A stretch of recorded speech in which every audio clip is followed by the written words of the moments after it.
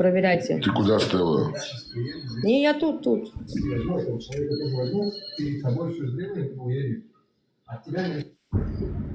Так, что у нас? Я на интернет слетел. Я тут вылетал на секундочку. Мартин, халифат будем устанавливать или как там?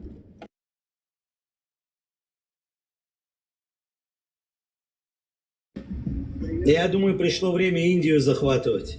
А то оттуда все цыгане выходят. В покое. А? Оставь Индию в покое. Ты видел, сколько там миллион народов? Не, он конкретно там перепрошил вот за месяц, там, два где-то. Совершенно по-другому, короче, на другой волне. Я не думаю, что перепрошился. Ничего здесь нового нету. Короче, походу у Мартина какой-то интерес, чтобы вот чеченцы, ну и не только, пребывали в будулачестве. То есть там где-то, чтобы бултыхались в этой теме.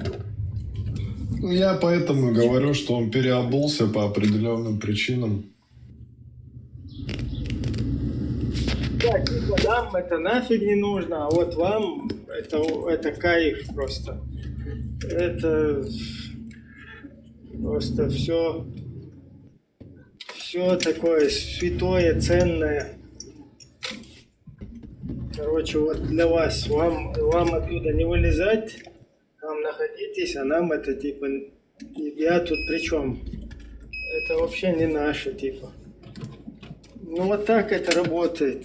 Кстати, вот это чета Курочкиных примерно точно по такому же алгоритму там, такими же методами работает. То есть чеченцам шарикат, а мы тут что? Мы тут вообще там гламурная парочка какая-то. Да, гульманчиков нам там в рай хотят просунуть. Да, это типа все, кефира наговаривают.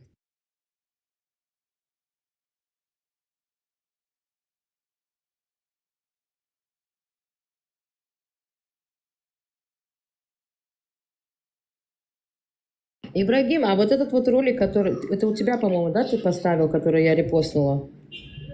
Насчет того, что там в Европе пытаются столкнуться лбами евреев и мусульман.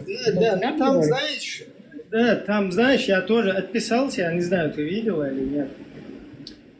Как бы там двояко, да, этот ролик выглядит. По всей видимости, автор хочет, как Мартин, отмазать вот этих всех будулаков. У меня там немного другой посыл. Я как раз таки хочу объяснить, кто стоит за этими будулаками. То есть, кто ими дирижирует и кто хочет, чтобы эти будулаки там устраивали какие-то, ну, дестабилизировали обстановку. И кто же? Поэтому его нужно аккуратнее, более нужно было там, скажем так, прокомментировать, что ли, или титры пустить, которые объясняют саму подачу. Да. И тоже, Ибраим, по твоему мнению. Добрый вечер. Добрый вечер, я на секундочку. Шалом, привет всем, друзья. Спасибо, привет. У меня эти ролики мне переслал Ибрагим, и там довольно-таки серьезные ролики, в которых недвусмысленно показана и обозначена позиция. Не могу. Недвузначно показана позиция того, как стравливают мусульманскую молодежь против евреев. Это довольно-таки понятно именно с этих роликов. Там в ролике было такой посыл, кто-то из там Сербии или откуда, да, пришли, что-то сделали, натворили и хотели скинуть на кого-то другого. Это другое. Это другое. Я тебе покажу эти ролики. Так подожди, так, может быть, ролики это об одна обвинении. ситуация такая была? Марат, я тебя Остальные умоляю. разы. Не, смотри, в самом этом Что ролике... случилось? Там, Я в не самом могу ролике говорить. есть... Да, говорите. Извините, а это стрим? Что за стрим? Куда я попал? Можно, извиняюсь, конечно. Наши ребята. Вы попали... Мне лучше выйти, да? Ахлю сунна валь джамаа вы попали. Ассаляму алейкум ва рахматуллах. Марат, Да, ты- иншаллах, Марат, иншаллах, ты машаллах. Я понял, я извиняюсь. Спасибо большое. Я лучше выйду. Вам хорошего, приятного эфира. Спасибо большое всем. Я извиняюсь, если что.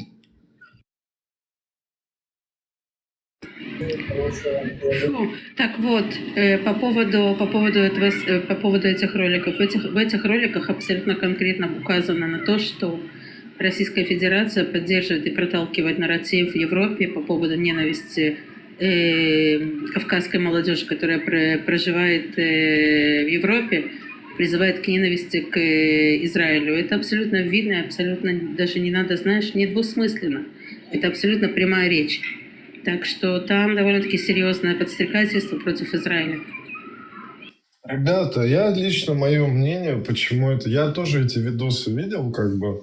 Я думаю, это такое отвлечение от, как бы, проблем нынешних, очень больших в самой России.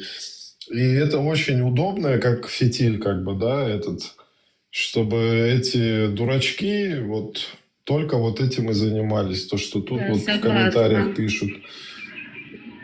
Я согласна, я поддерживаю это мнение абсолютно, да, но нам от этого не легче. Почему? Потому что та молодежь, которая заходит в ТикТок и целенаправленно заходит именно на наши стримы, обвиняя нас во лжи и абсолютно негативных нарративах, они это черпают именно от этих людей, которые находятся в Европе и оплачены Российской Федерации. Так что тут не двоякое, не двусмысленное, тут абсолютно понятный нарратив.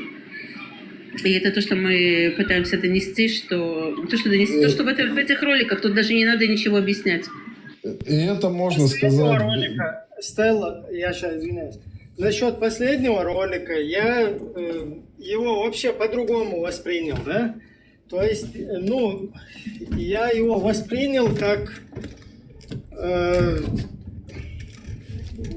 разъяснение ситуации, кто стоит за подстрекательством, за дестабилизацией, за вот этими всякими приемами, да, там, религиозными и нерелигиозными, когда это не получается. Ну, потом мне вот и Стелла тоже немного покритиковала, и мне показали, что вот другие адвокаты шариата тоже этот ролик там раскидывали, оказывается. И я только потом как бы понял, что в нем двоякий такой посыл. То есть вот эти адвокаты шариата, они как раз таки его распространяют для того, чтобы показать тут. Вся вот эта игилщина, она якобы розовая и пушистая, а вот ее хотят опорочить, там, скажем, подкупают каких-то там сербов и так далее, они какие-то головы там раскидывают. То есть это можно и вот так понять. Но на самом деле там, если присмотреться, да, там, суть понять правильно, да, вот этого посыла, не то, к чему этот сам комментатор этого ролика призывает, а посмотреть, что там, вот он как комментирует, он говорит, если другие какие-то происходящие вот такие ситуации в Европе, если их и так дофига, то какой интерес единичный какой-то вот такой агрессивный акт его проплачивать? И вот в этом посыле вот его нужно правильно понять, да, вот, потому что все, по сути, вся эта цепочка, она вот интересная. Я абсолютно уверен, что да, там могут быть и бесплатные какие-то дебилы, да, которые могут, и уже вообще сама эта идеология, она в корне работает, Да, это да, вот, халява, когда ты ее... халява. Да, Да, ты ее вбил вот кому-то в бошку, да, там какой-то толпе. И они вот ходят и уже бесплатно сами, ты им ничего не нужно им делать, они сами уже там любую агрессию, что угодно могут провернуть. То есть она как бы, ну, сама вот так вот в автоматическом режиме продолжает, да, работать. Но если это все-таки продолжается в автоматическом режиме, то зачем реально одиночные какие-то потом провокации проплачивать, если их и так дофига? Я еще... Да. Да, говори, Ибрагим, извини. Ну, просто у нас вот этот ролик, да, он вообще-то такой не совсем удачный. Его нужно все-таки как-то там прокомментировать или там текст подкрепить к нему какой-то. Потому что получается так, что он оправдывает вот это все будулачество, и я его опубликовал с другой целью, наоборот. Вот этим будулакам, которые еще за красные буйки там не заплыли, да, за красные флажки не зашли, чтобы они чуть-чуть мозг свой пошевелили и поняли, чьи марионетки они, чьими марионетками они являются, да, когда вот эти свои дебильные там всякие нарративы их пытаются прогнать и им соответствуют. А тут, оказывается, другие тоже это начали там публиковать. Адвокаты, скажем так, вот этого всего ИГИЛа, Шариката, там, Салафии, вот это все. Вот такая тема здесь. Да, я бы хотел добавить, что сербам тоже, кстати, это выгодно. Почему? Я бы об этом не подумал. Но у них тоже же своя тема с этими, как их там, вот эти мусульманские там рядом албанцы, там кто там еще у них есть. Боснийцы, албанцы, там много кого. Косовары. Сербы, да. Сербы это не от себя сделали. Не, им выгодно против мусульман как бы тоже да, работать. Им выгодно вообще-то там финансовая была, потому что они бабки за это получили. Потому что это расследовали, их поймали в Сербии, там куда они соскочили. И они признали, что им заплатили бабки, чтобы это сделать там, и так далее. А вот кто им заплатил, он уже там в Москве где-то маячит возле этой, в какой-то, как она называется? Короче, вот это православная там... Пушки там, да. Церковь, да, сербская православная церковь, которая там... Короче, тесно работает с русской православной. Отец ФСБ. Я хочу добавить, ведь было два ролика. Один ролик именно этот, а второй ролик, который показывает полное разъяснение, как Израиль хочет развалить Российскую Федерацию, какие действия предпринимает и что должна делать мусульманская молодежь по отношению к Израилю. И я должна сказать, что я просматривала публикации по поводу вот этого сербского вопроса. Вышли несколько публикаций в СМИ, личные расследования журналистов, которые показывают связь и причастность России в разжигании ненависти, внутренней ненависти между мусульманами и евреями, как бы подстрекая одну и другую сторону. И надо покопаться еще в более, в расследованиях самой полиции, что они предпринимают по этому поводу. Но есть определенные данные насчет этого. Майя, здесь в Европе вот эти компетентные органы вообще спят.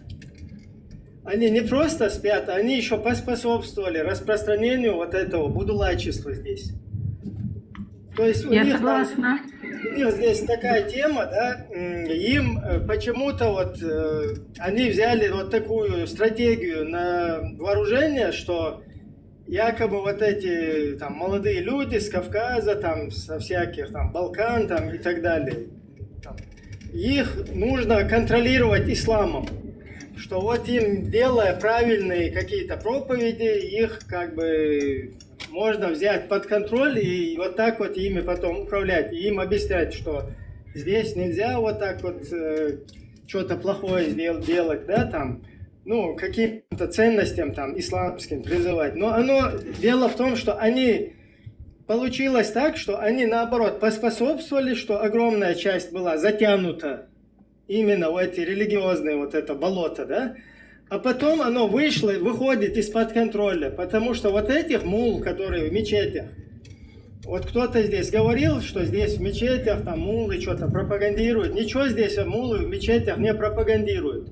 Они просто первое вот это вот, скажем так, первый уровень, вот его, они своего клиента обрабатывают на первом уровне. У них здесь камеры, они, каждая проповедь фиксируется, то есть что-то незаконное у них там не допущено. Они их просто подготавливают, вот этих людей, и на первом уровне они их, скажем так, ну, заряжают, да?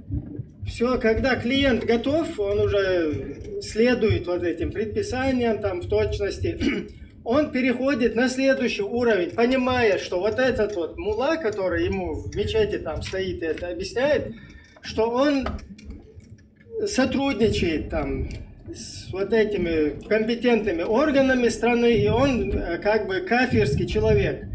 А вот правильный ислам, он уже дорабатывается в каких-то группах, на просторах интернета, в каких-то закрытых вот этих группах. Там уже дорабатывают вот этого клиента, или же просто где-то в закулисье, где встречаются вот эти вот всякие исламисты, там уже подсаженные на это. И вот так вот у нас получается некого схватить, да, никто не виновен, как бы нету виновных, а... Да, говорите. Здравствуйте всем. Здравствуйте. Такая немножко темная женщина какая, да? Да, здравствуйте все. С эфиром вас, первый раз здесь у вас в гостях. Удачного эфира. Я хочу, Абрахам, спросить, откуда, Абрахам? Что-то я немножко поздно, видимо, дошло до меня то, что вы говорите. Стелла, я тебя прошу, открой, пожалуйста, просмотри, пожалуйста, видео. По-моему, все дело... То, что Абрахам сейчас рассказывает, по-моему, в этом видео тема как раз в это русло идет. Покажи, пожалуйста, это видео, которое тебе послала Стелла, если ты меня слышишь. Я не могу сейчас, я с детьми шумно. Не сможешь? Очень... Маюшки пошли, пусть она... Приветствуем. Вот получилось так, что вот эти в Европе, да, там, скажем так, им проехали по ушам и тут взяли неправильную стратегию на вооружение. То есть здесь поспособствовали, наоборот, тому, чтобы эти люди и эта политика, она еще не поменялась. То есть она вот... Не, Абрахам, я про другое видео. У меня сейчас видео, вот, это не у меня, это по казахстанскому телевидению. Это по казахстанскому телевидению вещается факт. Вы меня перебиваете, Симона, не перебивай, пожалуйста, идет сейчас разговор о Европе, я тебя очень прошу. Да, я мысль потом теряю, я просто комментировал вот ситуацию по Европе. Вот я как здесь, живя и видя это, я вижу, что люди, которые приезжали в Европу, и они вообще нифига не были, никакие, ни салафиты, ваххабиты, ни религиозные, ни радикальные, сегодня массово здесь превратились вот в этих непонятную, короче, я не знаю, идеологическую массу. И когда, наблюдая за вот этим процессом, ты видишь, что вот эта вот обработка, она вот так вот ведется с подачи наоборот. С подачи местных, короче, вот этих вот, скажем так, органов местных, короче, местной вот этой системы, да, которая здесь в европейских странах. И понятно, что это делается неумышленно. То есть тут такая хитрая, скажем так, ну, произошел такой несогласованный, хитрый такой сценарий, да, вот этого всего. То есть неумышленно.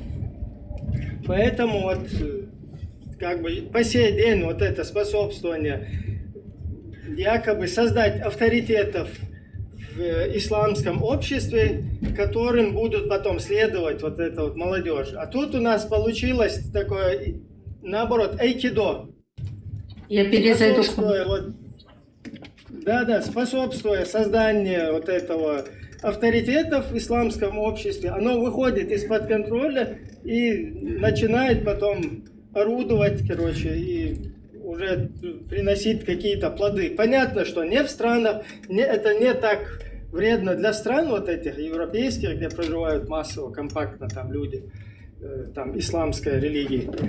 А вот, скажем так, то, что в странах на Ближнем Востоке, там, в Сирии там, и так далее, вот этот отток каких-то людей, то, что там происходило, вот это вот плоды вот этой вот неправильной стратегии.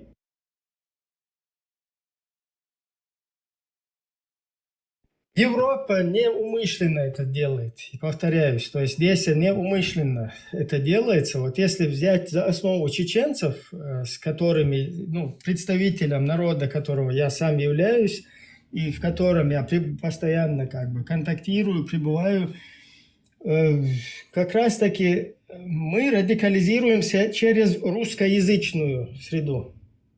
То есть именно на русском языке. Но дело в том, что в Европе позволяется вот это вот через религиозная вот эта тема, салафизм и так далее, его распространение. И даже, скажем так, подыгрывают в какой-то мере, да, там, допуская мечети, там, но опять-таки же, повторяюсь, это все фиксируется на камеры, все проповеди, они там не выходят за вот эти вот красные линии, красные флажки. И там просто на первый уровень вот этого пациента или там, я не знаю, клиента его подготавливают на первый уровень. Потом он выходит из-под контроля.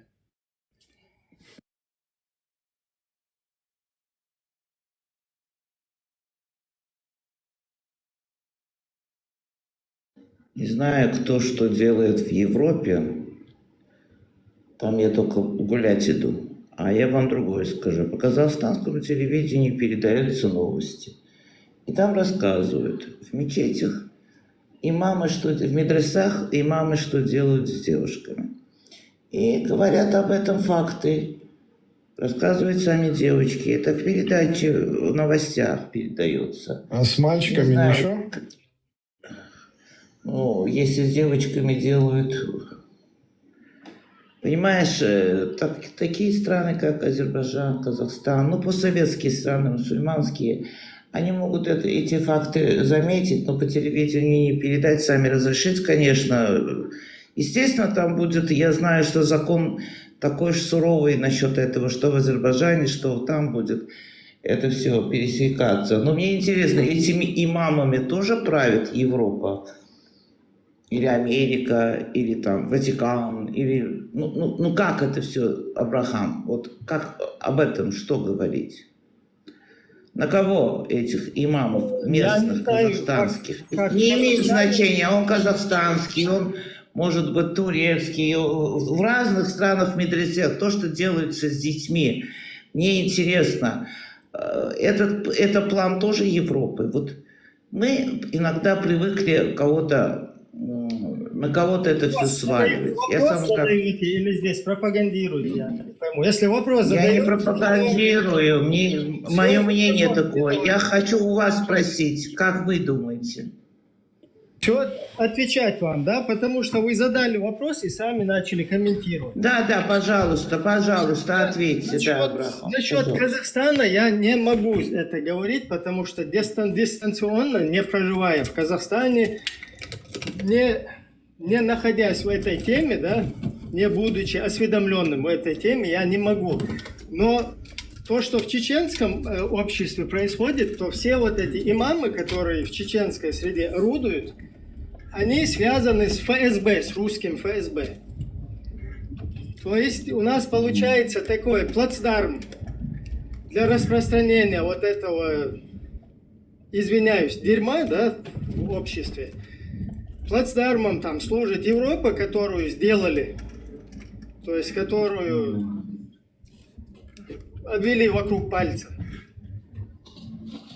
подкинув им вот эту вот стратегию о таком нежном салафизме, о его распространении. И вот у нас получается, что сами на себе, вот, на своем теле дали ужиться вот этому делу, но оно как бы на самих европейцев не распространяется, а вот эти вот люди, которые, скажем так, бежали от России, от преследования, их здесь догнали, и через имамов их уже обработали, короче. Догнали и еще дали. Вот такая у нас система. Ну, не знаю. Система.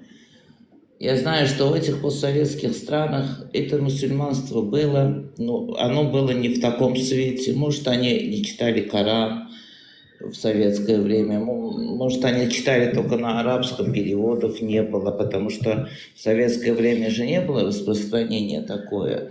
Есть логика мышления. Когда логично начнем все это рассуждать, а не зачищать вокруг себя ауру только. Я говорю, если в новостях об этом говорит, а я верю в новости, программу в каждой стране, когда передает вот о таких вещах в своей стране, то, что творится, это уже правда, это уже факт. Там судебное дело уже началось, что начали говорить об этом. И немножко надо подумать глубоко.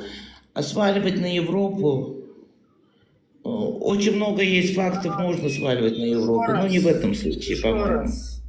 Еще раз. Да. Как это работает, да? То есть Европа на самом деле является жертвой этого. Если вы бы слушали, вот когда вопрос задавали, ответ слушали, я не знаю. Не, я послушала ответ, я знаю, вы говорите, радикализируется, программа какая-то играет, специально это делается, Да, Европа не знает, да, как если делать. Да. я не хочу просто грубить, уважаю ваш возраст, вы женщина, просто... Спасибо, грубить не надо, меня когда грубим, не грубит меня как-то это... Да, вы просто не послушали, о чем я говорю, да, я ответственность, всю на Европу не пытаюсь выложить, потому что в Европе ситуация такая, что здесь это такая единственная часть мира, в которой пока, на мой взгляд, больше всего пытаются соблюдать там права людей и дать людям возможность там, на второй шанс, на третий какой-то. Людям, у которых на их родине там какая-то нестабильная ситуация и так далее. То есть в этом плане я абсолютно не могу ничего плохого сказать по отношению к Европе. Просто здесь, кто вот отвечает за это, вот здесь прошло какое-то, скажем так, оболванивание, да? То есть тут задали тон вот такой стратегии, что, скажем, создать в среде там исламистов, мусульман, то есть каких-то авторитетов, через которых нужно управлять потом вот этой вот молодежью там и так далее, обществом. И вот так вот их сдерживать там, я не знаю, как от какого-то криминала, так и от того, что, от каких-то сверхрадикальных каких-то действий. Но это неправильная стратегия. То есть, и я понимаю, кто ее навязал. Вот как раз мы об этой теме и говорим, потому что вот это, то, что дестабилизацию Россия пытается в Европе провести, то, что вот это в основном, да, там, если вот Можно я добавлю, Ибрагим, комментарий, чтобы она лучше поняла? Он имеет в виду, что Россия пытается вот этих непонятных, слоев мусульман превратить в понятный один цвет, покрасить, чтобы у них понятное мировоззрение было, вот это ваххабитское, чтобы они что-то нехорошее делали постоянно в Европе. Да, чтобы ими управлять. Сначала их нужно же подсадить всех на салафизм, на ваххабизм, чтобы они потом следовали предписаниям против кефиров, к ним ненависть проявляли, когда нужно, там, в синагоге что-то творили и так далее. То есть вот эта вот тема, она как раз-таки там интересна. А европейцы, которые взяли на обиход, да, в обиход, там, на стратегию вот такую вот, скажем так, ну, наоборот, тему, в которой они могут подсобить, ну, или они уже, да, это делают. То есть для распространения вот этого там... Абрахам, вы кем работаете? Кто вы по этому профилю? Интересно стало. Симона, не спрашивай лишние вопросы тут. Это лишнее. Не надо его личность спрашивать. Не, я не в том смысле хочу. Просто... Если вам интересно... Неважно, в каком смысле, не нужно лишние вопросы спрашивать. Да, я чеченец вот по происхождению, по родителям, да. Вот к нам пришла вот эта трагедия, война, на нас напала Российская Федерация, там много людей перебили у нас, то есть не дали нам нормально стать государством, не дали нам сформироваться, потом притащили вот эту вахабнюк, жертвой которой я сам являлся в одно время, да. И я как бы изнутри знаю, как это работает, поэтому я как бы усердно пытаюсь осведомить всех своих соотечественников, в первую очередь в этом, чтобы они не являлись марионеткой или какой-то игрушкой, жертвой в руках вот этой идеологии. Потому что в нашей среде эта идеология 100% она исходит из Лубянки, из подвалов Лубянки, или подвалов, или откуда у них. То есть это как раз-таки русская тема. Поэтому нам это очень опасно, нам это неприемлемо, и как бы вот я лично сторонник того, чтобы мы пробудили свое общество, и все вот эти чувства религиозные, там, я не знаю, и так далее, вот чтобы эти чувства им не давали хода люди, то есть чтобы свои чувства контролировали.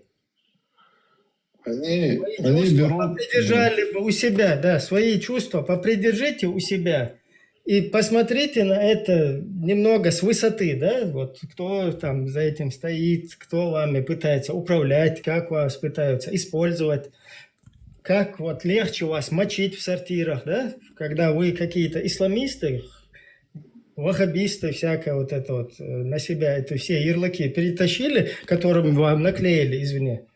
Потом вы, как вот кукушка, да, она подкладывает яйцо бедной какой-то птички. И эта птичка пытается огромное это яйцо выходить. Потом она самая первая вылупляется из него, вскидывает всех других, короче, все другие яйца, там, вот эти, ну, деток вот этой вот птички, которая из ее уха. А та потом больше нее вот такая огромная вырастает, она ее кормит и защищает, оберегает как свою. Вот этот ваххабизм, он нам, чеченцам, точно так, как кукушка, вот русская кукушка подкинула нам это дерьмо, да, через своих там мулов, через свою агентуру вот эту. И мы, наш народ теперь дебилизированный, не понимает, пытается эту кукушку как свою там сохранить, защитить. Они же взяли просто уже доработанный Абдуль-Вахаба вот этого идеологию, которая 280 лет просто взяли, правильно ее запустили, экспериментально там начали экспериментировать и правильно обкатали ее там на Чечне, там, я не знаю, там в других местах. Прям дозированно они сперва начали, а сейчас они уже это делают и в Европе, и в других местах. А точнее, им даже, по сути, они могут делать это на Россию, а уже те, кто с Россией, как бы коммуницируются с теми, кто в Европе там, или в Америке. Вот и так и распространяется это. Конечно, 100% не поймешь, как они это делают, как бы. Но эту идеологию, как бы, вот они... Это 100% там русские ушки там торчат где-то там на территории России.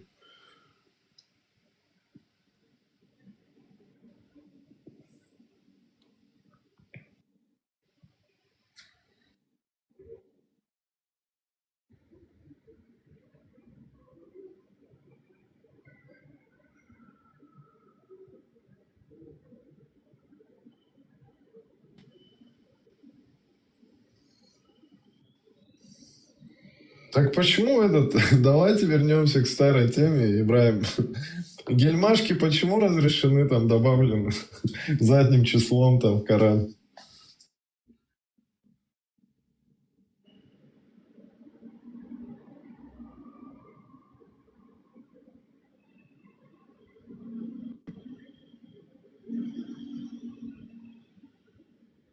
Просто хотел немного политически там разъяснить, да, ситуацию, кому интересно. Вот у нас тут такая тема. Вот наш народ, да, который подсадили на это дело, потому что остальные кавказские наши соседи, там, включая карачаевцев и Дагестан, ну и все, короче, даже азербайджанцы, являются побочным эффектом во всем этом. То есть эта тема, она была нацелена на нас. Лес рубят, щепки летят, как говорится. Получилось так, что все русскоязычные тоже как бы подпали под вот это влияние вот этой пропаганды, да, которую на русском языке там тоннами распространяли. Издательство «Бадр» и другие, которые в Москве, в Санкт-Петербурге, там, в Казани, там, в дагестанских каких-то городах печатались, и нам бесплатно тоннами завозились.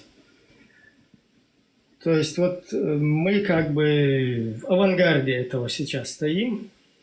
Весь вот этот ИГИЛ, все вот это вот дерьмо, это как раз-таки толчок дало, это вот наша тема. Там, потому что на нас ссылались, что мы там Россию в свое время принудили там подписать договор о мире и так далее. Россию, которую весь мир боится. Но делали это хитро, да, то есть с обманом. Якобы мы там религиозные какие-то, хотя в первую вот эту вот войну у нас вообще религиозным там не пахло. Но нам вот это приклеили, вот это клеймо, и через которое потом начали на других влиять. Но сейчас вот в Европе мы как бы, скажем так, самые уязвимые, да, потому что на нас эта тема, она очень удачно там применена. У нас в республике там 1600 мечетей построили, оттуда вещают, когда люди туда едут, там под это попадают, какую-то волосню привозят пророковскую, какие-то веточки, там деревья, там кувшины, горшки. То есть вот это все сильнее нас дебилизирует. И тут также вот в Европе этим удалось этим тоже как бы осуществить это.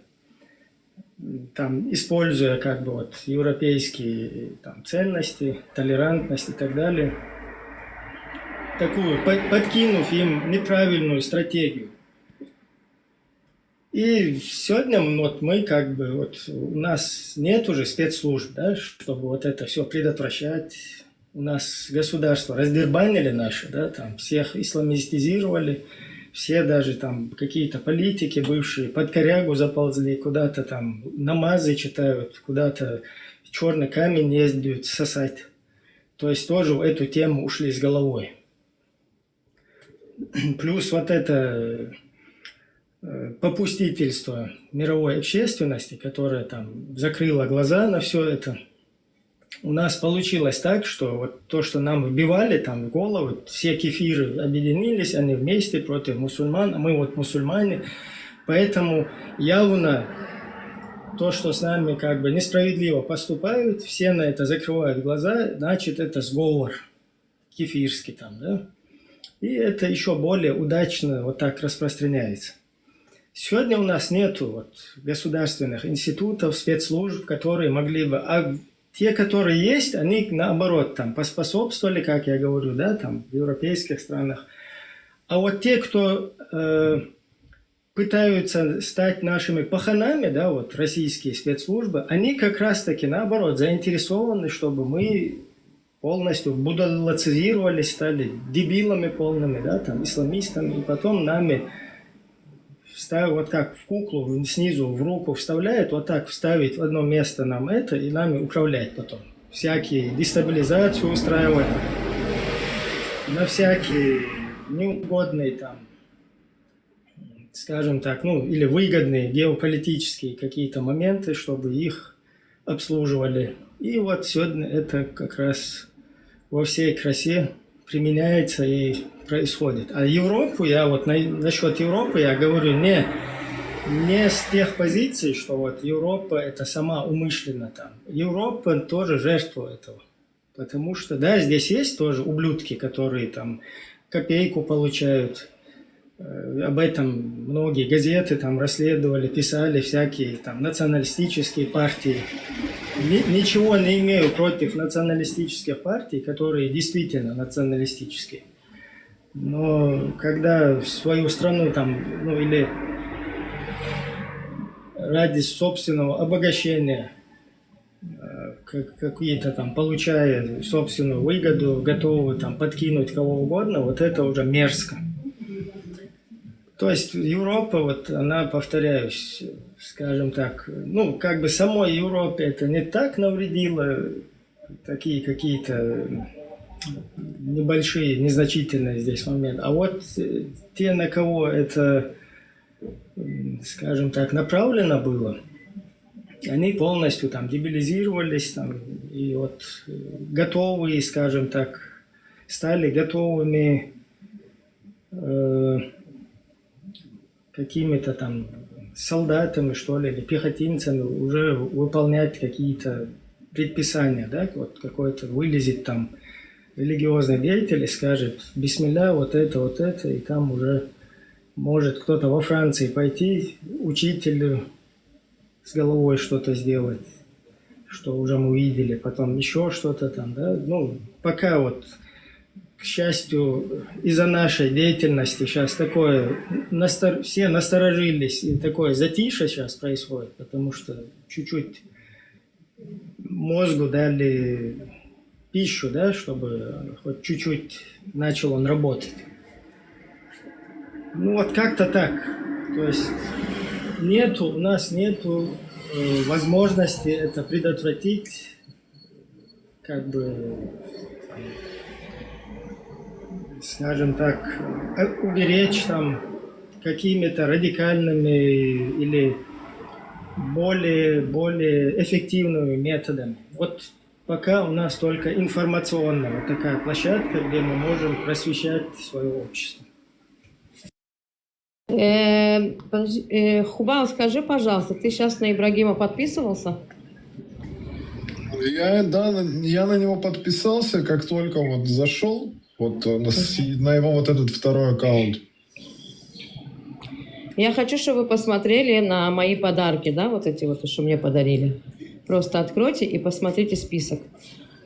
Посмотрите, сколько там людей подписалось. Вот половина из них это вот эти боты.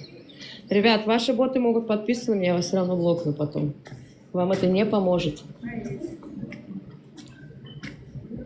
Не надо на меня подписываться, я ваши боты отпишу. Вот этот Давид, это, короче, клон, да, получается? Я проверю, потому что на настоящего Давида я подписана. Если это не тот Давид на меня подписался, то да.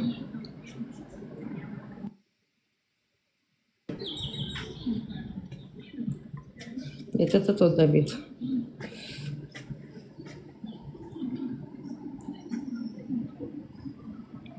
Вот Шер точно не та Шер. Я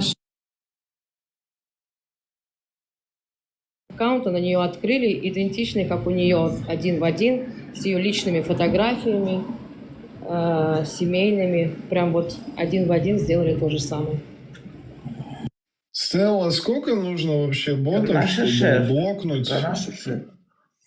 Чтобы блокнуть трансляцию либо аккаунт? Смотри, для того, чтобы трансляция хоть получила там предупреждение какое-то, достаточно, чтобы 25-40 аккаунтов подали жалобу, ну, на ту же жалобу, да, чтобы она была по той же причине. Значит, как эфир у них работал? Вот я на днях как раз видела, как они это делали. Они поднимаются все наверх, у них вдруг эфир подпрыгивает с 60, там, 40 человек на 400, и ты понимаешь, что это зашли боты, да? Одним разом все боты залетели. Он указывает, на кого подписываться, там, например, да, говорит, там, вот на Хубала сейчас подпишитесь. Все боты подписываются, то есть что они делают? Эти боты, TikTok, он, в принципе, он блочит эти аккаунты, которые боты. Для того, чтобы оживить их, сделать видимость, что это настоящие люди, а не боты, им нужно вот это вот в прямой эфир заходить, подписываться, чтобы какие-то там движения были, чтобы это не был просто мертвый бот. Вот для этого они заходят, подписаны на настоящих людей, делают какую-то движуху, и тогда TikTok не может распознать, бот это или настоящий аккаунт. Стелла, выгодно, если я 500 этих себе ботов сделаю? Я могу их за один день на И как бы сделать, чтобы они... Это не проблема купить ботов. Дело в том, что если ты их покупаешь для того, чтобы, например, себе как подписчиков, да, то это убивает аккаунт. Я говорю про именно для этой темы, чтобы они... Я могу сделать, в принципе, чтобы они, как живые люди, там ходили, подписывались, заходили там. Все эти дела там, как бы, чтобы потом можно было их, например, использовать для определенных целей, как бы. На каждую страницу у тебя номер должен быть. Google. Нет, там, по-моему, там достаточно имейла. Ну, не нужен, можно и без имейла, можно и... Короче, можно. Можно сделать. Главное, свой телефон не прикрепляй никакому аккаунту. Хорошо, это выгодно. Ну тогда делать. Навредить можно своему оригиналу страницы, понимаешь, Стелла? Да нет. Кого подкрепляются эти боты. Нет, конечно. Может сайт с услугой создать. Она уже не стабильная, эта страница будет. Правда, с этим, ну, чисто там для знакомых, там, чтобы доступ дать.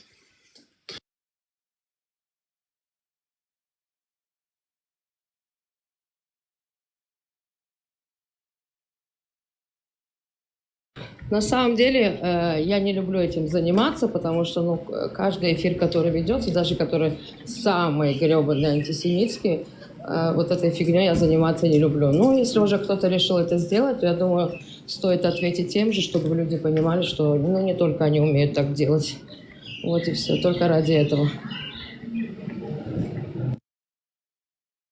Но это может свою страницу убить, понимаешь? Оригинальная страница может пропасть и все. Полностью блочнет эту страницу. Во-первых, тут никто не блогер-миллионник, да, чтобы тебе это что-то там испортило. У всех тут по несколько аккаунтов, и мы понимаем, почему и зачем. Так что все нормально. И у них тоже по несколько аккаунтов. У каждого там по свои 20 аккаунтов. И на каждые свои 20 аккаунтов у них сотни там ботов. Все, они заходят, заводят с собой ботов, кидают жалобы все вместе, и все, блочат.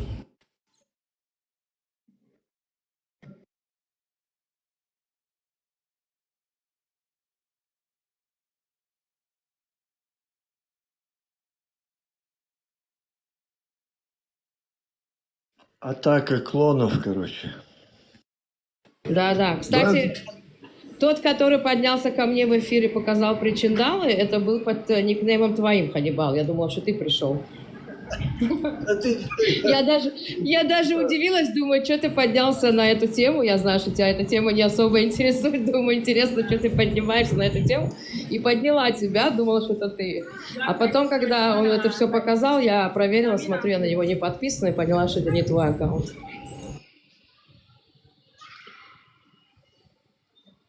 Да.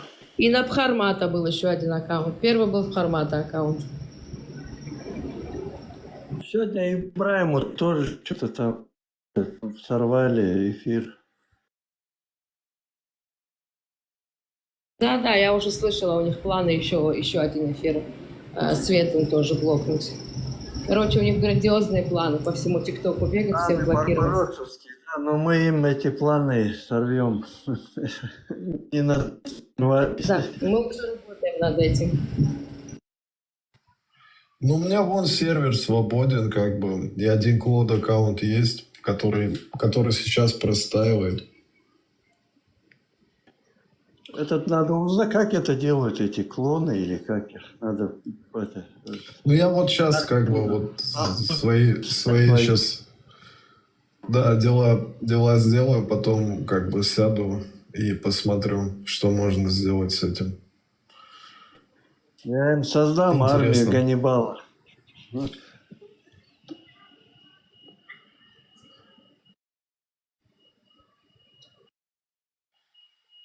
Ну, если даже часто не буду использовать тех, кто не нравится, там, что они вещают, можно будет останавливать.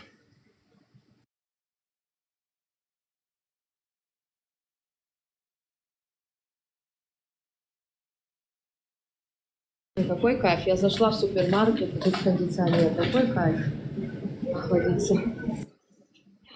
Я не знаю, кстати, вот такая сейчас популярная теория, но это как бы в Турции, то, что почему так жарко стало, как бы идея такая, что все кондиционеры включают. У меня, например, вот на балконе, где 2 кондиционера стоит, которые работают, тут настоящая сауна, короче. Может, эти кондиционеры согревают как-то мир. Как бы у вас в Израиле, я не знаю, как там с погодой. У вас до скольки там доходит? Блин, ну не знаю, вообще невозможно выходить на улицу. 2 кондиционера круглосуточно работают дома. Я не проверял градус. Надо посмотреть. Откуда ты? Ну, я на данный момент в Турции нахожусь. Скоро уезжаю. Поэтому не секрет. Могу рассказать. Могу рассказать.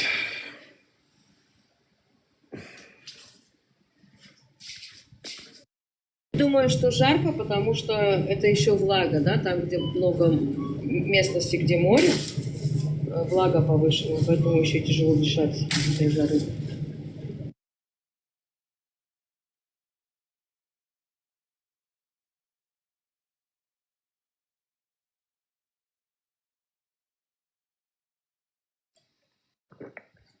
Не, ну очень легко как бы попадаются. Кстати, интересно, кто вот это расследование сделал и выяснил? Это известно? Вообще вот эти видосы там про сербов этих? Кто это вытащил?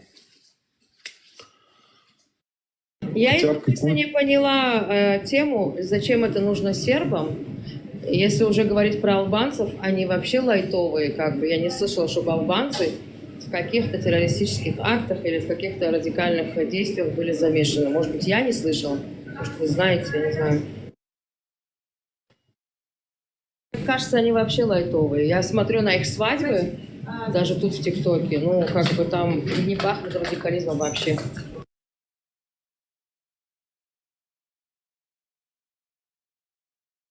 Не, они настраивают вот этих молодых, будто все проблемы как бы от вашего, да, там, народа, если сузить там коротко. А на самом деле проблемы могут быть и со стороны попов там, сербских, там, я не знаю, там, России, там, целая цепочка там идет, от кого могут проблемы приходить, ну, не от вас, короче. Вообще очень интересно получается. Всех приветствую. Это понятно. Да, приветствую. Хубал, мы знакомы, да? Ну да, вроде. У тебя старый ник Пахан был, походу, да? Да, я поменял. Понял. А чё, куда ты пропал-то? Не заходишь вообще на эфир? Да, уже не люблю с этими неадекватными часто сидеть. У тебя часто бывают они? Да. Вчера под 60-70 зашли, это стая баранов. Мы сегодня тему такую обсуждали про гельманчиков в исламе, как они там оказались. И связанное дальше, если уходить, в Бача-Бази. Ну, от Бача-Бази к гельманам перешли, короче, а потом к Корану. Вот. Если ты знаешь, что такое гельманы. Я недавно, знаешь, что прочитал? Оказывается, вот эта Мекка, это, оказывается, американская территория. Серьезно, что ли? Да. Надо посмотреть, интересно. Первый раз об этом слышу. Да, вчера прочитал, вот пару дней назад, или вчера. Ну, где ты читал? Источник кто? Надо проверять всегда источник. Сейчас я попытаюсь найти источник, одну секунду. Очень важно всегда смотреть источник. Потому что это может быть, например, сейчас иранцы это выдали, да, потому что они с ними в плохих отношениях, и они хотят сказать, вот смотрите, это американцы навариваются, ну, исламскому миру. Понимаешь? То есть нужно смотреть, кто источник.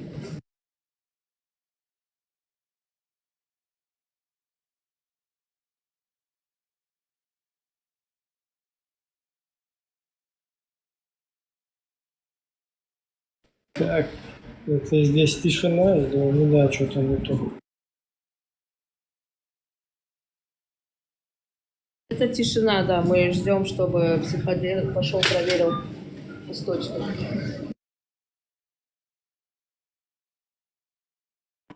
Нет, тут я сейчас через Грок запрос сделал.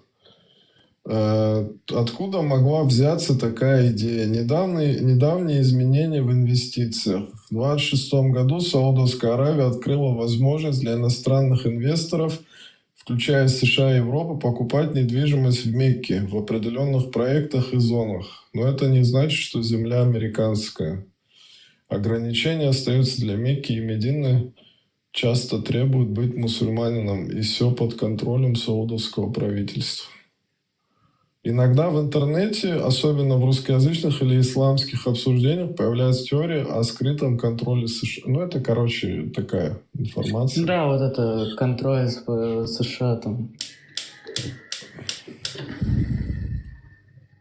Не, ну если так брать же, ковер же этому же подогнал принц. Там с этого скаба ковер, который подогнали же там, если не ошибаюсь. Но это отдельный случай, как бы, к теме не относится.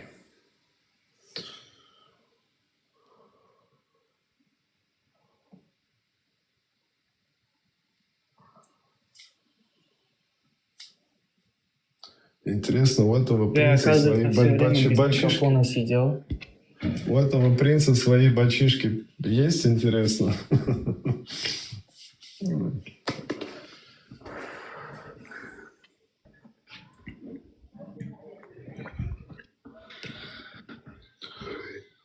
Что нового, психодел? Какой-то информации? Вообще нового ничего. Вот в зал записался, в зал хожу, тренируюсь, занимаюсь. Вот. Новые учебники себе взял. Читаю, изучаю. Вот.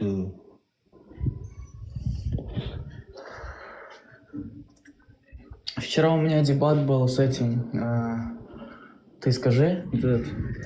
Блядь. Али, или как его звали-то? Забыл даже язык.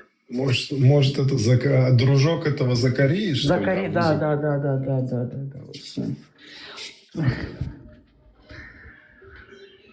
Я не понимаю, почему вот они честно не могут ответить. Им самое главное выкручиваться каким-то вот нелогическим путем. Они полностью, вот, иррациональность у них отсутствие реальности.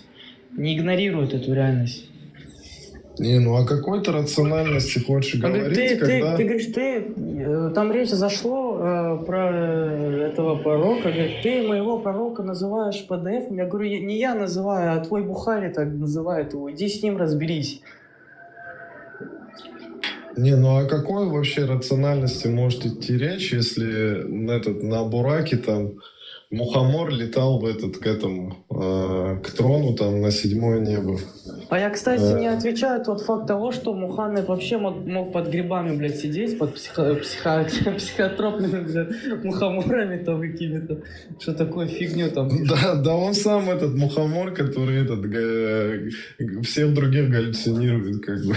Не, ну, чисто логически даже просто вот этого достаточно. На 7-е небо он там полетал и прилетел, как бы. А ты вычисли, если математически вычислить, то он бесконечное количество будет туда летать, кстати. Смотри, я считал, короче... Он до сих пор там в космосе. Я считал до конца, например, вот если брать точку вот до конца, вот видимой вот нашими учеными, точки там... 13,8 миллиардов лет. Нет, там считали, короче, совокупно, по-моему, 93 миллиарда там, световых лет, короче, что-то такое я там насчитал. Да, это невидимая часть Вселенной, то есть от которого свет успел до нас дойти, а он до сих пор летит там. Да, туда и обратно получается, по-моему, 93, если я не ошибаюсь. 46,5 туда и обратно, по-моему. И вот, как бы, это как... В секунду какая скорость у него должна быть на бураке, когда он летит? Со скоростью света это что-то невозможное. Это даже биологическое тело не достигнет никогда, это невозможно, в вакууме именно. Так вот, еще дебат был на то, он спорил, что нет, ислам не силой дошел до тюркского народа, да, я там ему хазарский каганат, битву при Таласе привожу, арабское завоевание ему привожу, я ему даже... Ибн, как его звали? Ибн... Как это вот? Ибн Касир или... Нет, другой был. Надо тетрадку открыть, посмотреть. Ибраим лучше, наверное, знает, там подскажете. У них там писание было, да, Китаб Футух Аль-Булдана был, потом Милюк был, помнишь, Расуль был, вот их книги вот эти, про эти истории завоевания. Марасская, вот Китаб был, да, Асам Аль-Куфи. И что там, про что это? Там прям конкретно описывается, что вот в дома этих тюрков ставили по несколько арабов, чтобы те учили ихнюю культуру, религию, а тех, кто отказывался, противостоял голову чик. Да, предлагал награду за головы тюрков. А ну скажи, как, говоришь, книга называется? Я тоже сам посмотрю там на досуг. Книга завоевания стран. Китаб Футух Аль-Булдан. Потом Китаб Аль-Футух. Сейчас, подожди. История Бухары, можешь... Китаб как? Книга завоевания, Китаб Аль-Футух. Потом Аль-Футух, Китаб Футух и Аль-Булдан. Можешь еще хроники сафавидского периода посмотреть, да, Тарихи Алам-Арай Аббаси. Это уже про, больше про наше, да, про... Ну, вообще... Абу Аль-Аббасом, Абу Аль-Аббасом, да, он написан? Ахмадом Аль-Балазури. Абу Джафар Мухаммад ибн Джариль Аль-Табари. Это самый авторитетный историк исламского этого золотого века. Да, тут написано, в ней детально задокументированы походы арабов, а также административное устройство и экономика раннего халифата. Да, также у Аль-Табари подробно описан ультиматум Марвана хазарскому Кагану в 737 году «Ислам или смерть» и завоевание Азербайджана. Да, я изучу. Да, интересно мне. Ой. Вот этот 5 шагов, этот Махмуд очкастый, этот щегол есть, вот этот старый? Он же этот, оказывается, татарин. И он в моменте заходит, говорит, нет, говорит, я тоже тюрк, говорит, такого не было, добровольно приняли, там, сказали, что вы тенгрианцы, у вас Гёк-Танры, у нас похожая вера. Это такую лапшу на уши вешают людям, это ужас. Говорит, вот Гёк-Танры, у вас вера была, да, что... Потому что они историю не учат. Да, я же говорю, они полностью игнорируют реальность. Для них это нормально. Такую лапшу вешает, говорит, что вот у вас тенгрианство было, да, Гёктан Рэ, вот ислам пришел, предложил, сказал, что у нас похожий Бог тоже на небесах, давайте вы примете это. Еще экономические какие-то аргументы ненужные вообще приводят, ужас. Из Торы, они Тору игнорируют, а мусульмане, они говорят, что Тора, она искривленная, да, там вот эти всякие, они все, для них все искривленное, кроме своего Корана, хадиса и так далее. Так что интересно, у нас еще, по-моему, ну вот если хазарский каганат брать, то еще до вторжения там и войн, по-моему, уже мусульмане были, но их, конечно, мало было, но они были среди там других религий. Так, я забыл, блин, как тебя звать-то. Ну, короче, ладно, Там, когда хазарскому Кагану зашли, вот ультиматум, да, как они говорили, вот этот Ибн Мухаммед, он говорил, или смерть, или принятие ислама. А Каган выбрал ислам, чтобы спасти себя и государство. Но как только эти арабские войска ушли, хазары отказались от ислама и позже приняли иудаизм. Ну, потом опять все по новой. Потом Кутейб ибн Муслим в Средней Азии, если посмотришь, там приказная исламизация была, да, вот в Бухаре жители заставляли отдавать половину своих домов арабам, чтобы те следили, молятся ли местные.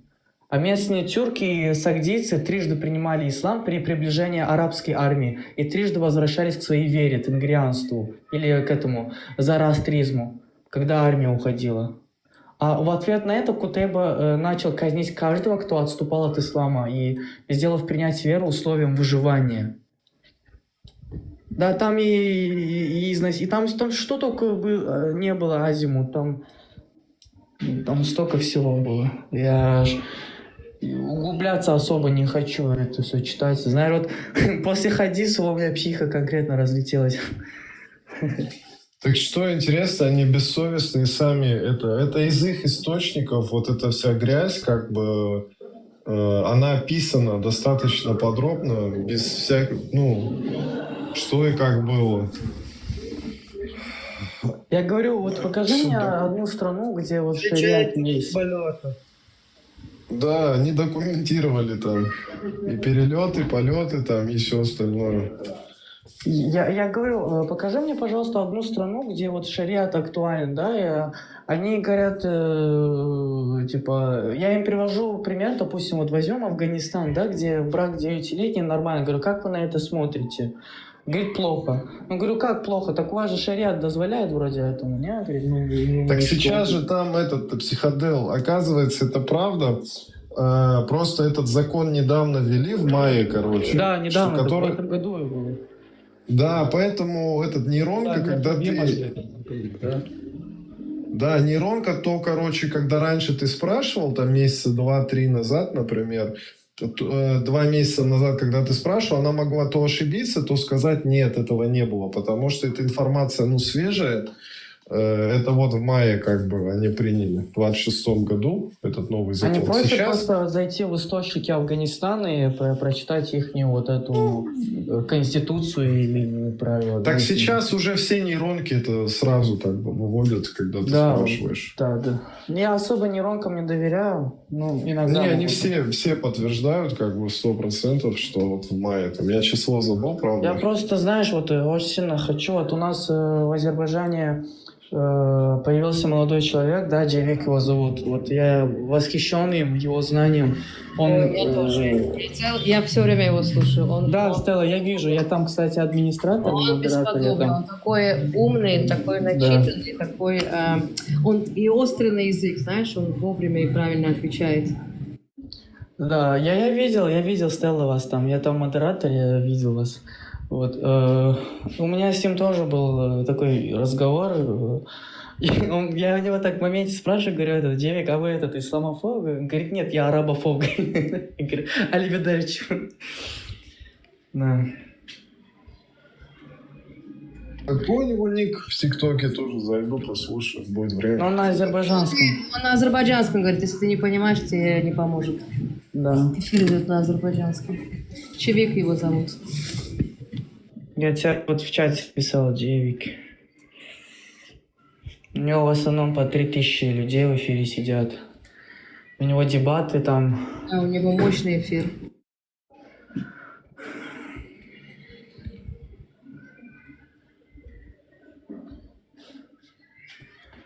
Но у него, знаешь как, у него, он молодец, он делает все без оскорбления, все по факту открывает, показывает, без никаких оскорблений.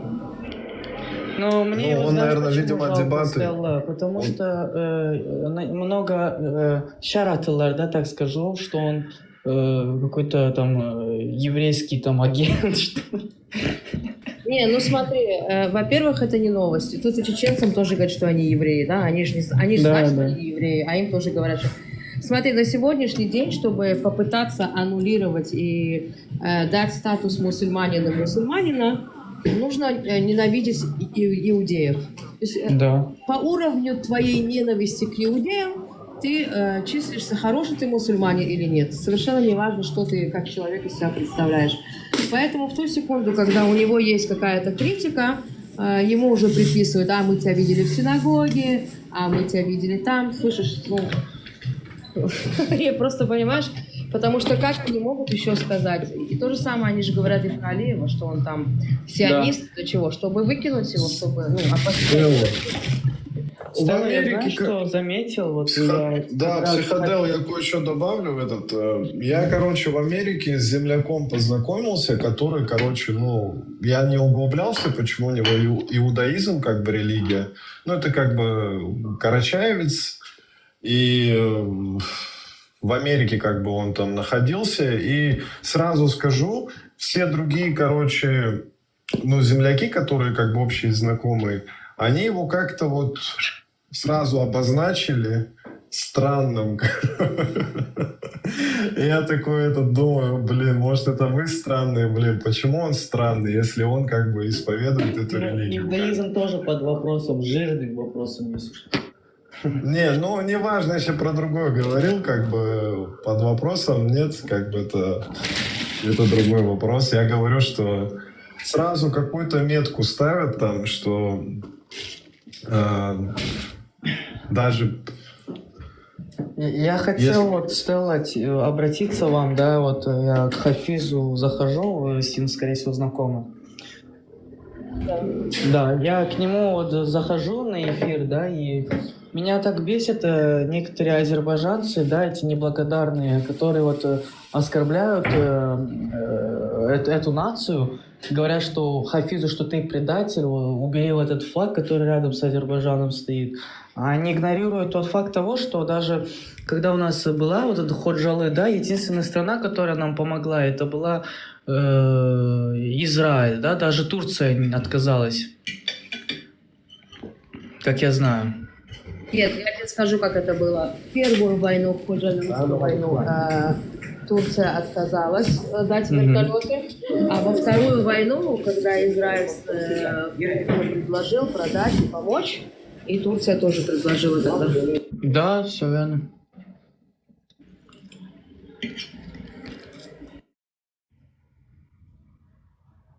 Ты понимаешь, обычно те, которые против, это те, которые вот это работают на Иран, да, вот верят режиму иранскому, или оппозиционеры, которые пытаются скинуть Алиева. Они хомейнисты, вот эти иранские. Радикальные исламисты или да, вот радикальные исламисты, хуманишки, как я их называю, хумушки, да? Или те, которые оппозицией пытаются Алиева скинуть. И единственный фактор, который может возбудить народ, это сказать, что, смотрите, Алиев работает на журналистов. Я просто восхищаюсь своим президентом. Он очень гениальный, умный. Али Башка, так назовем его. Вот. Да, в основном А я говорю, а чё вот ты претензии предъявляешь в интернете, а духунца ты пойди у консульства израильского и свои предъявы там предъяви. Посмотрим на тебя, насколько ты смелый. Дело в том, что у него очень хорошая политика. Он умеет лоббировать, и это очень большой плюс к вашему президенту. Ну, конечно, он сын своего отца.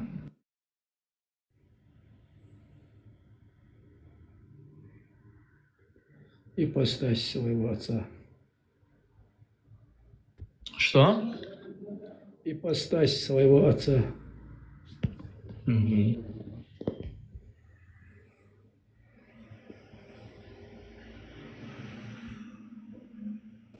Салатус.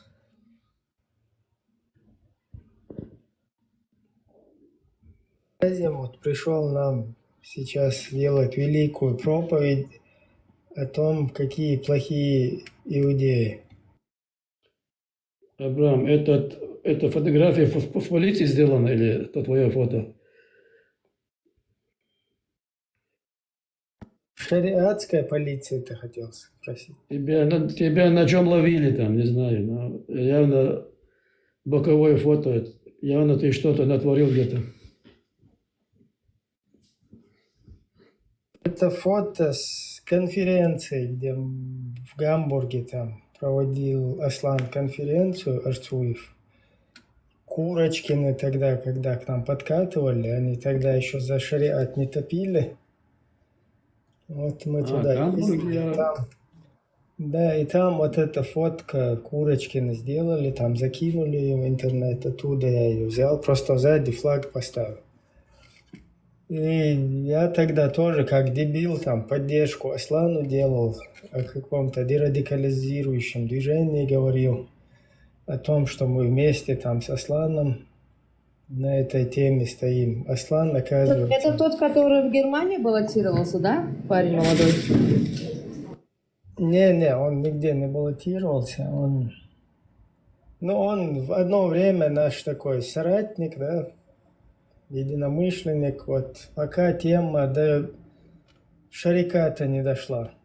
Как тема дошла, где надо было уже открытую разъяснять, что такое шарикат, там, будучи адвокатом, он стал адвокатом шариката.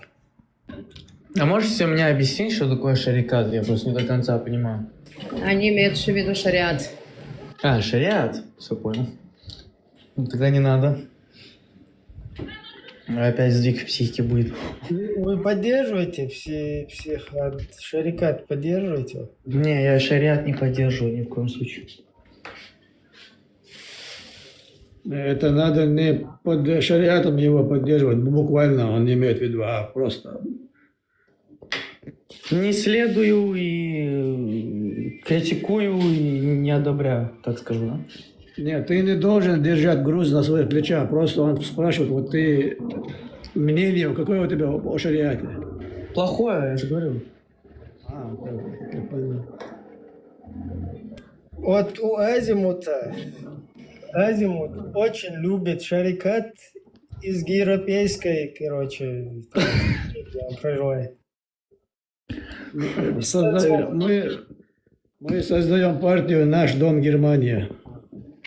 Ну, да. Наш дом Гейропа, короче, вот такое вот. Но при этом, сидя там, как... Германия. А, Германия, нормально. В Германию они перебираются. Но башкирский Афганистан не хотят. Весь Афганистан мы переносим в Германию со всеми там учреждениями, с населением. Все переносится в Германию. Я вас поддержу, друзья. А, тогда ты шариат поддерживаешь, да?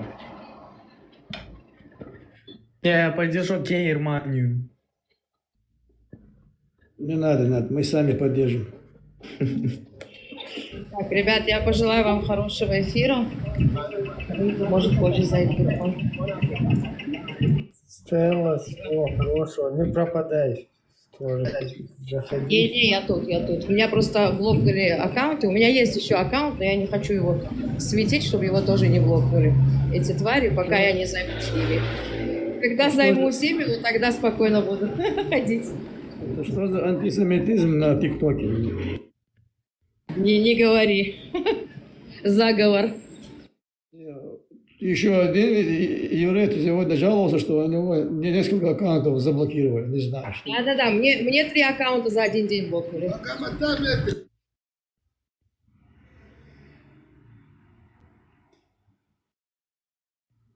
Стелла, всего хорошего, счастливо. Большой.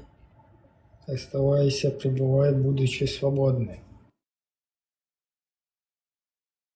Так, зашел Леон, Машо.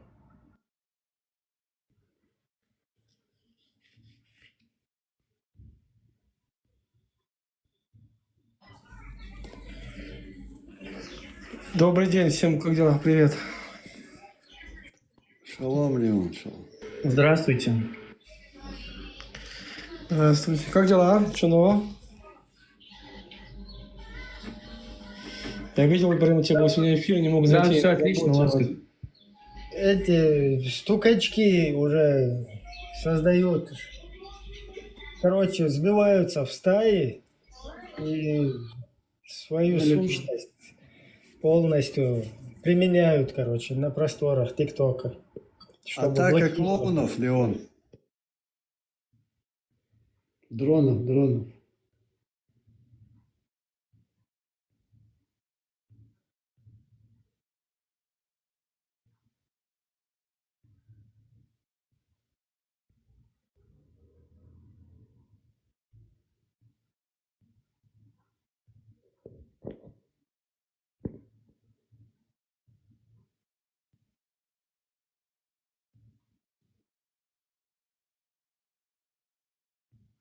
Так, я с вами. Что случилось? Кто там, кого, зачем, почему? Клоны атакуют. Какие стукачки? Стукачки взбиваются в свои стаи и там жалобы кидают, короче, джихад делают в ТикТоке. У нас же это не остановит, правильно? А ты верни им эти 70% ислама, они уйдут.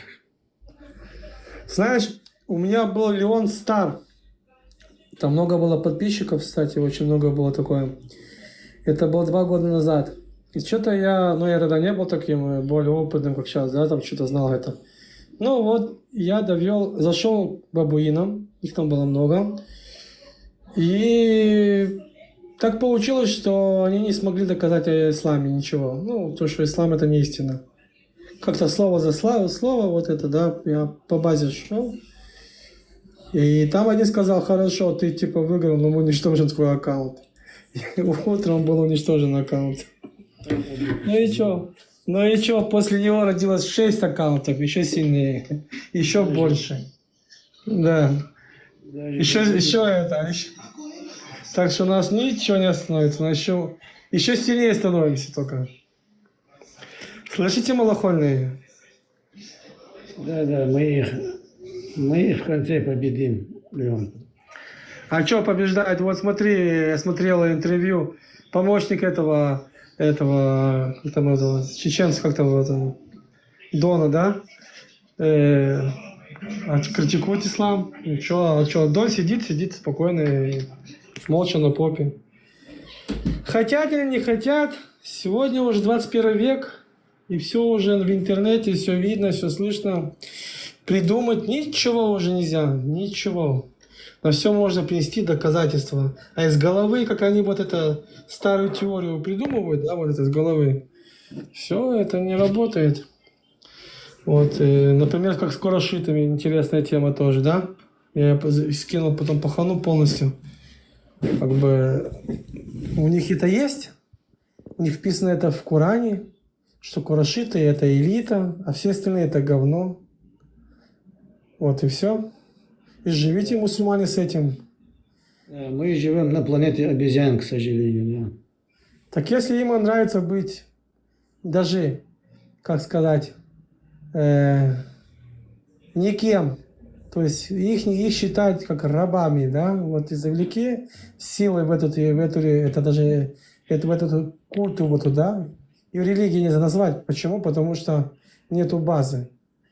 И считают по религии их Не переживай. никем. Мы у них отобьем всех рабов, и они будут нашими рабами. Все эти рабы, которые... Не надо быть ничем рабом. Будьте вот свободны. все эти народы стали рабами Да. арабов, а мы у них заберем. Вот Машиах придет, все рабы перейдут к нам, да. Они сами уйдут. Не надо быть чем рабом, никем рабом. Вы сюли? Мы себя свободны.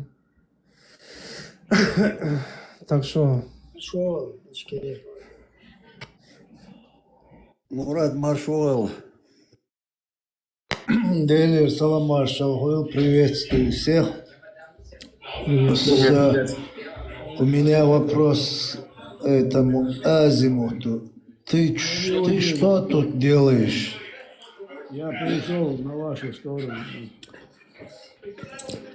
Как перешел? Недели даже нету. Как ты Белый флаг поднял и сдался. Подожди, не смеши. Неделю назад ты в чате бедуинов сидел, который нацелен остановить это движение, вот этих людей. Вот, демократов. А гей-парад, да? Не знаю, что у вас там, какой парад был, но точно я знаю, что ты сидел в Я везде радикальных исламистов, чате радикальных исламистов. Со всеми общаюсь, со всеми.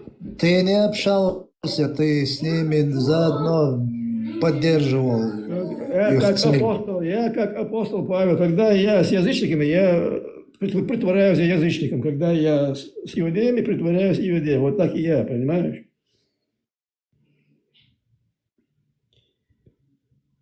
Хамелеон.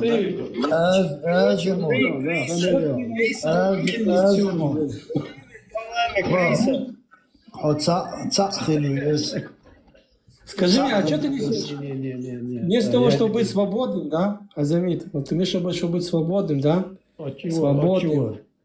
От всего, от этого, вот этого, то, что у тебя. Да, вот. Нет, что значит чего? Подожди, стой, давай по очереди. Ты говоришь, я вот сижу с этим, я вот под него постараюсь. Я сижу с этим, я под него постараюсь. А почему у тебя нет своего мнения?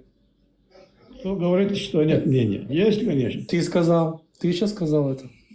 Я тебе говорю, я применяю тактику апостола Павла, Савла, который был иудеем. Да. Оставь какой-то Павла, Свавла. Ты сейчас говоришь, что ты не двухличный, не трехличный. Оставь, ты там должен еще дойти до этого Павла. У меня еще 3 ипостаси есть даже. Кто из Ты них слышишь? Ты вообще, подожди, вот знаешь, вот ты пытаешься, послушай, вот ты пытаешься блеснуть, подколоть кого что-то, чего-то, но в этом же ты себя обсираешь, просто уничтожаешь. Это и моя ты даже цель, моя мечта сам себя обосрать. Себя унизить? Мне тебя жалко? Аккуратно. Жалко, вам не должно быть ничего, даже мухи. Все равно,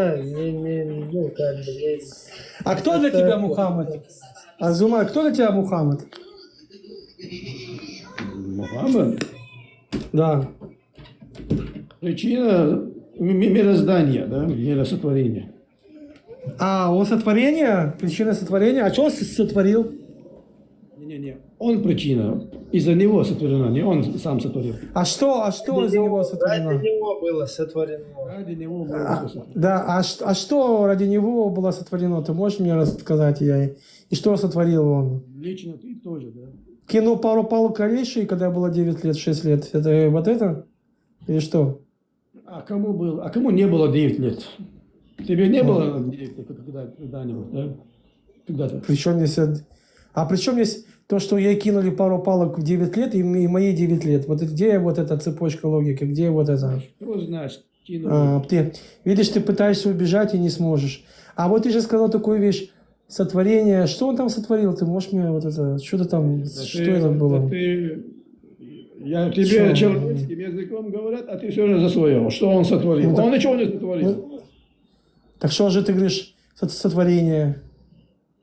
Бог сотворил все остальное из-за него. Подожди, как это, что он сотворил за него, что? Объясни мне, У что него за него? тоже было сотворено вроде бы. Да, но что он для него сотворил, мне вот это интересно. Для него. А до этого вселенной не было, да? Не было, конечно. А как это ты к этому пришел? Кто? Бог? Ты. Ну, я услышал и поверил, да. А где ты услышал это и поверил? Я до тебя докопаюсь, бля, ты все, я вцеплюсь и все, ты... Нет, ты не уйдешь. бесполезно. Ты лучше подумай, вот я тебе советую. Если я, как Павел... Перед моим вопросом. С тобой начну разговаривать, ты отсюда... что? Да. Ну давай начни говорить, как Павел там, что за... Да хоть как Иванушки, какая разница? Да хоть как Петя. Хорошо, а есть ли в Торе упоминание о Мухаммеде? Нету. А почему его там нету? А кто он такой? Ну как? Что, Ваш почему? Бог, Кто он? Ваш, тот, кто вам дал Тору. Подожди, кто такой Мухаммед? Кто такой Мухаммед? Подожди. Я Мухаммед знаю, кто такой Мухаммед. Такой же потомок Авраама, как и другие там. Как ты к этому пришел? Подожди. Ну, давай. Если в Жду. Торе нет о нем ничего, значит, Тора не от Бога. Тора не от Бога. Да. Да, вот. А как ты к этому пришел? А ну объясни, где это, как это? Давай. Мы слушаем логику. Я никуда не шел, это все само мне пришло. А откуда тебе это пришло? От надежных людей, да. От надежных людей, понятно. А ты сказал, что Бог создал ради него что Вселенную, и там что еще создал Бог для него? Все остальное, все, что есть. А что именно все остальное? Аишу, например, да? Там народ Азута, да? Народ Азута он создал для него, да? Людей, животных, звезды. А до этого не было животных, людей, звезд, да? До чего не было? До чего? До Мухаммеда. Нет. Души людей сотворены еще до их рождения. Ты пил? Ты сегодня перепил, что ли? Выпил? Или нюхнул, курнул, что там, я не понял. Я воду пил, с тобой все в порядке, вот это честно? Я пью воду каждый день, да, как и все люди нормальные. Вот ты, наверное, не пил. Огненную воду не пил? Ты не пил, и у тебя голова кружится, по-моему. Да, у меня голова. Вот скажи мне, смотри. Вот смотри, Азумат, ты же ведь чеченец, правильно? Нет, я перестал быть чеченцем. Он стал... Подожди, а кто ты, Азумат, кто ты? Теперь я гражданин мира. Ахиллес. Мир. Сын Пелея, что ли? Да. Мне брат пишет, что ты дагестанец. Вот скажи мне, дагестанец, как ты относишься к тому, что ты идешь по какой-то там Камасутре, и тебя считают пятым сортом? И я тебе это могу, в отличие от тебя, показать. Я Индии никогда не был. Я там не знаю, какие там касты. Ну вот ты же мусульманин, правильно? Ну, Камасутра — это индийская культура, я туда не ходил. Ну подожди, ты же мусульманин, правильно? Ну да. Вот. Теперь смотри, в исламе считается все, кроме курайшитов, ну, кроме еще и персов, все остальное это так, пыль. Это у вас написано, это я ничего... Подожди, вот смотри, заметь, стоять. Я, в отличие от тебя, когда что-то говорю, я опираюсь на какой-то источник. А это написано у вас. То есть, кроме курайшитов, да, и еще персы, это вторая такая ступенька. Все остальные это пыль, это рабы. Ты готов быть рабом? Это написано где? Это написано у тебя в Коране и в хадисах. В Коране? А ты арабский Да. читал? Да? Арабский вариант читал? Когда во-первых, я еще и арабский, я тебе могу и на арабском, и на иврите, и на русском показать все одно то же самое. На русском. Откуда у тебя русский? И на японском я тебе могу, от твоего, с твоей же книги. Сегодня, послушай, сегодня можно на любом языке все полностью показать и это. На любом. Хотя, да, есть различия, да, я с тобой согласен. Каждый язык, он может по-другому говорить, да, это есть такое. Но сама суть, ты от нее не убежишь. Я тебе могу на арабском даже. Хочешь, я тебе арабский? Хочешь, я на арабском покажу, что там написано, о чем я тебе говорю? Ну, ты сейчас начнешь выдумывать. Хорошо, если... Не, я тебе покажу. Если я тебе покажу, что ты будешь делать? Что с тобой... Какая твоя будет реакция? Не, я готов принять это, если это даже написано. Почему ты так волнуешься? Ты готов? Ты готов? Я Все, готов. отлично. То есть я тебе показываю, и ты говоришь, что Мухаммад педагог, правильно? При мне. Согласен? Не педагог, а пророк. Педагог. А если он пророк, а как ты понял, что он пророк? Педагогами были ваши там, пророки, а он пророк. Как ты понял, что он педагог? Я же тебе говорил, мы его выбрали. Кто это мы? Мы Янка Пулемощица? Он набрал больше всех голосов и победил на выборах, стал нашим. То есть, если я сейчас пойду на выборы, и меня все выберут, а меня выберут, я стану вашим пророком? Таких выборов больше не будет, так что ты не сможешь. А ты откуда знаешь? И мы же евреи, мы же сейчас быстро все забацаем. Ты сомневаешься в наших способностях? Да нет, не будет. Подожди, ты сомневаешься? Я хочу понять, как вы это сделали, и потом провернуть вот эту комбину тоже, понимаешь? Нет, вот это я спрашиваю. И я хочу понять, как вы это... Я вас так верну вас в русло, серьезно причем. Надо из себя строить. Вот смотри, как ты можешь кричать о религии ислам, как ты можешь кричать о пророке, если вы не можете объяснить, как вы определили пророка? Вот понимаешь, где вот это, вот все, вот на первой базе, как ты можешь мне объяснить, что там говорят, жена его жена, ее там двоюродный брат или дядя, они определили, что он пророк. Как это, объясни мне, как они это определили? Как ты определил, что ты еврей, да? Ну, да, давай, включаться. Ты как это определил, что ты еврей? Потому что я еврей? Я тебе объясню очень просто. Смотри, с поколения в поколение, да, у нас... То же самое и там. Подожди, подожди, с поколения в поколение, да, у нас в семье все евреи. Почему? Потому что мне сказали такую вещь. Можешь жениться на ком угодно, но ты, если женишься не на еврейке, твой род умрет. Так это и есть. Теперь мы, евреи, всегда стараемся жениться на своих евреев, еврейки, держим наши традиции, потому что у нас это не религия, это облик еврейского народа. Понимаешь? Религия – это придумано людьми. Почему евреев нельзя было никогда стереть, когда нападали и уничтожали?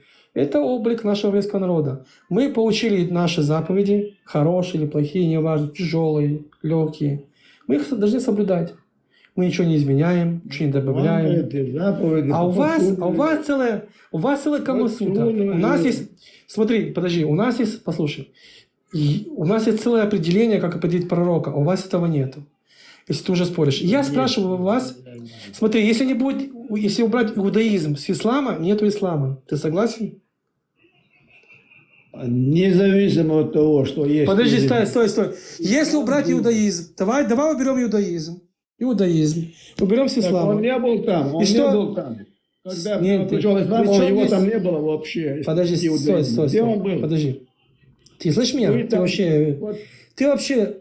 Ты понимаешь, о чем я тебе говорю? Давай уберем иудаизм с ислама. Что останется?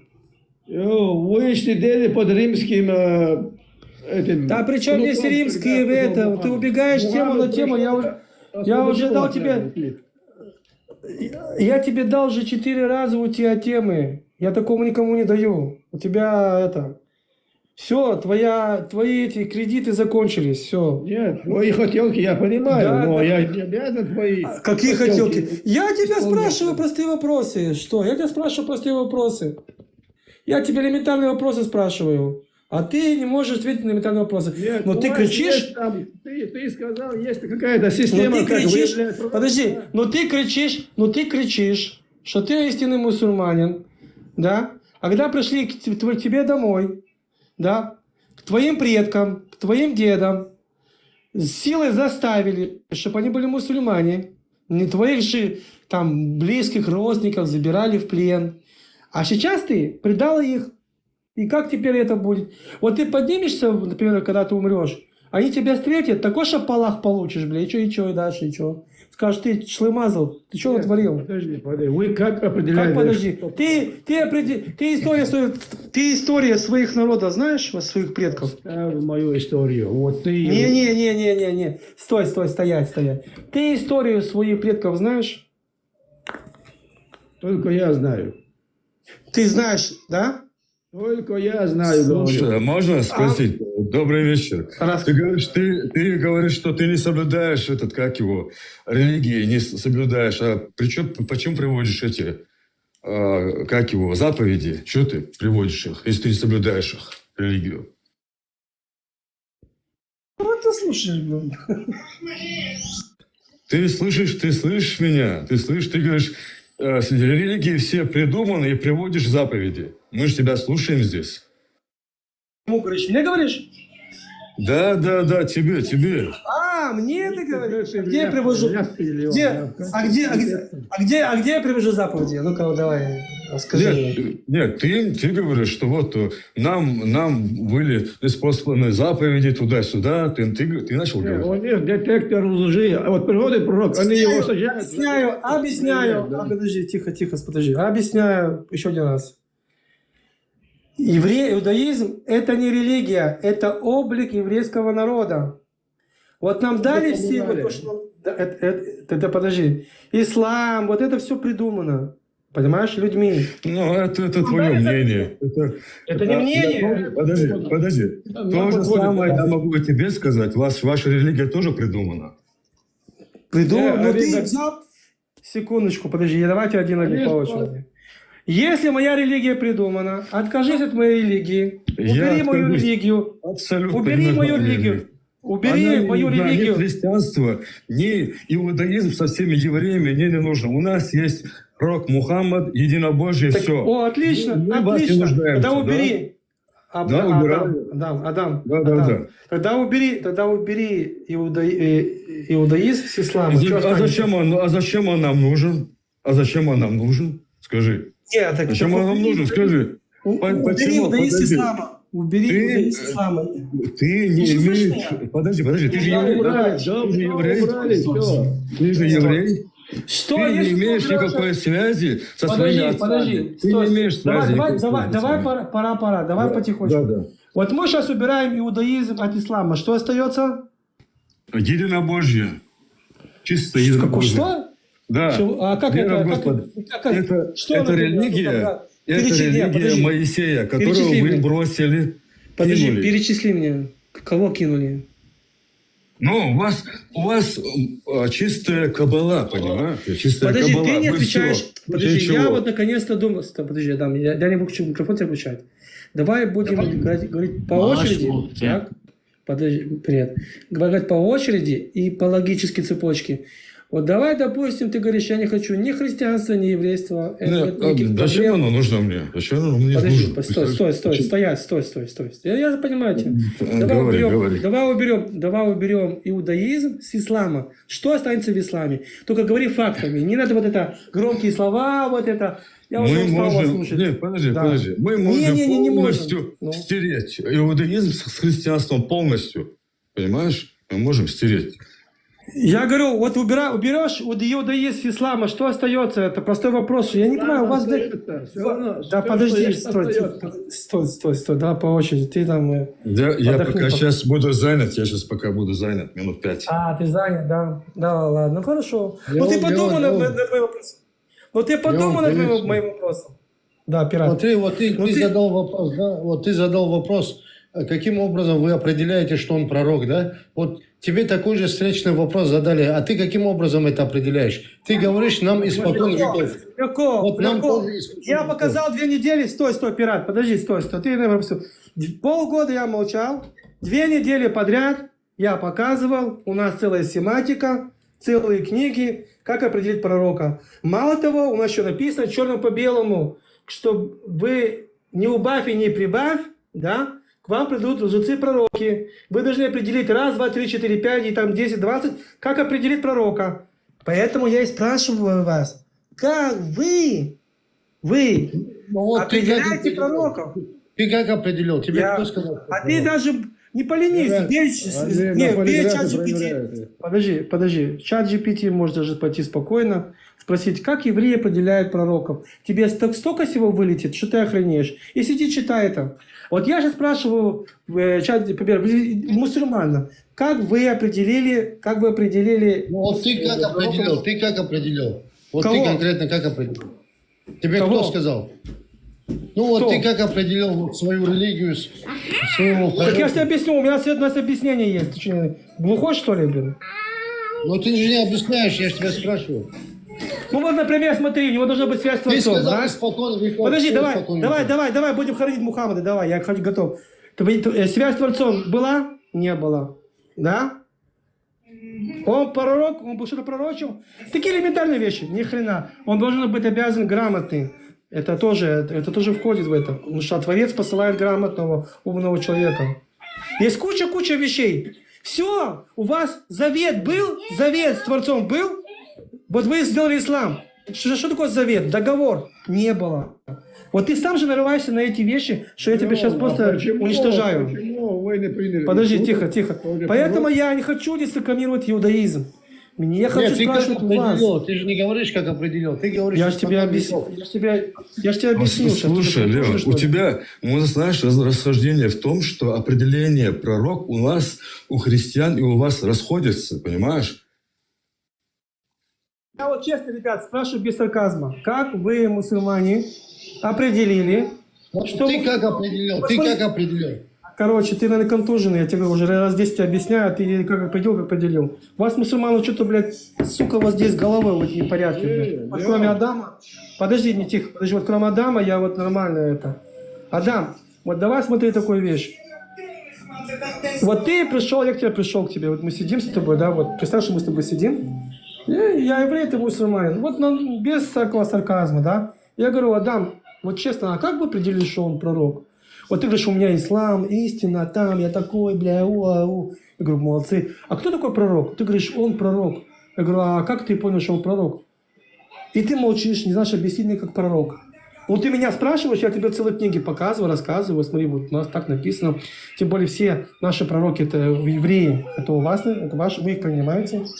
Это нормально. А вот Мухаммад, я спрашиваю про Мухаммада. Вот без сарказма, Адам. Без подковырки, честно. Вот как вы определили? Я признаюсь, для меня все пророки имеют взаимосвязь. Но если ты верующий как бы иудей, ты поймешь, почему мы не можем принять Иисуса как Сына Божьего. Потому что оно не сходится даже и с Моисеем. То есть такого вообще не было. Моисей не призывал к этому, понимаешь? То есть если по цепочке смотреть, ты не принимаешь, подожди, ты не принимаешь этого. Ты не принимаешь, я понимаю тебя. Ты мне так понравился, вот честно классно разговаривать, но ты опять уходишь от темы. При чем здесь Иисус? Я тебя что, про Иисуса расспрашиваю? Нет, я тебе хочу цепочку, я тебе пытаюсь объяснить. Я тебе пытаюсь объяснить. Давай цепочку, давай. Я тебе пытаюсь объяснить, вот для тебя, быть может, сложнее понять нас, Но мы, принявшие и Иисуса, и Моисея, то есть вот эта цепочка сама, она делает, то есть показывает нам единобожие через пророка Мухаммада, понимаешь? Мы нигде не можем найти этого, понимаешь? То есть в любом случае мы должны принять Иисуса, то есть ты не принимаешь Иисуса, ты не принимаешь. Но я принимаю Его как пророка только. То есть Он является для нас пророком, и Мухаммад является пророком, потому что единобожие, то есть которому призывал Моисей, оно остается здесь, у Мухаммада, понимаешь? И мы не сможем вернуться к Моисею. Мы не можем, потому что Иисус здесь стоит. Хорошо, я тебя понял. А как ты понял, что это единобожие у Мухаммада? Вот как это, где это? Как ты Нет, смотри. Призывал ли Мухаммад поклоняться ему? Не призывал. То есть вообще, то есть имеется в виду, это Господь. То есть, я понимаю, что у тебя расхождение есть, и какая-то ненависть к нам есть, слушая все эти оскорбления в ваш адрес. У меня к евреям нет претензий. Я тебя хочу, чтобы ты знал. У меня нет никаких претензий к евреям. Абсолютно. То есть даже к иудаизму. Пусть поклоняются, и христиан у меня есть претензии. Просто, как бы сказать, я выбрал из-за единобожия, понимаешь? Претензии к евреям. Ты что, не мусульманин? Я тебе могу... Ибраим, успокойся, Ибраим, успокойся. Подожди, Адам, я тебя могу успокоить. Ваши претензии мне не волнуют. Ты здесь какие-то эти рассказы.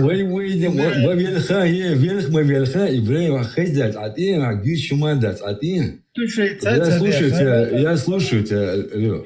Петуши и цацаря нормально. Я вот человек разговариваю, ты пытаешь меня упрекнуть чем-то. Да я понимаю. Ну что я могу сказать еврею? Скажи. Ты говоришь, почему его ненавидишь ты? Я уважаю евреев, я тебе скажу. Тебя это разозлит? Скажи. Обязательно я должен их ненавидеть, что ли? Ибраим? Конечно. Валлахи, я не должен ненавидеть. Валлахи, я не должен. Я должен уважать и ценить. Я приведу тебе хадис, Ибраим, на русском языке, чтобы он тоже слышал Лео. Милостивых прощает милостивый. Тот, кто на небесах, прощает тех, кто здесь на земле. Понимаешь, что имеется в виду? Мы, люди, должны быть милостивы ко всем людям. Я этого придерживаюсь. Давай выбирай меня, вырви от меня этого. А вы пытаетесь нас всех поссорить. Подожди, у тебя ислам на основе Корана и Сунны или у тебя свои какие-то? Ибраим, сейчас не пытайся нас рассорить, понимаешь? И это мое мнение, каким бы оно ни было. Если тебе не нравится, вот ты любишь, наверное, чтобы мы ругались, оскорбляли друг друга, вмешался, понимаешь, общаемся тут, как, не знаю что. Вот тебе это задело, понимаешь, я с человеком нормально говорю. Этот стрим на такой не рассчитан, чтобы ты там... Подожди. Да, вот я понял это, я понял. Чего вы здесь сказки рассказываете? Я сейчас занят, Лео, я сейчас занят. Внизу, каким бы ни было сказано... Внизу пишут, вот этот хадис, о котором ты говорил. Много чего писать, понимаешь, Ибраим? Тебя задевает, когда люди нормально общаются. Это я понял. Валлахи, я это придерживаюсь. Подожди, оценки мне не делай, смотри. Я сейчас не надо выходить, я сейчас занят. Который ты сказал. Ибраим, успокойся, да.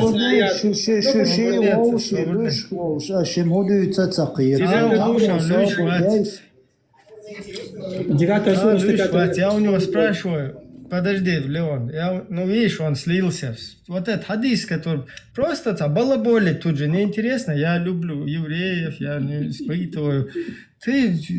Кто ты, воин? Алло, на что ты основываешься? Какой-то хадис здесь привел. У тебя спрашивают его номер, ты даже слушать не хочешь, как тебе вопрос задают, перебиваешь, унисон говоришь. Просто номер сказал хадиса, который ты привел.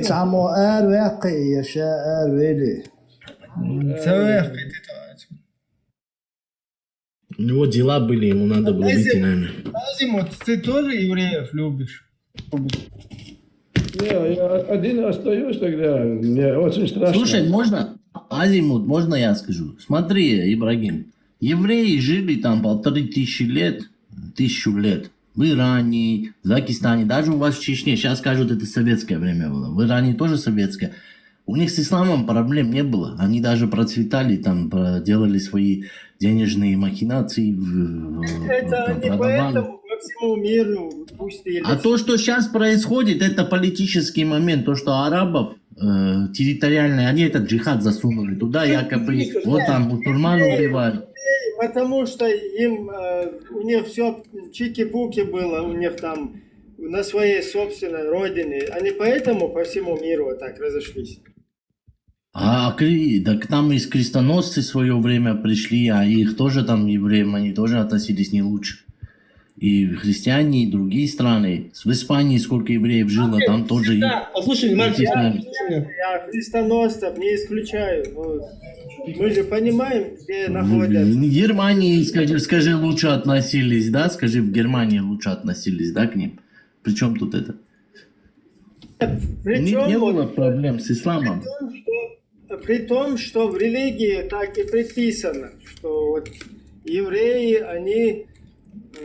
Предписано джизью, пусть платят и кайфуют, да? Да, например, хадис, где интернет там. какой-то сподвижник там шел, и за ним следовал еврей. И этот так достает там из ножной, короче, свою шпагу там или меч, шашку там достал, ему к шее приставил и говорит: ты чё вот за мной идешь? Наш пророк сказал, что от вас только беды там.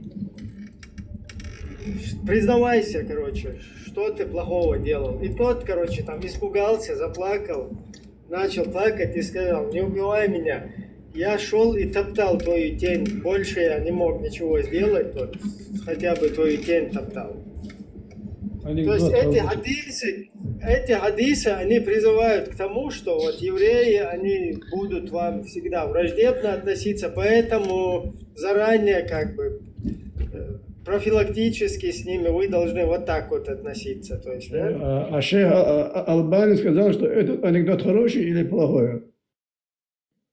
Албанец говорит, что, например, где Айша 9-летняя ее с куклами играла, и пророк ее привел, албанец говорит, что это достоверный хадис. Ты принимаешь? Достоверный анекдот, наверное, не хадис, а анекдот. Ну вот видишь, твои албанцы, твои всякие арабцы там и другие, их анекдоты вот так ты должен слушать и им следовать. И потом спрашивать у другого говнюка, это правильно или нет? Ну, не знаю. Впервые от тебя это я достоверный хадис. Впервые слышу. Это достоверный хадис, Ибрагим? Да, это его собственная фантазия, да, не достоверный. Нам вот эти вот сказки, нам, чеченцам, постоянно вливали вот эти сказки.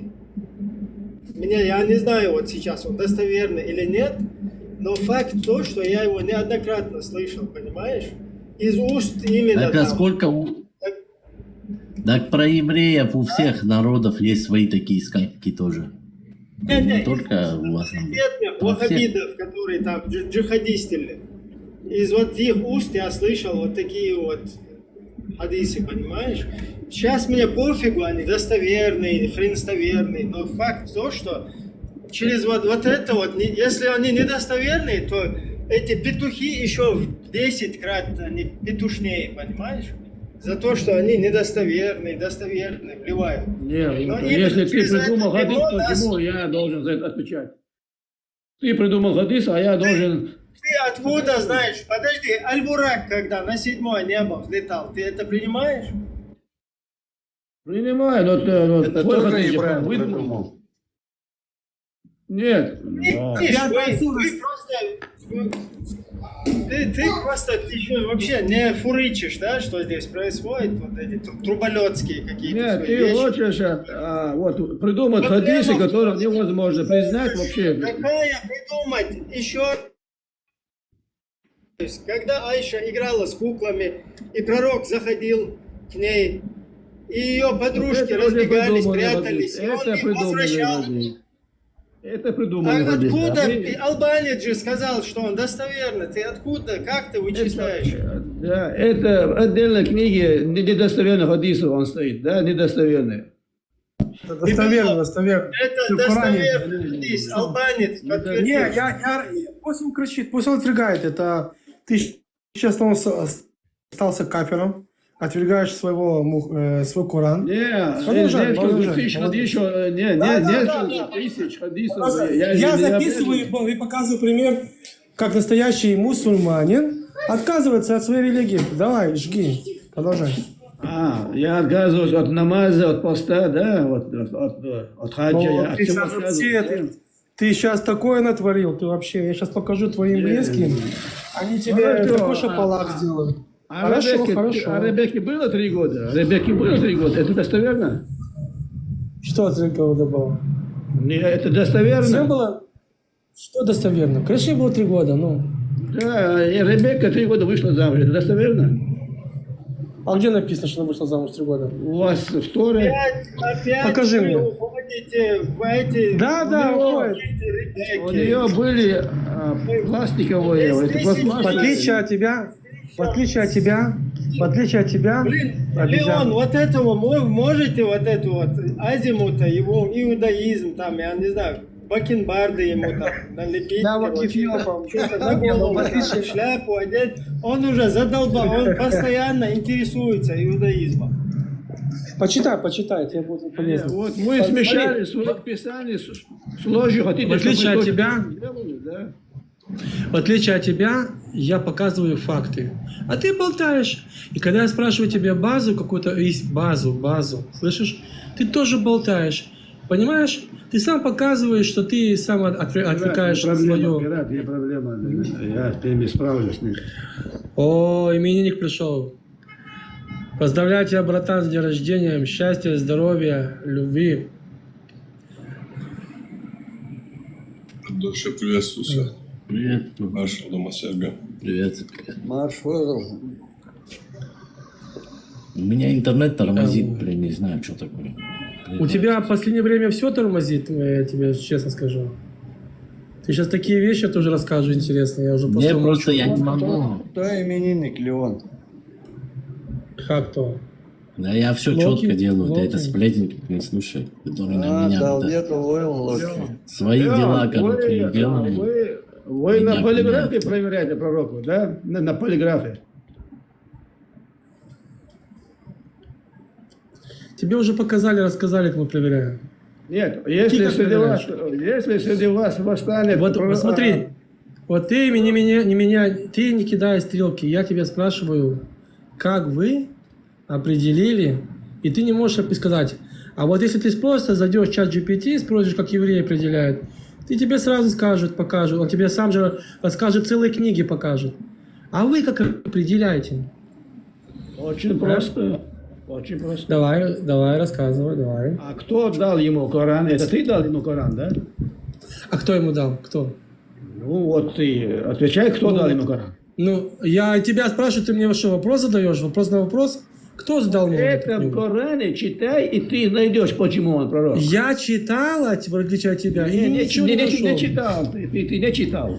А где? Ну покажи мне где. Подскажи мне, куда, что читать, куда. Подскажи мне. Все читать, все, что там все, есть. Там даже сказано, что короче, ты будешь говорить в судный день. В судный день ты будешь говорить: верни меня в ту жизнь, я буду мусульманином. Но ты не вернешься сюда, Леон. Знаешь, такой ответ слабенький. Вот. Это ты придумал, сейчас, да? Ты сейчас просто взял, опустил всю свою колосу. Это ты придумал, да? Это ты придумал. Смотри, придумали я, Аллах ТВ. Ну, я в это поверю. Все мы придумали. Все мы придумали твою Камасутру. Да? Ну, твою Камасутру. Все это придумал.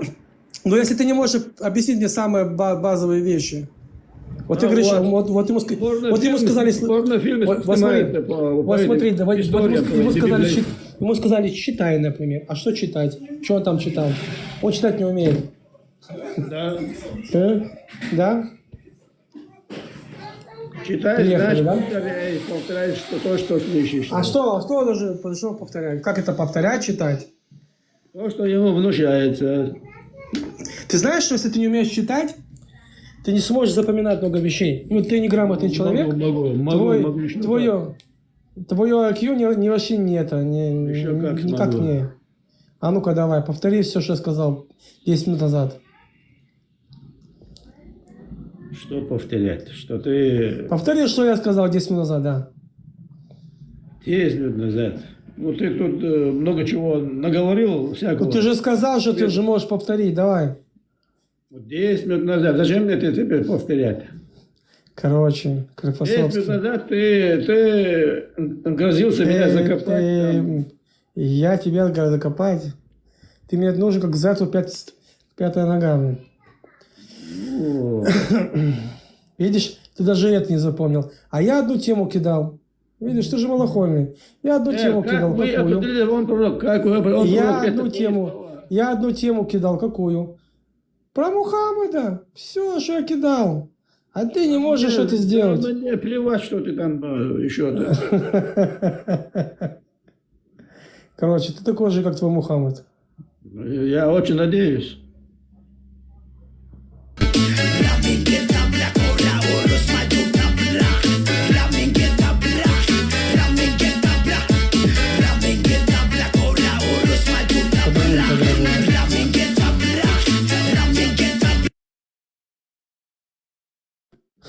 Я тебе какой-то подарок с музыкой. Ведущего. Благодарю. Я видел вам Спасибо большое. подарок с музыкой. Какой-то подарок с музыкой. Это из-за подарка музыка? Это была песня истории, по-моему. Да? Или я ошибаюсь? Да. Я думаю, ты самый умный. Слушайте, ребята, две религии не оскорбляйте. Ни Коран, ни Тору. То, что вы, идиоты, не можете между собой найти язык. Идеи. Ислам, религия. Это и... Подожди. Тора это и в исламе священное, во-первых. А во-вторых, подожди, стой. взаимно. Подожди, Мартин, а кто оскорбляет ислам? Кто здесь что-то оскорблял? А? Ты говоришь там что-то, это говоришь Камасутра. Не, давай это. А что, это не Камасутра? Ну, они тебе пишут, смотри, в чате. Стой, если у них написано вот всякие пошлые вещи, да, сунь, присунь, отсунь, кого там, то народа зута, это не Камасутра, Саиши, например, это не Камасутра. Камасутра вся в Торе. А с его женами, что он там вытворял, там мед кушал, и это все, это не Камасутра. Порнофильмы снимаются, по вашим. Видишь, в порнофильме он снимался. Это не Камасутра, он в порнофильме снимался. С народа зута. Где в Коране написано? С народа зута он снимался, что? Это не Камасутра? У меня сеть прерывается, а половину плохо доходит сообщение. Тут с интернетом что-то в России похоже. Да, у тебя плохо все. У тебя всегда все плохо. У меня показывает полоски, сколько показывает? У тебя две сколько полоски. полосок показывает? Две, да? Две. Вот. Ты беременна. Да. Сам ты беременный, слушай, не балуйся.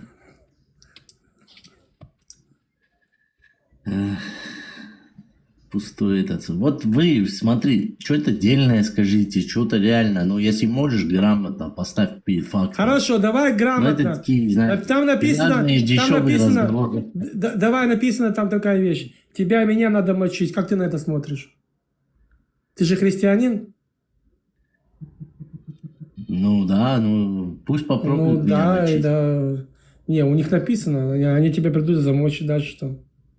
Так они делают это. Что там написано? Просто так ходи мочи? Нет такого? Да, потому там, что если кто воюет, во-первых, ты кафир, не платит джизью. Да, причем здесь джизью? Что, кстати, это джизью, блядь. Тебе надо замочить. Ты евреев и христиан надо мочить. Дальше что? Где Писание надо мочить?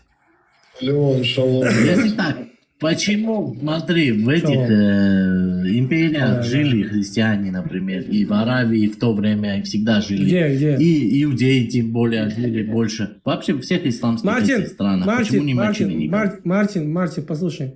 Всегда, когда жили евреи, их притесняли. Всегда. А что, в христианских странах не притесняли? Притесняли.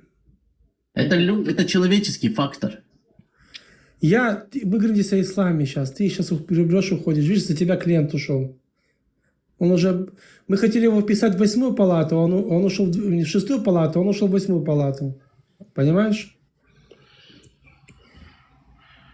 Мартин, ты что-то... Просто то, что вот так вот оскорбляешь. Короче, Мартин, ты стал мусульманином. Мы тебя сейчас перепрошьем. Я не мусульманин, слушай. У тебя 2 полоски. Нет, я не... У тебя и так 2 полоски. Сейчас мы тебя... Я всегда этих взглядов был, какие у меня есть сейчас. Какие Мартин, давай шахаду уже произнеси тут. Мы засидели. Ла-ла, давай, вперед, давай.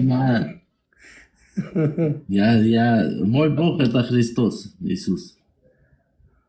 Я это всегда говорил и не знаю. Я не... Просто не люблю, когда вот какой-то этот идет, да? Правда есть правда, да? Ты говоришь, притесняли. А что, в Германии не притесняли? В Испании... Да при чем здесь тема? Мы говорим правду. Я спрашиваю базу. Вот он приходит ко мне, говорит, махается оливчиком передо мной, кричит, я вот мусульманин, я вот Мухаммед, там такой пипец, классный пацан, все, наш пророк. И я такой, подожди. Ты кто? Вот я мусульманин. Я говорю, что за мусульманин? Говорит, вот у меня есть пророк Мухаммед. Я говорю, а он кто такой? А он говорит, я не знаю. Я говорю, опять спрашиваю, ты кто? Вот я мусульманин, у меня есть пророк. Кто он? Кто он такой? Ни один мусульманин не может мне объяснить про этого пророка. Так я спрашиваю, кто он? Кто? Что это такое? Что это за шнырь такой? Потому что его жена и ее дядя определили, что он пророк, и все побежали, не только все. Там лет где-то 10-15 он этот шнырь прыгал, бегал, скатался. А потом уже из-за денег он поднял власть и вперед за родину. И набрал себе армию. Все. Вон смотри, брат, у езидов свой пророк. Он не езид, например, да? Кстати, он не... Прикинь? Вот он езиды... Да. Что? Вот, прикинь, езиды, написано, что езиды, не курашиты, да, они самые высокие в этой анархии. А потом идут персы, а потом все остальное это пыль. Ну вот тот смог, кстати, хорошее дело. Мартин, кстати, как ты к нацизму относишься? Вот там Ибн Тамия, самый признанный ученый, да, там, среди последователей Мухаммора. Плюс он в своей книге писал, что это, короче, хокум всех, короче, больших ученых, что этот род, вот этот Бану Хашим Мухаммеда, короче, превосходит обычных, короче, курайшитов. А курайшиты превосходят, короче, арабов.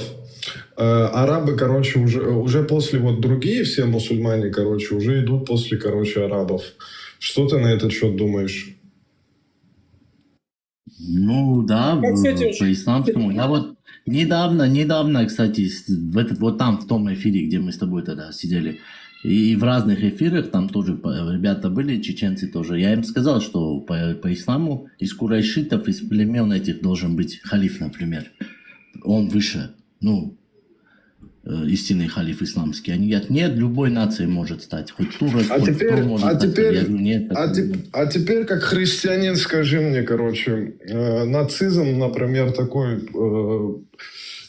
Как бы эта религия настоящая, если там есть нацизм. Самый настоящий. Это не национализм, а нацизм. Так, а то же самое у евреев.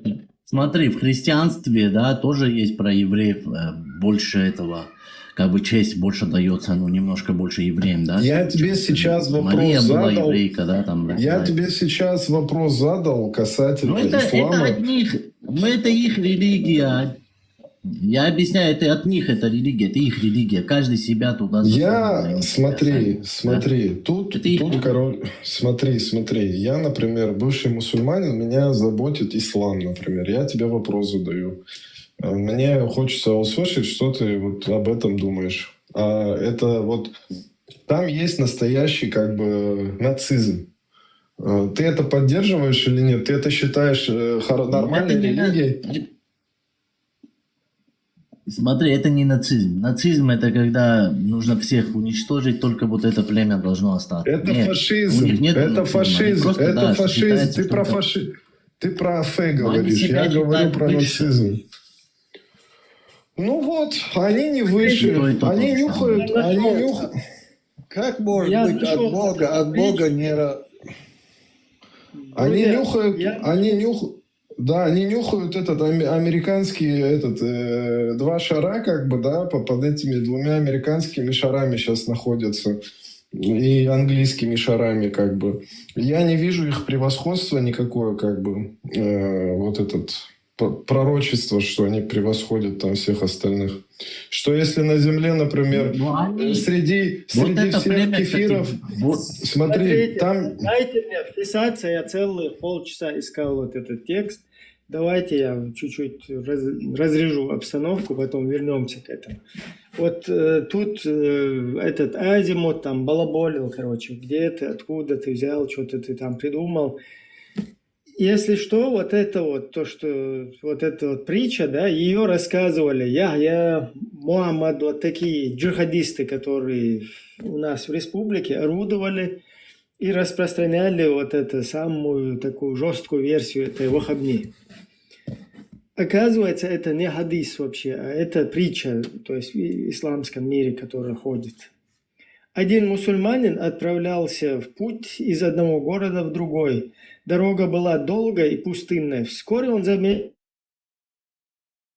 на некотором отдалении идет путник, иудей. Мусульманин вспомнил слова, которые слышал от некоторых людей, что представители иудейской веры не упустят случая причинить вред, если окажутся с мусульманином один на один. Он стал пристально наблюдать за своим спутником. Весь день они шли под палящим солнцем. Иудей не приближался, не заговаривал, не высказывал никаких враждебных намерений и шел строго позади. Однако мусульмане все больше одолевало подозрение, почему он идет именно за мной, почему не обгонит. Наверняка он что-то замышляет. Когда солнце клонилось к закату и тени путников стали длинными, подозрения мусульмана переросли в ярость. Он резко остановился, развернулся, выхватил свой кинжал и бросился к иудею, схватив его и приставив лезвие к горлу. Он грозно крикнул: «Признавайся, несчастный, какой вред ты замышляешь против меня? Я весь день слежу за тобой, ты замышляешь зло, говори правду. Иначе я убью тебя прямо здесь, и никто тебя не найдет». Это цитаты, если что, здесь эти всякие ублюдки там, которые, короче, накидывают, короче, чтобы нас не блокали. Плюс 32. Иудей сильно испугался, задрожал и заплакал. Поняв, что спорить бесполезно, он взмолился о пощаде. «О, господин, не убивай меня. Я скажу тебе правду. Я действительно хотел причинить тебе вред, но у меня нет ни твоего оружия, ни твоей силы. Нас только двое в этой пустыне, и все, что я мог...» Мартин, у тебя микрофон. «Все, что я мог, это идти за тобой вслед. Посмотри вниз. Весь этот день, как только солнце повернулось на запад, я шел изо всех сил, топтал ногами твою тень, надеясь, что это принесет тебе несчастье или болезнь. Больше я ничего не мог тебе сделать». Мусульманин посмотрел на землю и увидел, что чужие ноги действительно стоят на его тени, отпустил кинжал и высокомерно рассмеялся. Ха-ха-ха-ха. Воистину, правы были те, кто говорили, что вы будете вредить нам при любой возможности, но вред ваш так же ничтожен, как ваши силы. С этими словами он оставил испуганного спутника, пошел дальше, гордый своей проницательностью.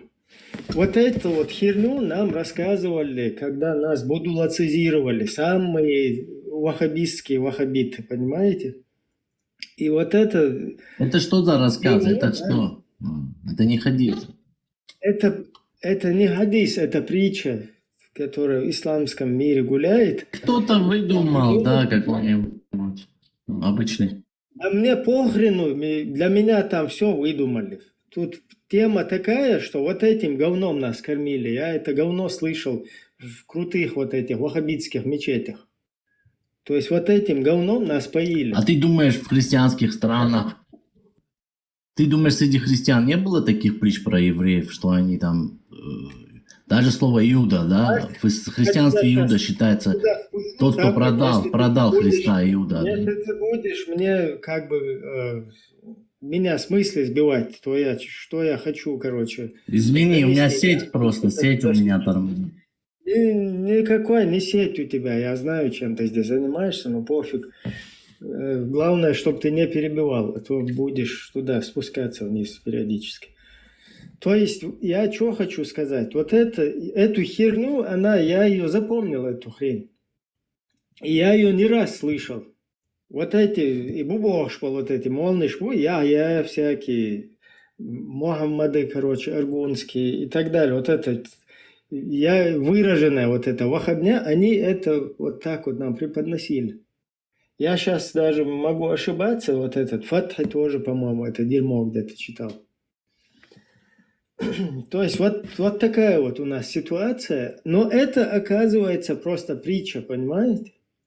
То есть это не важно, главное какой-то авторитетный ваххабнюк, короче, он это рассказывает в мечети, и все, короче, ушами это слушают. Потом мы удивляемся, откуда вот эта ненависть там к евреям, откуда это, как это, почему. Вот так вот. То есть когда тебе вот это вливают, потом ты не можешь там привести ни хадис, ни обосновать это, ни какой-то... Кто это, откуда рассказать, но ты это дерьмо слышал где-то, и оно у тебя в подсознании сидит. Вот такая вот, короче, здесь тема. А тут, оказывается, вот дальше там комментарии, вот смотрите, в невежественной среде ее рассказывали как доказательство скрытой враждебности и коварства иудеев. Мол, даже если ничего не могут сделать, то хоть на тень наступят.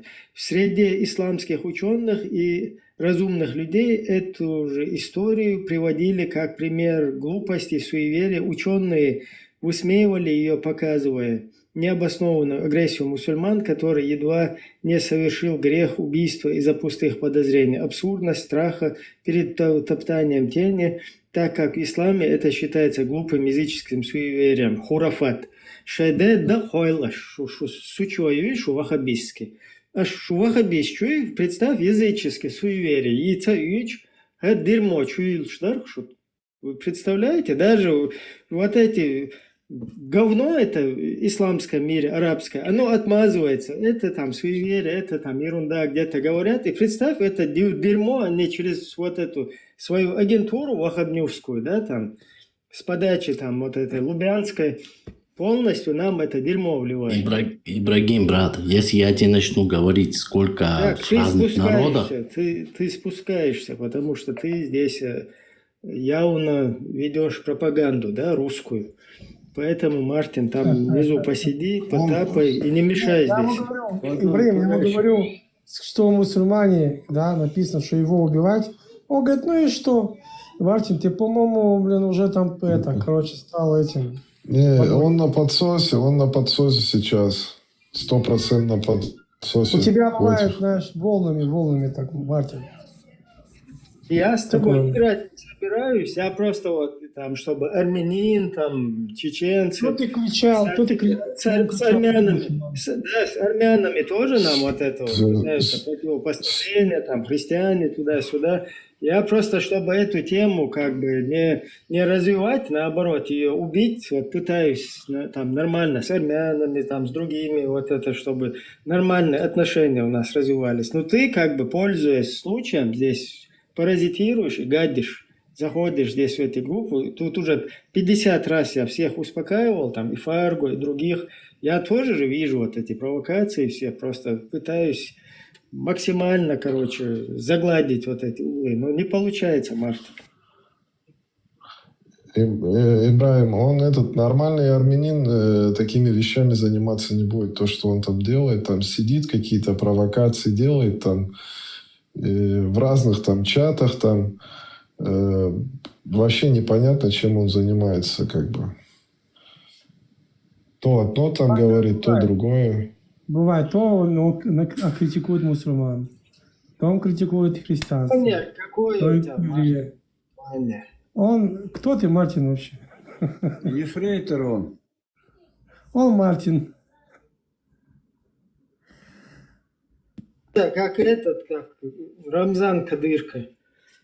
Кто ну вот я и он говорит, я просто Рамзан, просто Мария. Вот это тоже как просто такое может быть, что этого Мухаммада, который не было вообще, кстати, его не было, придумала его жена, что он пророк, и ее дядя. Вот это меня... Вот то, что они были богатые, и вот это они тянули вот эту лямку, но чтобы ей было выгодно, кстати, чтобы он поднялся себе титулом. Прикинь, он же был пастухом, там, не знаю, кем там его овечки трахали, не знаю, там, кто там, кем это он там был. Он бандитом был вообще-то, не пастухом. Так она должна была поднять ему рейтинг, а тут поперла, прикинь, как стрельнула, так стрельнула. Мазь пошла. У Пальма вот, эфир начался. Вот это. И тут понеслось.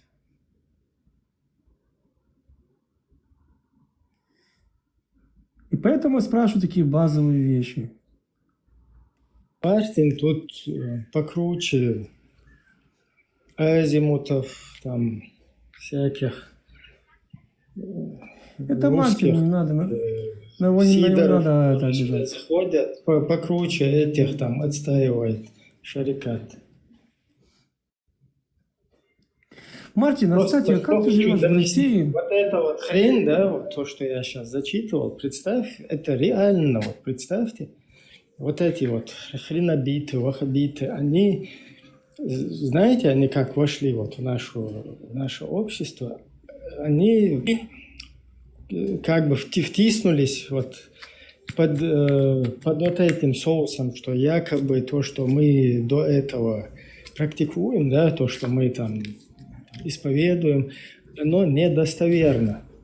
Понимаете? То есть это, ему нету, скажем так, никакого фундамента. Это нигде не записано, да, там ни в аятах, ни в хадисах. А теперь вот я просто, знаете, почему охренел? Я это сам же здесь приводил, вот эту притчу, которую я от этих вот говнобитов слышал, понимаете? И теперь, когда я начал это ковырять, GPT вообще гнида натурально. Даже эту притчу мне не... Вообще конченая, полная гнида. Еле-еле вот этот гугловский, блин, как его, Джимини, он подкинул вот это, нашел. И представьте, вот это говнобитство, да, говнобиты, ваххабиты, которые нам говорили, что якобы это недостоверно, достоверно. Представьте, я сейчас, когда прочитал вот эту притчу, поковырял ее, как раз таки тут пишут, что это недостоверно.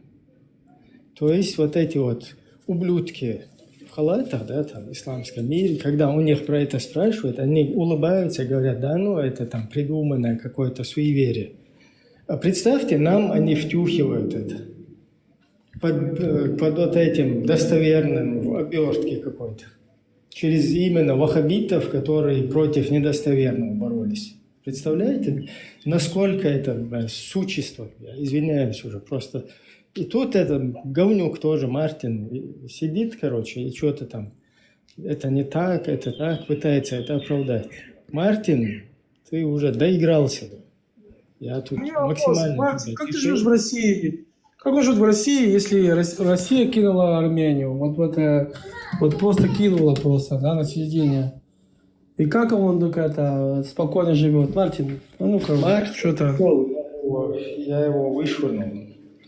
Я пытался максимально как бы с ним, но он 100% предвзято здесь сидел. Да, когда новую прошивку сделает, тогда его позовем. Когда он обратно вернется в строй, в правильный строй. Мистер Икс тоже подозрительно себя ты ведешь, да? Видишь, тут получается так, что вот я наоборот хочу, чтобы там с представителями армянской национальности, грузинами, чтобы мы наоборот пытались какие-то мосты выстраивать там, нормально, дружить, ладить. Ну вы что-то, ты тоже тут смеешься, прикалываешь, GPT, Я тебе говорю, как есть, я сейчас полчаса искал это через GPT, он умышленно мне как бы...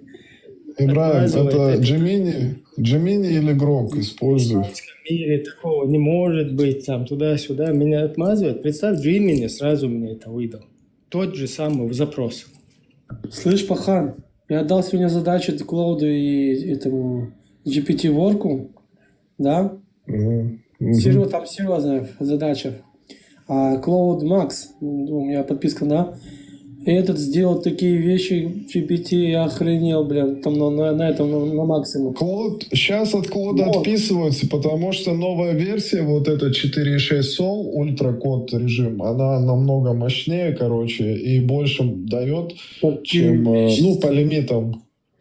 Я ему дал, да, насчет я ему дал таблицы, я ему дал то, и короче, дал проверь с этим, там, короче, всякого всего. Этот, 40 минут. Этот 1,5 часа сидел, и то с ошибкой. Я в шоке.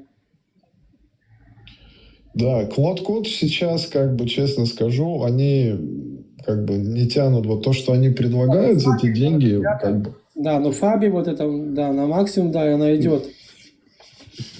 Не, он даже если не идиот, он быстро, лимит там заканчивается сразу. Ты серьезно что-то там запросил, не то, что ты там, например, по мелочи, а вот если ты реально что-то там большой проект проверить, там аудит запустишь, он сразу встанет там через 30 минут вообще там, ни о чем.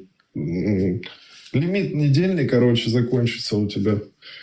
А на GPT ты можешь... Максимум хватает, максимум. Он так... Не, на Максе, да. Я имею в виду на ультракод режиме, когда он может там кучу агентов насыпать, как бы там 40 агентов где-то он запускает. У меня на этом режиме стоит. Слышишь, дал ему изометрии, дал ему чертежи, дал ему таблицы, дал ему 2 одинаковые чертежи, там есть были разницы между ними 100, да? И чтобы он сгруппировал и сделал такие еще таблицы. Короче, этот за 40-35 минут сделал. Я пошел покурил, попил кофе, прихожу, уже сделано, пошел проверил, я-то знаю это, да, правильно. Смотрю, там, почти 1 к 1, там были какие-то нюансы. Смотрю, этот 1,5 часа, 1,5 часа где-то, даже больше. Я ушел домой, включаю на телефоне, он еще там проверяет. Нормально? Ибраим, вот если ты используешь для каких-то дел, как бы вот нынешняя, тем более новая версия, как бы GPT, это лучшее сейчас на рынке. Но если ты по каким-то таким темам, где защита требуется, либеральная, где либеральная Он вышел. Да, либеральная движуха, где есть, он защищает это все. Там, что плохо, что осуждаю. Короче, можно все, что хочешь делать. Аппликации, что угодно. Да, я отписался от Cloud Code, короче, подписку. Вот мне хватает кодекса, как бы. Вендетта, брат, как дела? Этот мне пишет, короче, Мартин. И говорит этот, в лицо мне говорите, типа за спиной не нужно меня обсуждать, говорит. Это тоже мне нашелся пугало огородное, да. В лицо ему сказать. Да, я уже как бы после того, как Стелла там и то, что он наговорил сегодня, просто понял, что это за фрукт, честно сказать. Он уже 4 раза вот эти пробросы, вы же религию оскорбляете. Я давно уже понял, это рыба, блядь, засланная. Понятно было. И Стелла сегодня тоже говорил. Да, много чего интересного она рассказала, и я определенные выводы сделал про него.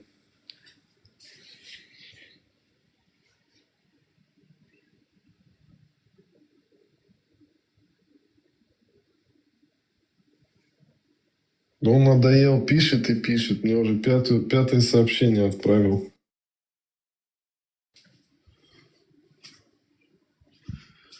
Мартин, не пиши мне. Все равно не читаю.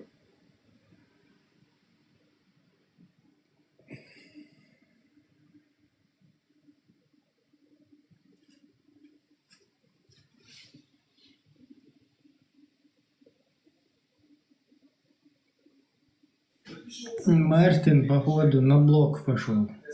Довольно уже, достаточно его терпели здесь. Мартин усердно пытается перебить, короче, пробросы вот эти делать. Вообще непонятно. Армяне вообще геноциду подвергались от ислама, короче. Как это Мартин там? Вдруг... Да я, насколько понял, у них какая-то сейчас сложная какая-то ситуация, политика. Они вообще сами не могут определиться, чем они занимаются вообще. Что они там делают. Я не про правительство, вообще про людей. Что они тут в ТикТоке, что там мутят, что-то там делают. Залезают не в те эфиры, как бы. Мартин в России. Для чего, непонятно. Понимаешь?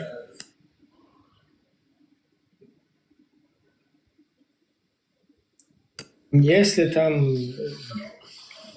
Мартин здесь, там, я не знаю, там ведет провокационную какую-то деятельность, это, если что, там, кто слушает, это там армянская нация вообще.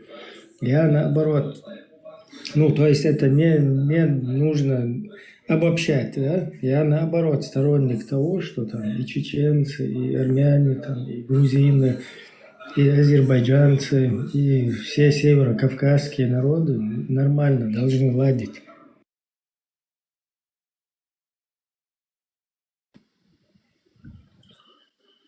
Да, тут вопросы только к Мартину и некоторым персонажам. Там их, я знаю, там они часто вместе сидят, там 3-4 человека там примерно. Вот этот, по-моему, Мистер Икс тоже из их хартии.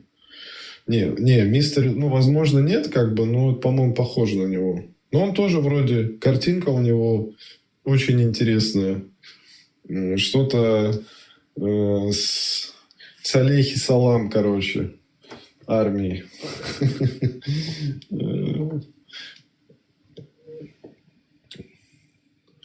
Работайте, братья, там написано у него. А что это у тебя за картинка такая интересная?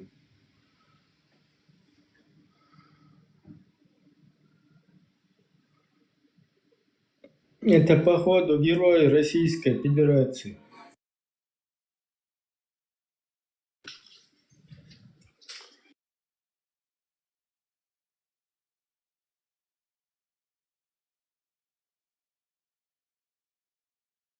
Поддерживаешь РФ, которая там ограничивала ваши товары, да, армянские. Очень интересно и патриотично, честно тебе скажу.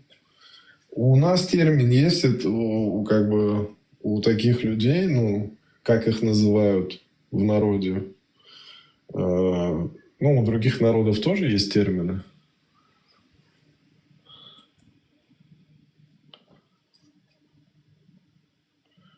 В смысле не манипулируй? Ты же говоришь, поддерживаешь Россию. Прикинь, вот как я сейчас офигел, да? Для меня это просто... Вот представь, весь этот ваххабизм, он втиснулся, еще раз повторяю, да, в нашу среду, укоренился, да, вот в этом обществе только на теме, что мы доселе практиковали, исповедовали какую-то искаженную религию, а вот это вот фундамент, там, который основан на истинную, достоверную Коран, Сунну. И представь, вот эта притча, которую я сейчас прочитал, это одни из ярых ваххабитов. Они это пропагандировали. Сейчас у нас получается, что это недостоверная хренотень какая-то.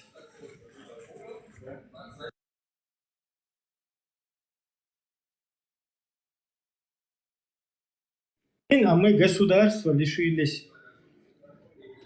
У нас десятки, сотни тысяч жертв. Сегодня мы под русскую неволю, там, войско Иисуса, алейхиссалям, по всему миру раскинуты. Еще полностью все под влиянием этого ИГИЛа. А тут, оказывается, нам недостоверную херню рассказывали. Ибрагим, я, поинтересовался насчет этой темы, то, что говорили, чем могут, сбивать эфиры, там, аккаунты. Есть, оказывается, сервисы, точнее, достаточно недорогие, где один голос стоит 7 рублей, И сколько там говорила, как ее звали, забыл. Получается 25 голосов, если нужно. Это сколько получается там? Пару баксов. Можно сбивать эфиры за пару долларов, получается. Нет, там же надо... Подожди, сколько раз там надо? Там же надо 3 раза, да?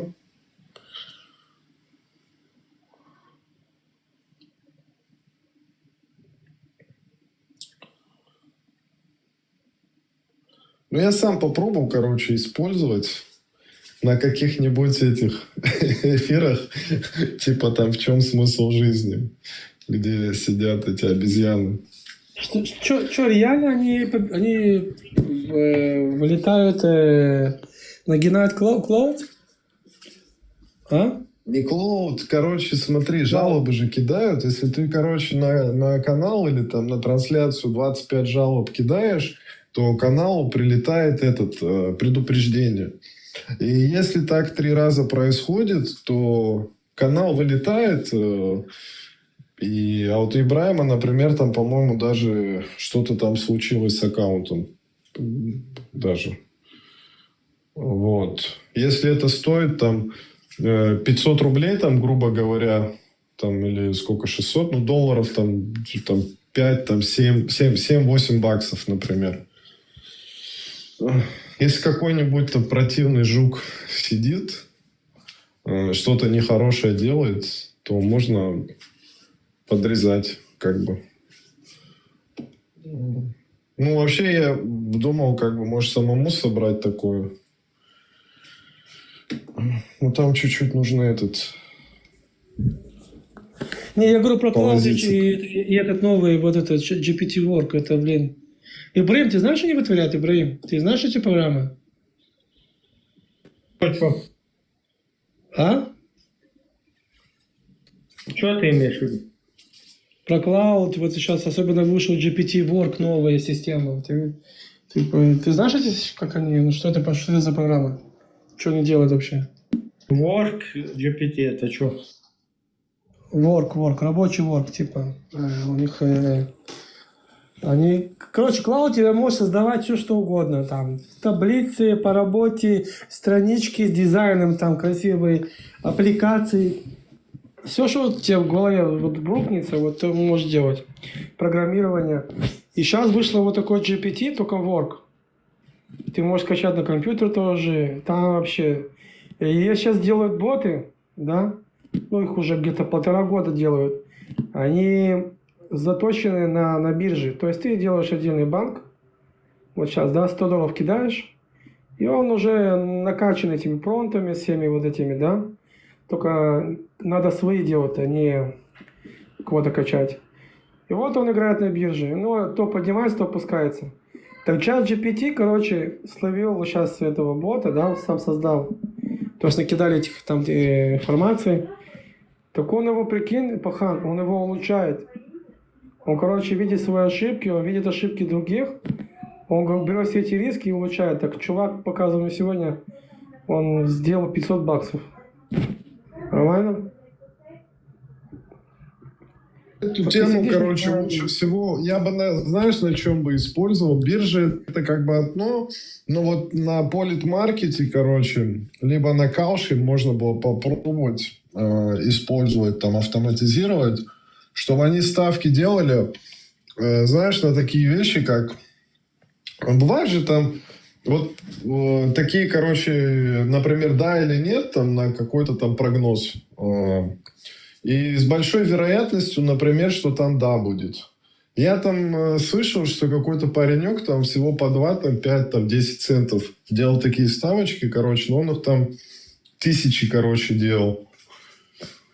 И неплохо так зарабатывал. Ну, тем более с нынешними, как бы там, с 5,6 сол, как бы, на ультрамоде можно там реально много чего делать. Так вот, такие штуки выходят, блин.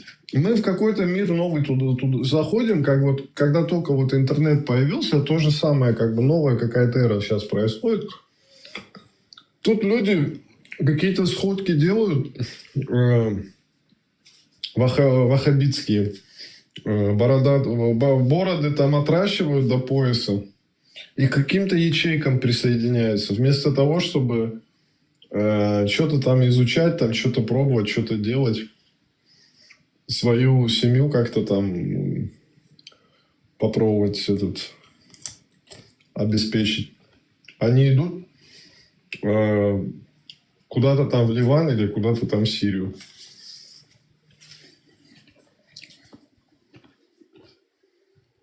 Ну, что по этой программе, Ибрагим?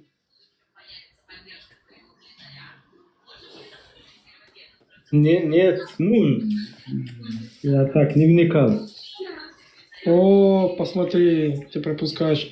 Люди, ну, которые сейчас сидят вот там, изучают.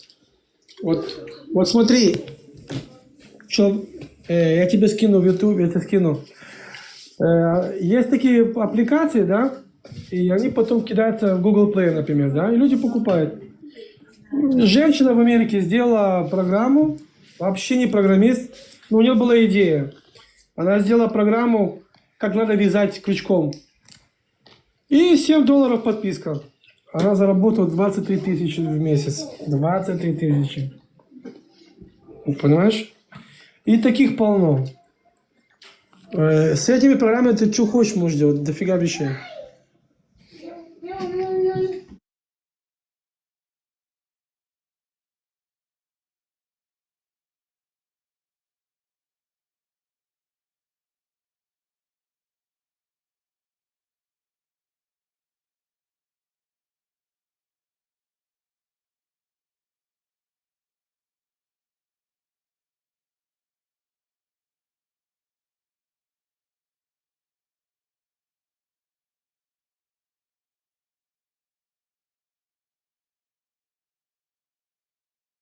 Короче, посмотри в интернете, тебе понравится это дело. Там много можно всего. Там куча вещей можно. Нет, там даже прикол в том, что даже вот какие-то вещи, которые ты, например, там свой канал, там, например, ты имеешь, там, я не знаю, там какие-то вот вещи, чем ты занимаешься, ты это все можешь облегчить, если у тебя будет такой помощник.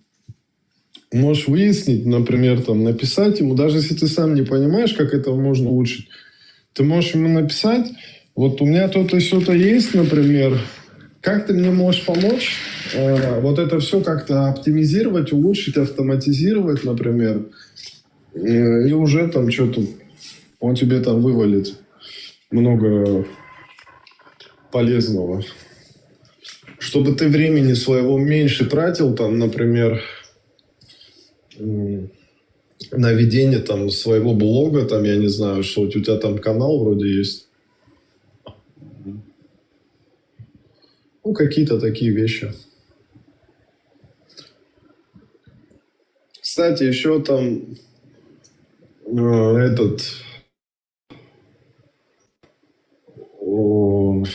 такие функции есть, что то есть у тебя компьютер включен за запуском вот твоего, например, Cloud-кода там или кодекса, то ты можешь со своего телефона в любой точке мира, короче, если у тебя компьютер включен, там код какой-то редактировать, там все что угодно. Вот ты даже сам не разбираешься в коде, ты можешь команду вот закинуть в чат, там, что-то, на самом деле, чат GPT Work, он опережает Cloud Shell, на самом деле, или это такая, да? Ну, мне больше нравится Cloud, короче. Мне точнее нравится этот кодекс, потому что там намного снос, можно сказать. Поэтому вообще Cloud-код тебе не нужен, честно тебе скажу. Я говорю, Cloud-код уже не нужен с тем, что кодекс новое вот это обновление сделал, вообще бесполезный. И по деньгам как бы $200 на это тратить, я считаю, ну... Они не дают... Ну, то у тебя за 100, у меня за 200. Я уже от подписки как бы отказался. Вообще не думаю, что... Мне кодекса хватает, короче, с гаком. Вот я включил задачу утром, он, короче, может целый день эти задачи распределить, разбить их, короче, и целый день ими заниматься. А на каком режиме ты включаешь это? На ультракоде. Плюс они еще, кодекс дает сброс лимитов, короче, там у меня, например, два сброса дали, короче, и там спокойно хватает от лимита до лимита. Если ты не хочешь, чтобы сбросы срабатывали, какой-то быстрый лимит заканчивался, ты просто У меня еще на самой максимальной скорости он работает. Ты можешь на обычной скорости гонять. Тогда у тебя лимиты без сбросов, короче, не будут заканчиваться.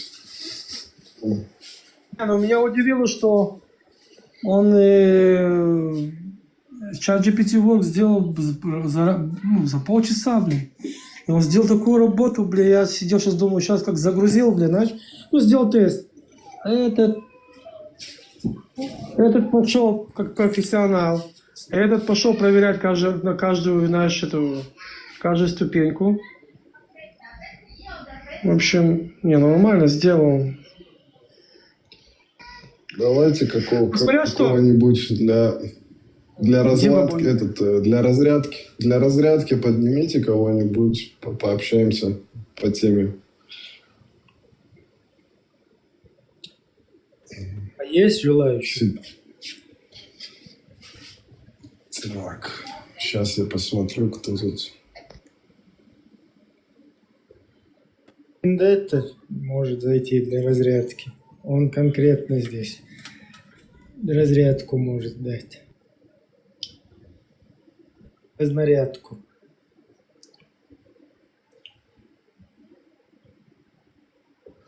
Я думаю, надо для имана Сахих Аль-Бухари почитать про Мухаммора и Аишу,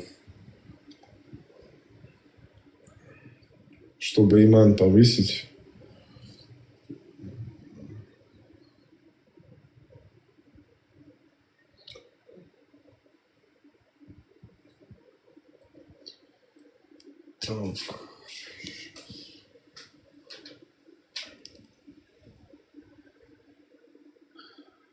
Леон, потом обсудим это как бы, там, кодексы и все остальное. Да. Сейчас бабуины у нас тут.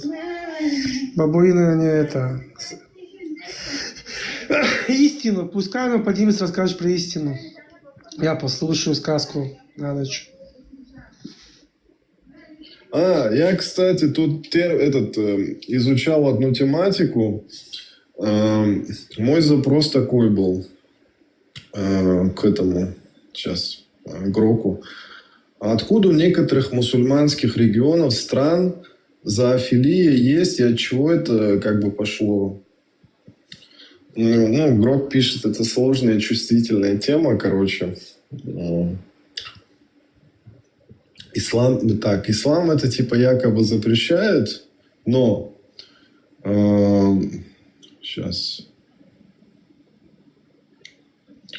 я почитаю. Откуда и в каких регионах это практикуется, и где это есть? Сельская бедность и изоляция. Так, это, короче, вот в Пакистане, особенно Пенджаб, Синд, Белуджистан, Хейбер, Пахтунхва, часто описываются как ритуал взросления среди деревенской молодежи, доступ к животным, типа козлам, ослам и собакам, он еще написал, короче. И еще в арабских племенных, короче, районах козы, верблюды, ослы, короче, в моде там. В Центральной Азии, что интересно, Таджикистан упоминается. Статистика поисков в интернете. Google Trends и подобные с 2000 по 2010, короче. Пакистан, Египет, Саудовская Аравия, Иран часто лидируют по запросам вроде, короче, до конца читать не буду, но первые слова и буквы буду. Pig S, Donkey S, Dog S и так далее. Культурно-исторический фактор. В доисламской Аравии, в соседних культурах такие практики иногда упоминались, как и в других древних обществах. Но что интересно, это почему-то в исламских, я к этому хотел подвести, это в исламских странах, где мусульмане как бы основное население, почему-то вот в трендах поиска у них всех стран. В Google тренде там и в других, короче, местах. Слышал, и в Дагестане это как бы популярная фишка, если я не ошибаюсь. Вы как соседи, наверное, лучше знаете. Я не как бы просто слышал такие вещи. Ну... Откуда это все уродство? Породах мальчиков на красиво без вожделения и некрасиво с вожделением, если в этом нет надобности. Не, я же про это говорю. Есть бача, бази, там, гульманчики, там, есть подобные практики. Как его, Мартин, как дурковал, да, когда ему это рассказал, пытался оправдать, уже даже сам нетрадиционную куда-то линию начал гнуть, да, чтобы это оправдать. Вы помните, вот эти как их, которые новичком там пошли травить в Лондоне, блин. Сейчас как их звали, блин? У них фамилия еще странная. Фамилия такая странная была. Чистякова или как их?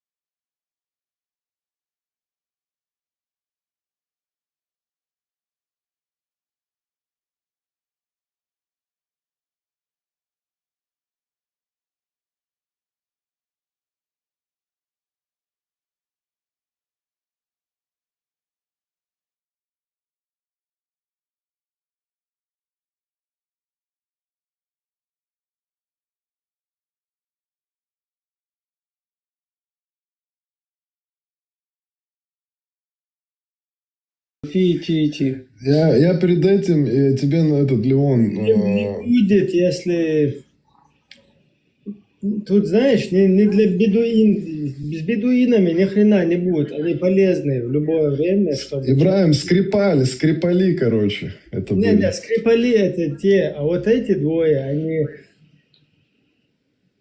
Не Муратов или как его, блин. Да. Петров Это... и Баширов, он внизу написал. Да. Блин, забыл я уже. Петров и Баширов. Два труболета. Сидели и рассказывали, что они типа голубцы пошли в Англию, полетели. Ну, типа, о чем мы не можем, что... Леон, я короче, про этих гульмишки, или как их там зовут, вот это, кого Мухаммед там обещал, что 1000 штук там будут молодых, безбородых, там,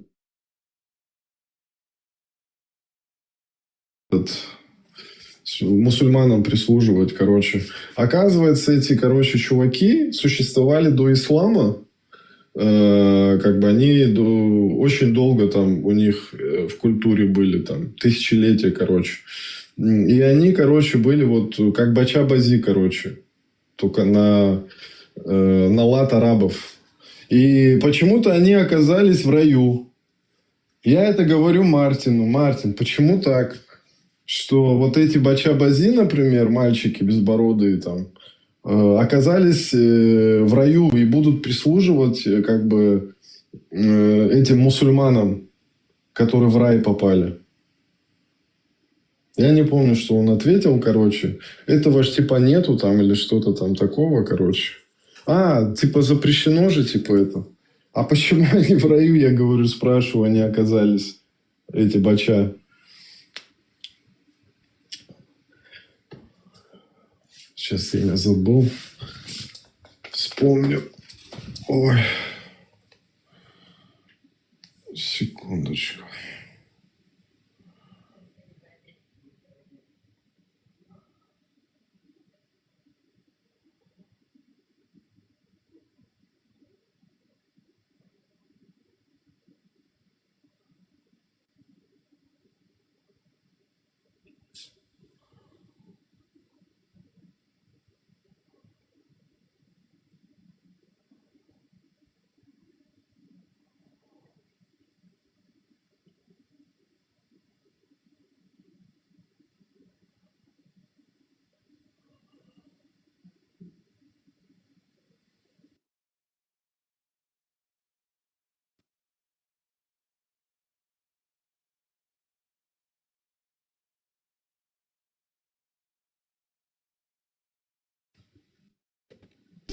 Так, приветствуем вас, Сатин Рига. Маршо, приходите свободно.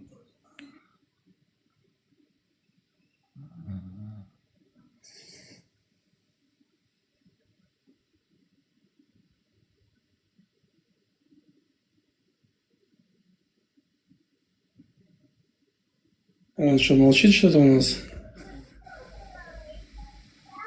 Ну, там бывает случайно кто-то нажимает, короче. Сатин, добрый вечер.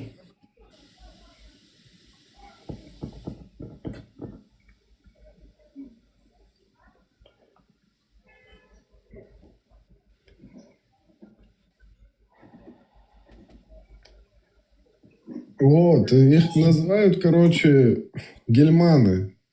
Гхильманы, точнее. Это мальчики, юноши, которые прислуживают праведным мусульманам в исламском раю Джанни. Коран упоминает их как вечно юных отроков. Они разливают напитки, приносят еду, выглядят как жемчужины, не стареют и служат безупречно. Хадисы и тафсиры описывают их как красивых безбородых юношей, созданных для удовольствия верующих. Это что такое? Это я не знал, что они для удовольствия созданы. Некоторые толкователи, особенно классической традиции, подчеркивают их привлекательность и доступность для мужчин в раю. Сейчас. Вот, это часть более широкой картины рая. Реки, вина, фрукты, гури, девы для мужчин, плюс хильманы для дополнительных прислуга для удовольствий, короче. Не, ну тут реально подтекст есть, ребята. Как бы. Вот, критики ислама, Абдул Касими, которого часто называют это вот семивековой мужской фантазией, где рай отражает желания бедуинов того времени, включая сексуальный доступ к юношам. Вот, сейчас.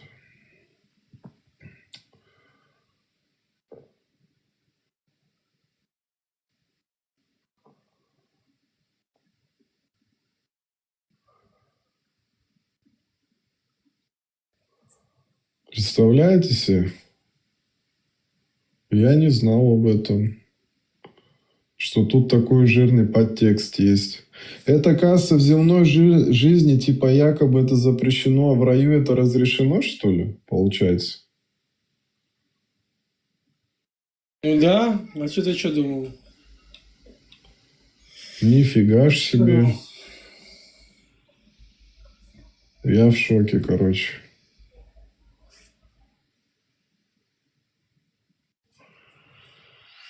Ой.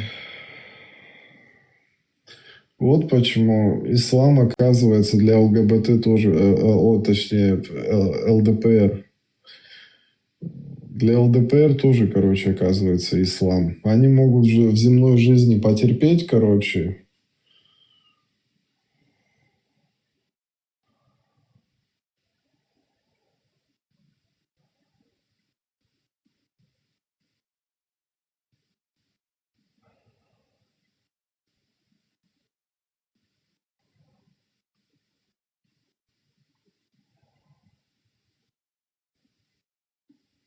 О, Лазик пришел. Шалом, всем шалом. Да, приветствую, Лазик. Лазик, братик, шалом. Лазик, как ты относишься, что бабуины не могут доказать, что объяснить, что Мухаммор, он пророк? Бабуины почему не могут объяснить, что Мухаммор он пророк? Ну, Мухаммор это гриб, бабуин это обезьяна. Хрен его знает, что это. Ты, братан, мне такие вопросы задаешь, знаешь, ты знаешь, я не вхожу прям в такую риторику. У меня есть вопросы, я задаюсь этими вопросами, я получаю на них ответы и делаю для себя выводы. А вот эти вот обзывания, вся эта фигня как бы. Нет, ну это я тебе говорю так, это я же с ними нормально. Вот скажи мне, а какие вопросы ты им задаешь, что ты получаешь ответ? Вот это мне интересно. Я в том-то и дело, что я не им задаю вопросы. Я задаю вопросы, вот я задавал вопросы, когда познакомился, допустим, с Ибраимом, и вот Радио Маршу начал заходить, и вот Кичкери, да, ему задавал, Ханибалу задавал, и получал для себя ответ. Для меня это как бы истинный источник, скажем так, да, это люди, которые вышли с ислама. Это я понимаю. Мы говорим сейчас о бабуинах. Вот бабуину, когда ты задаешь вопрос, ты получаешь ответ? Бабуины, если я им задам такой вопрос, мне придется им ругаться потом. Нахрен мне им задавать эти вопросы, поругаться с ними? Ну, я что, ругаюсь? Я не... Нет, ну я же тебе говорю, если захочу поругаться, я задам такой вопрос. Иногда, как бы, да, желание бешеное имею, как бы, так начинаю, может, задавать, иногда бывает. Но я же не ругаюсь с ними, с меня, я вообще спокойный, добрый, хороший. Я тоже, братан, мы с тобой коллеги. Я не ругаюсь с ними, да. Никого пальцем не обидел. Я с ними спокойно. Да. Мы с тобой живем в Израиле, братан. Мы с тобой живем в Израиле, мы знаем этих бабуинов, и кто они, и как они. Ну, сейчас я до них больше стал смотреть как бы как по религиозной тематике после ТикТока, да, я начал на них уже смотреть как на... Я слышал Аллах Акбар. Для меня есть, вот были как бы мусульмане, хорошие мусульмане, плохие мусульмане. Они, в принципе, так для меня и остались, как бы, только я теперь для себя что понял, что те хорошие мусульмане не понимают, что они мусульмане, скажем так. Я для себя такой вывод сделал, как бы, для меня этого не тоже хватает, как бы, но я... Ты говоришь, где живут у нас? У нас, я говорю, в Израиле, который, да, вот с кем мы воюем и так далее. Не, они даже, те, с кем мы воюем, это. Те, которые у нас, они даже далеко от своей, они даже это знают. Они даже сами это говорят. я больше пытаюсь с ними, вот я даже сейчас был на стриме, как бы там азербайджанцы вот эти вот открыли стрим опять. Это азербайджанцы, я имею в виду не азербайджанцы, а именно есть одна группа азербайджанцев, которые ну, как бы сидят и пропагандируют антисемитизм, и там начинают искать себе какие-то отмазки, короче, по какой причине это делают. Якобы они не антисемиты, а просто делают какую-то ответку. И все, вот я туда зашел, выкиньте Лазика. Я говорю, а что Лазик? Что вам... Главное, поднимаются те, короче, которые ругают ислам целыми днями, которые там ставят карикатуры, такое, как бы, а тех они зовут. Ты подымись, давай поругаемся. А Лазик просто, который не будет себе ругаться, как бы, а задавать им неудобные вопросы. А Лазика выкиньте, понял? С ними вот так вот надо разговаривать. Кто это? Давай я к ним приду. Вот иди там шейхи, шмехи, там Мухаммад сидит. Сидели вот эти бородатые, сидят. Я так пробегаю недавно. И говорят, вот, они к нам боятся подняться, потому что мы здесь шестером сидим. Я говорю, ну подними быстро. И что-то не могли поднять меня, не хотели. Тут у меня, кстати, такой резонный вопрос есть. Резонный вопрос есть вот к этим мусульманам, которые, короче... Я спрашиваю в чате, бабуины, я же добрый, я хороший. Чего у меня это не... Я же к вам это... По-доброму. Им надо зайти, им надо троем зайти, как бы, да. А здесь только 2 окошка свободных. Они вдвоем боятся заходить. Им надо как минимум 3, чтобы было. Я напихаю по-доброму. Я же с ними не ругаюсь, Лазик, ты же знаешь, правильно? Не, вот я сейчас, если дашь, братка, договорить секундочку. Я для себя сделал такой вывод, короче, да, что они вот чисто кафиры. У них же вот, опять же, я же слушаю, да, вот когда я не просто так вопрос задаю. Получается, те, кто провоцирует, чтобы ругали пророка и так далее, как бы они же кафиры, правильно? Я, не к тебе даже вопрос, Леон, а остальным, кто был в исламе. Они кафиры, получаются, да?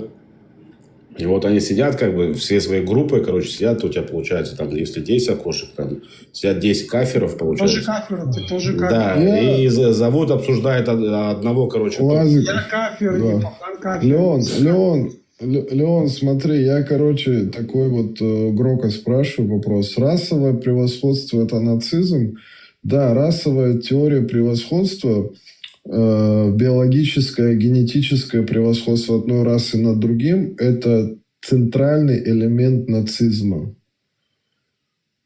Вот. Получается, эти чудики, у них, ну реально как бы нацисты, их религия – это нацизм. Если исходить из того, что это все вот эти богословы, там их, ну, авторитетные, там, Ибн Тамия говорит, что это хокум, что все вот эти ахлю сунна имамы там или кто они там сходятся на том, что арабы превосходят не арабов, и где говорится вот это социальный лифт по уровням. А Мартин мне говорил, что это не нацизм.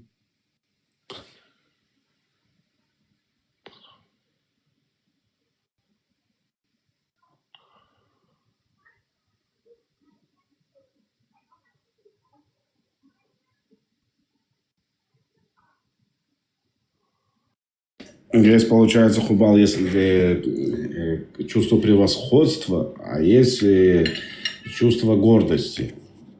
И там имеются 2 большие разницы, как бы, да. У них, допустим, чувство превосходства. А когда они нам суют, якобы, а вот вы же говорите, что вы избранные и так далее, как бы, все такое. Тут у нас не по национальному признаку, у нас монолитическая какая-то тематика, как бы, да, где они сами же говорят и нам говорят об этом, да, вот. Всевышний вас выбрал, но, ну, и, опять же, они верующие, там, мы верующие и так далее. Но вы там отвернулись от него и так далее, как бы, да, вам пока, короче, мы круче вас, пока вы там не станете такими-то, как прописано там в Коране и так далее, короче, там не совсем понятно, что у них там прописано и все такое. А именно когда по национальному признаку у евреев, допустим, такого нету. Вот, а у них, у арабов, такое есть. там чувство превосходства и так далее. Или там, как это было там в нацистской Германии такое, да, вот этот нацизм. Ну, это как барану объяснять, как бы, да, что он баран, наверное, хрен его знает, или как-то по-другому. Или там пройти как мимо психушки, короче, да, и такого решил заглянуть, и начинаешь его обзывать, да ты дебил, как бы, да, этому сумасшедшему, который находится в этой психушке. Это где-то вот так вот им эту херню объяснять.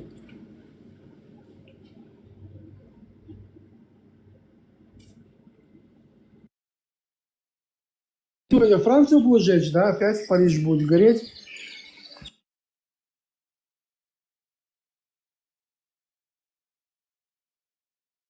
Бабуины будут опять стараться сжечь все.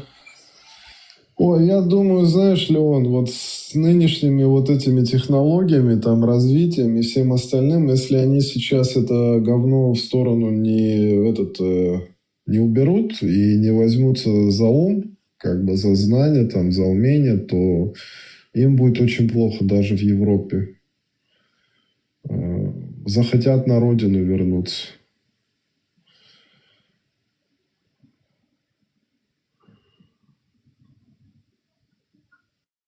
Да почему они на родину хотят вернуться? С каким макаром? Ну, не захотят, так помогут им. Сирийцы уже вон вроде им помогают сейчас. А как ты можешь, если он получил еще гражданство? Честно сказать, там вроде бы совокупно, если посчитать, я опять-таки через нейронку прогонял, там, по-моему, всего на весь Евросоюз там 4 миллиона, там 200 или что-то в этом роде, короче. Ну, это из этих 4 миллионов, по-моему, такая вот, это большая часть, вот эта масса, ее просто, она громкая, что ли, не знаю, слышно ее. Я не знаю. Вот Есть ли какая-то... Получается, давай скажем так, сколько европеец детей? 1, 0, 2. Окей. Сколько у них детей? 6, 7, 8, 9. Знаешь? Из 4 миллионов пару лет будет там целых 20 или 40. Ну, а самих европейцев сколько там во всем Евросоюзе?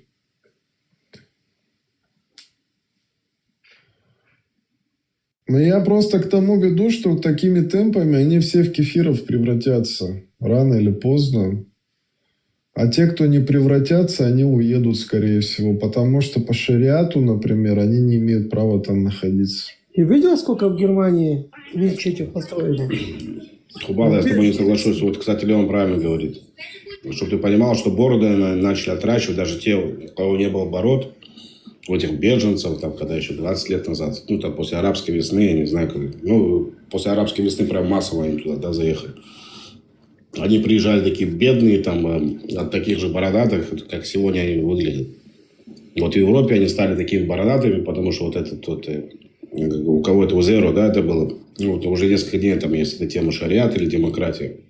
Они, пользуясь этой демократией, становятся теми же, не как становятся, а ведут себя так же, как бы, может, иногда кажется, что они даже завидуют, да, завидовали, почему не я, а он, как бы, да, меня может выгонять и такое.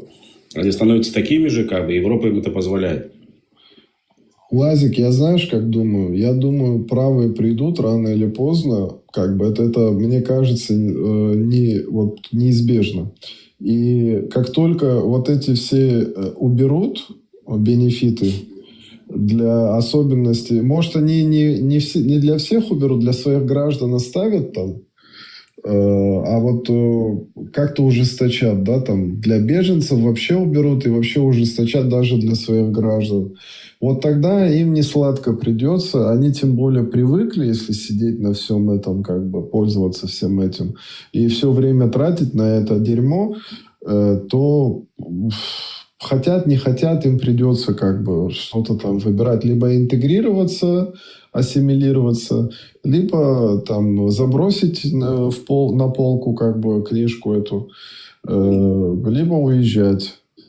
Ну, опять же, там не суфи сейчас живут, там живут конкретно ваххабиты. Знаешь, они туда суфи попали, как бы, понимаешь, в чем дело? Нету здесь такого. А там уже, получается, уже они прошли эту промывку мозгов, как бы, там нет вот этого вот, то, что, ну все, мне деньги нужны и такое. Как бы. Там есть такие, конечно, да. Ну, сейчас там все больше и больше становится таких, которые могут зайти в автобус просто и бабум, как бы, бум и такое. Я не думаю, что они так сильно будут думать там о том, что там он... Лазик, смотри, если правые начинают выигрывать, это же о чем говорит? О том, что европейцы тоже не дурачки. Не дурачки тоже. Нет здесь такой темы. Здесь вот эти, которые с ближневосточных, там, оттуда приезжают, они как раз-таки здесь этим не страдают, потому что у них русскоязычной какой-то литературы этого нету. И они, наоборот, здесь более там не то, что интегрируются, а ассимилируют. И следующее там поколение, второе, третье, оно как раз-таки уже нормально будет здесь, ну, скажем так, в местной культуре. Такого этого повального здесь, таких страшилок нету. А вот эти, которые там насилуют, вот этим занимаются, это как раз-таки не исламистская тема. У нас есть Ибраим, договорил, я тебя не перебиваю. У нас есть такой журналист, вот Леон знает, Цви Хискель. Он переоделся в этого, ну, в одного из них, короче, да. Он сам по себе верующий человек, религиозный. И поехал в Бельгию. В Бельгии он был, по-моему, во Франции, в Германии. Ну, переоделся в этого мусульманина, как бы, да. И брал у них интервью. Он еще чисто на арабском разговаривает, там, именно на ближневосточном, по-моему, там, с таким арабским, с египетским диалектом, то ли иракским диалектом. Не важно, короче, они приняли его за своего. Он арабист. Он арабист, он сам по себе журналист-арабист, да, и такой. Я думаю, где-то есть, по-моему, нет с переводом на русский, Лео. Или с титрами есть, по-моему, на русском. Где-то должно это найти. Ну, можно найти, где-то посмотреть. Ты увидишь, что у них там происходит, Ибраим. Это давно когда это было? Лет 6 назад, да, это было 7 лет назад, по-моему, Там пипец, что происходит, Ибраим. Именно внутри, в их ячейках, там, именно в их районах, там пипец, что происходит.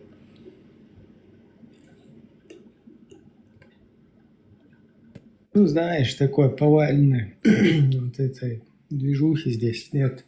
Потом то, что ты про автобус говорил, зайти туда, и это для этого же нужно сырье, скажем так, да, чтобы это совершать. Это не как у вас, да, там, когда у вас под боком вот эти говнюки, которым постоянно туда любого вида могут это дерьмо предоставить, чтобы против вас это проводили. Здесь, чтобы это сырье достать, такой возможности, к счастью, нету. Поэтому такого, конечно, будет там, потому что есть такие случаи, да, там. Но в основном там заезды на машинах, вот такое, да, там в толпу. Осуждаю. Смотри, совсем недавно, позавчера или вчера, я смотрел, в Англии было изнасиловано женщин 250 с чем-то тысяч за год. Услышь эту цифру. 250 тысяч. Ты представляешь? Как ты думаешь, кто прославился в этих во всех? Понимаешь? Это уже не шутки. Правый проснулся, как Пахан говорит. Напихает всем. Конкретно причем. Там дурачков нету, как бы. Европейцы, как говорят, долго заправляются, как бы.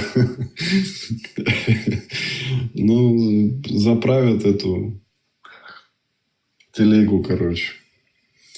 Вот. Ты заходи, давай. Расскажи нам. Ты же мне посылаешь там в чате что-то. Я так ждал, что мне в чате пошлет объяснение. Мне не послал. Эх ты, т.д. Ты же настоящий Абдулашка.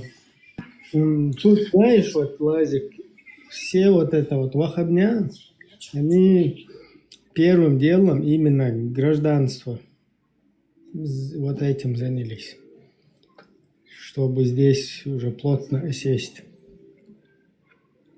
И, ну, здесь вот сейчас, не сейчас, а когда это, во время сирийской вот этой движухи,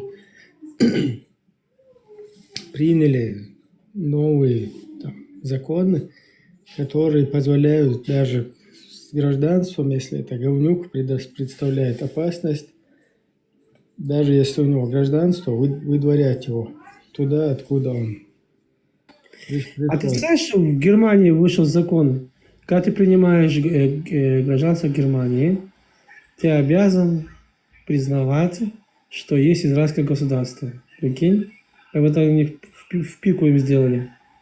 Что, реально так, да? Да, я проверял, да. Я охренел.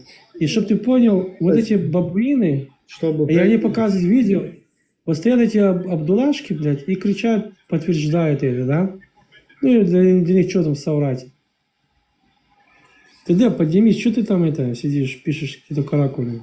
Тут, знаешь, вот, Леон, здесь нету абсолютно какой-то антисемитской вот этой темы. Я говорю вот о местных, да, в Австрии, там, я не знаю, в Германии, в этих государствах. Здесь нам, ну, есть какие-то там вообще говнюки, ну, вообще редкость это, да, которые там этим страдают. И здесь это пресекают. Поэтому говорить, что здесь вот такая какая-то антиеврейская... Вот...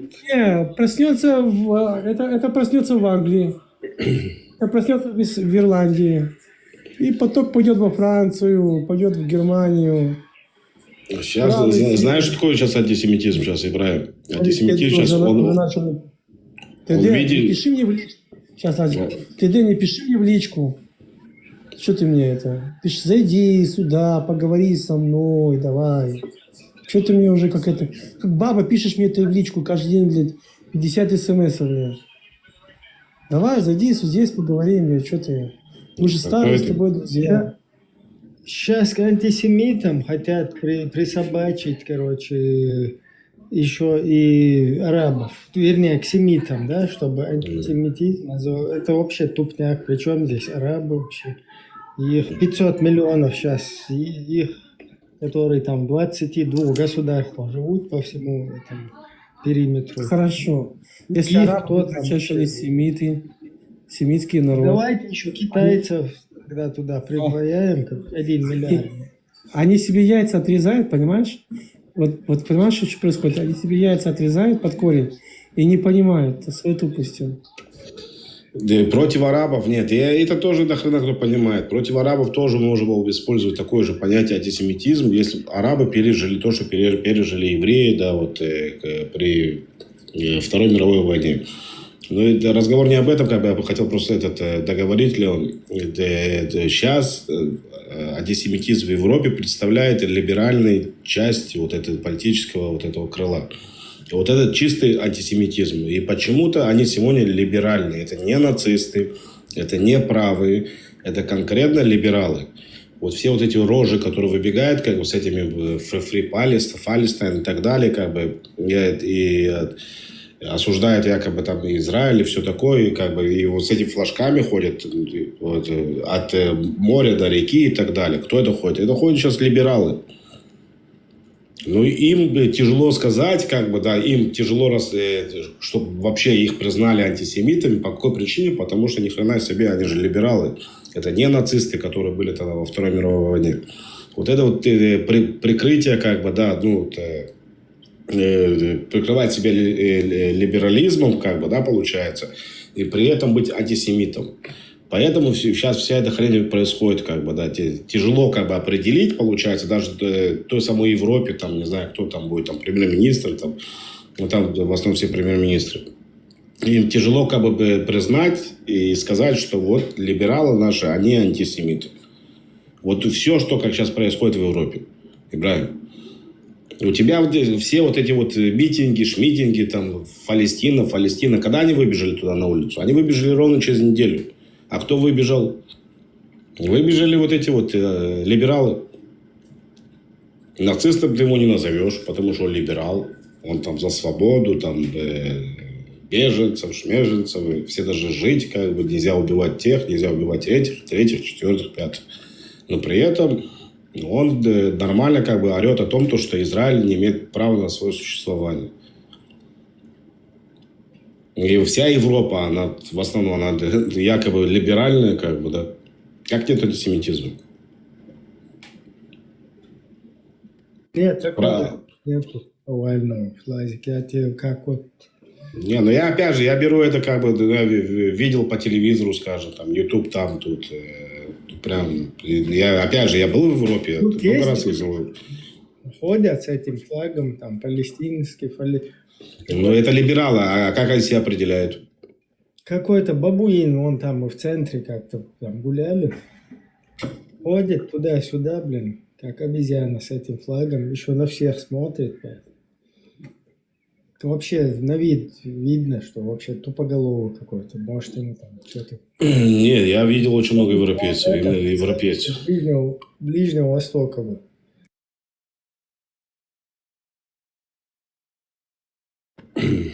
Я имею в виду, как бы, я имею в виду то, что они якобы придерживаются либеральных ценностей, но при этом они занимаются антисемитизмом. В принципе, только они и занимаются. Сейчас правые за нас, а правые у них там история есть с каким-то там дедушка, Мария Ле Пен был там. Я не хочу, чтобы она была за нас, да, скажем так. Я знаю ее историю, ее отца историю и так далее, ее дедушку историю. И, ну, вот они сейчас якобы рулят как бы за Израиль против вот этих всех от бабуинов, которые проживают у них там в стране, да. Они якобы нам дают из-за этого поддержку. Ну, как, ну, это я так вижу, понимаю. Как. А так набирают все голоса.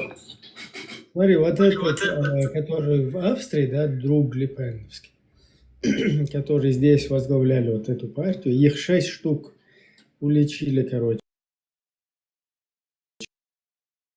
6 штук уличили, короче.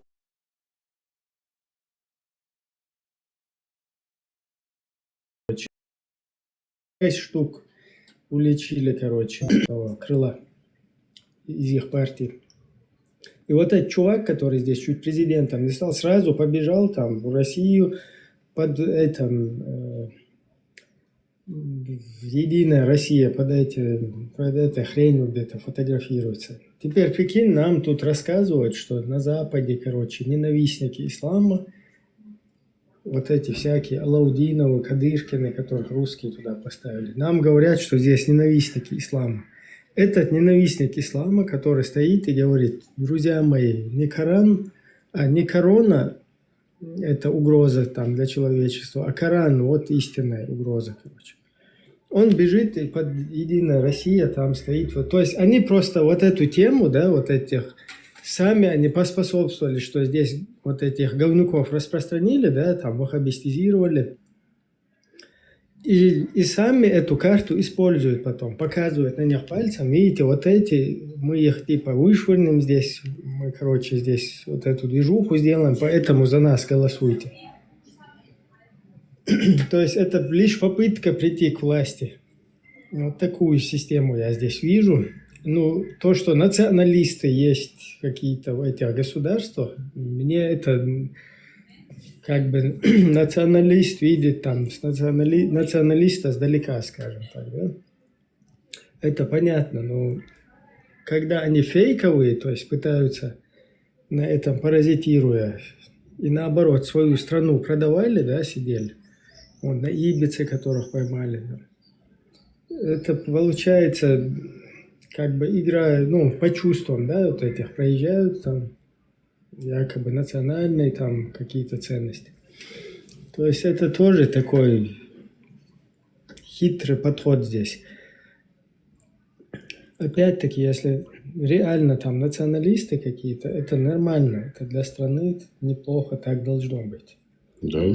Но здесь такой проблемы нету, чтобы националисты, не националисты, люди, которые сюда приезжают, они все равно потихоньку в это общество вливаются. Это вообще редко там, чтобы, я не знаю, вот, например, турки, да, у них есть вот такая тема, они даже через несколько поколений как бы в своей культуре остаются. Все остальные, 90%, они сливаются с местной культурой со временем. Нет, любое государство должно четко как бы давать понимать, что это конкретно, это получается национально, будь то Чечня, это национальное чеченское государство. Всем остальным добро пожаловать, паспорта, преданы государству, у нас есть своя армия, у нас есть свои какие-то структуры и так далее. Вы точно так же служите, вы точно так же работаете, вы точно так же живете, проживаете в моем государстве, в чеченском государстве, в еврейском государстве, там, в таком или другом или ином государстве. Как бы, да. Вот это не нацизм, это ни в коем случае ничего такого. Как бы, да. Опять же, граница же есть, правильно, у любой страны. Франция, там, Англия. Там. Общество, при всем при этом ты можешь сохранять свою какую-то идентичность. Да. Это вот у нас же здесь тоже, когда мы определили себя как еврейским государством, тут все пропало, тут арабы встали, левые наши встали, те же самые, и они евреи, что ты понимал, да? Все пропало, все, это нацизм, такое. Нет, это четкая позиция, как бы, да, что ни хрена подобного. Здесь другого государства не будет. Оно национальное еврейское государство. Здесь проживает 2,5 миллиона арабов. У них тоже паспорта. У них то у них поблажек больше, чем у меня. Чтобы ты понимал. У меня, чем у Левана. У них поблажек до хрена и больше. Я землю покупал. Я как бы, там есть что-то такое, михраз называется. Леван, как перевести михраз?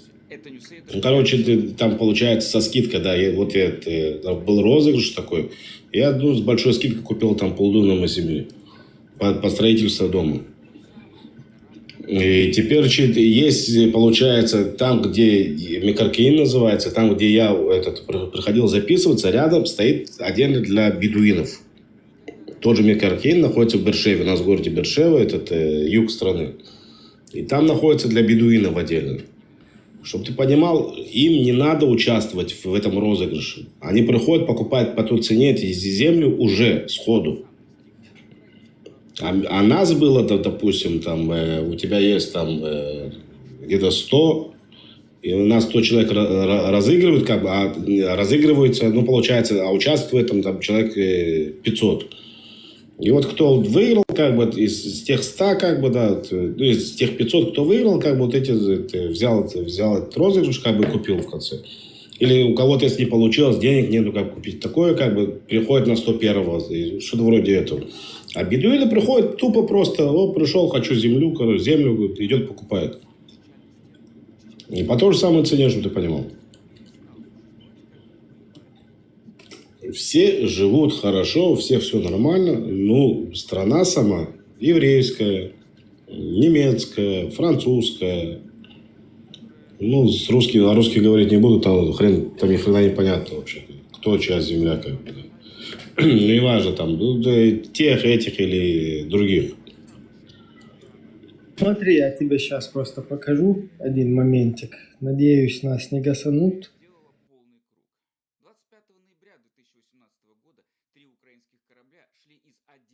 Как она включалась? Камера. Сейчас. Вот видно, да? Как я надеюсь. Вот Единая Россия.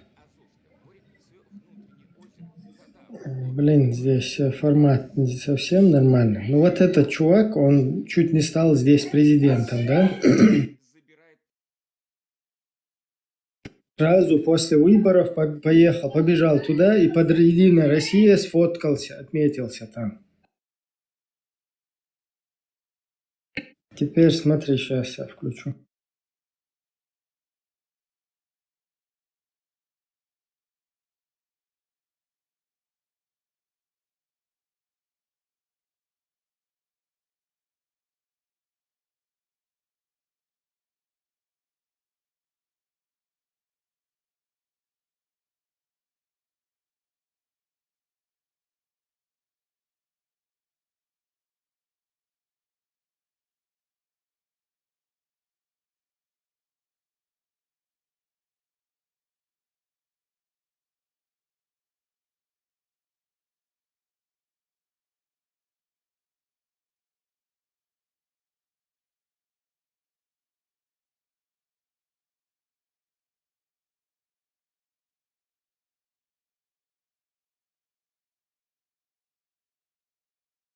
Осталось еще найти. Сейчас.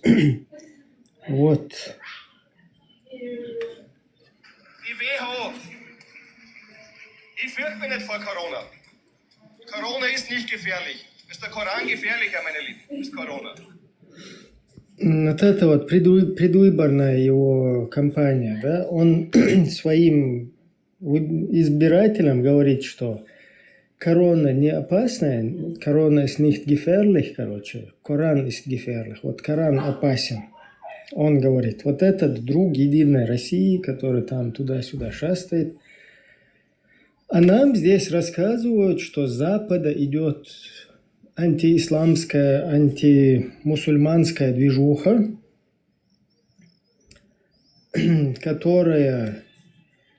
против которой нужно создать войско Иисуса, алейхиссалям, и бороться против этого, делая джихад в Украине. Понимаешь, какое здесь существо происходит? Я извиняюсь за откровенность. То есть это вот это существо, оно вот так совместно крутится здесь. Тут нам штампуют ваххабню, да, откровенно, а тут делают вид, что они борются с этой ваххабней. И эта ваххабня, она нужна вот в таких националистических каких-то предвыборных гонках, чтобы на нее потом пальцем показать. Видите, вот эта ваххабня, мы ее типа вышвырнем. Но с другой стороны, они уважают Путина, знаешь, за что? За то, что он делает, в конце концов, как он приструнил, получается, и приструнил, и запустил, и приструнил, тут те же самые. Кадырова, понимаешь, в чем дело? Смотри, здесь нам штампуют эту ваххабню, понимаешь? 1500 мечетей там понастроили, сюда вот это все, хиджабы, бороды притащили оттуда. То есть и сюда вот это вот распространяют, здесь это... Сейчас против... Вот эта вся движуха, которую мы начали, вот здесь на месте, здесь вот эти местные и тамошние, они совместно против нас какие-то террористическим этим призывают, понимаешь? То есть это идет вот такая, все вот это движение там, у которой начало в Москве. А тут у нас вот эти вот друзья московских, русских, они якобы борются, понимаете ли, там. Коран это, корона это не опасно, вот Коран это опасно, он говорит. И ты не можешь, у тебя нету голоса донести до вот этих дебилов здесь местных, до этих, до всех, короче, что здесь происходит на самом деле. Покажи мне кого-то, кроме Путина, который может отправить на джихад мусульманина в Украину. Ты же понимаешь, что войско Иисуса, которое создали Салаудином, оно идет бороться с неверными против их западных ценностей Украину, понимаешь? Ну, я же говорю, да. Их брательник, друг, который здесь баллотировался в президенты, едет там и здесь, а потом рассказывает, Коран – это опасность. И бежит потом с Единой Россией там вместе. Понимаешь, это, я извиняюсь, существо, насколько оно хитро, да, и нагло вот так работает. Не можешь ты докричаться не до этих, потому что здесь думают, что там ваххабня какой-то, с ваххабней борются, не понимают, кто эту ваххабню создает. И до этих дебилов, блядь, никак не достучишься, наших вот этих, вообще, которые сели на эту ваххабню и вообще ничего больше не видят. Вот ты им объясняешь, показываешь, иди сюда, ублюдок, ты вон жертва, со своими чувствами, со своими там рыданием, со своей сентиментальностью всякой, короче. Вон, посмотри, чья ты, короче, марионетка. Ни до этого дебилов не достучишься, ни вот этим нету рупора какого-то или площадки, да, чтобы донести, что на самом деле. Не, ну что, Ибрагим, получается, ваххабню-то придумал не Путин, получается, ваххабня была давно до этого, она пришла к вам туда, на Кавказ, да? Но получается, с другой стороны, Путин очень так красиво, умеет ей пользоваться, он вот в этих глазах у этих выглядит спасителем. Да. Понимаешь? А там он у этих выглядит, наоборот, спасителем ислама. Еще знаешь, что это же единая Россия, это который этот человек не от себя это говорит. И завтра, послезавтра, когда вот эта Россия проиграет, они будут вот эту же тему поднимать. Именно вот против мусульман, вот это радикальное, которое они сейчас создают, вот потом они будут объявлять, вот мы с ними боремся, не можем, поэтому мы вот так против них. Видишь, вот как Ибрагим говорит, они борются, чтобы этот нечисть не зашло туда, а там уже начинают они сейчас, это ни с того, ни с сего, он не будет вот так говорить, единой России, без какого-то ведома он не будет говорить, что Коран опасен, когда там строятся мечети, когда Путин едет и дарит там Коран, просто не догоняют наши, не думают они. Смотри, этот же чувак, сейчас я покажу, которого я сейчас показал, который друг Путина, друг Единой России. Вот смотри. Так, сейчас. А у тебя это другой аккаунт, да? Смотри. Не, я просто другого ушел. А, да. Wir haben heute wirklich ein Problem mit dem radikalen Islam in Österreich. Also, als ich auf die Welt gekommen bin, gab es 20.000 У нас, Muslime in говорит, проблема с Österreich. Heute sind радикальным es исламом. 800.000. Aber der Islam ist kein Teil unserer Kultur. Ислам это не является частью нашей культуры. И никогда не будет ей. Вот этот вот говорит. Вот этот, который потом едет, сразу делает отчет после выборов, после всего едет и сфотографируется с Единой Россией, которая весь мир исламский защищает от западного ЛДПР, от западных грязных ценностей. Вот это вот существо, его никто не видит, понимаешь? И невозможно это как-то донести, прорвать вот этот, я не знаю, скажем так, информационную блокаду вот эту. То есть здесь вот этот же сидит, об этом говорит, там каких-то этих заряжают на джихады против Запада. Вместе со спасителем ислама Путиным. А тут он наоборот, спаситель цивилизованного мира против ваххабни там, и так далее.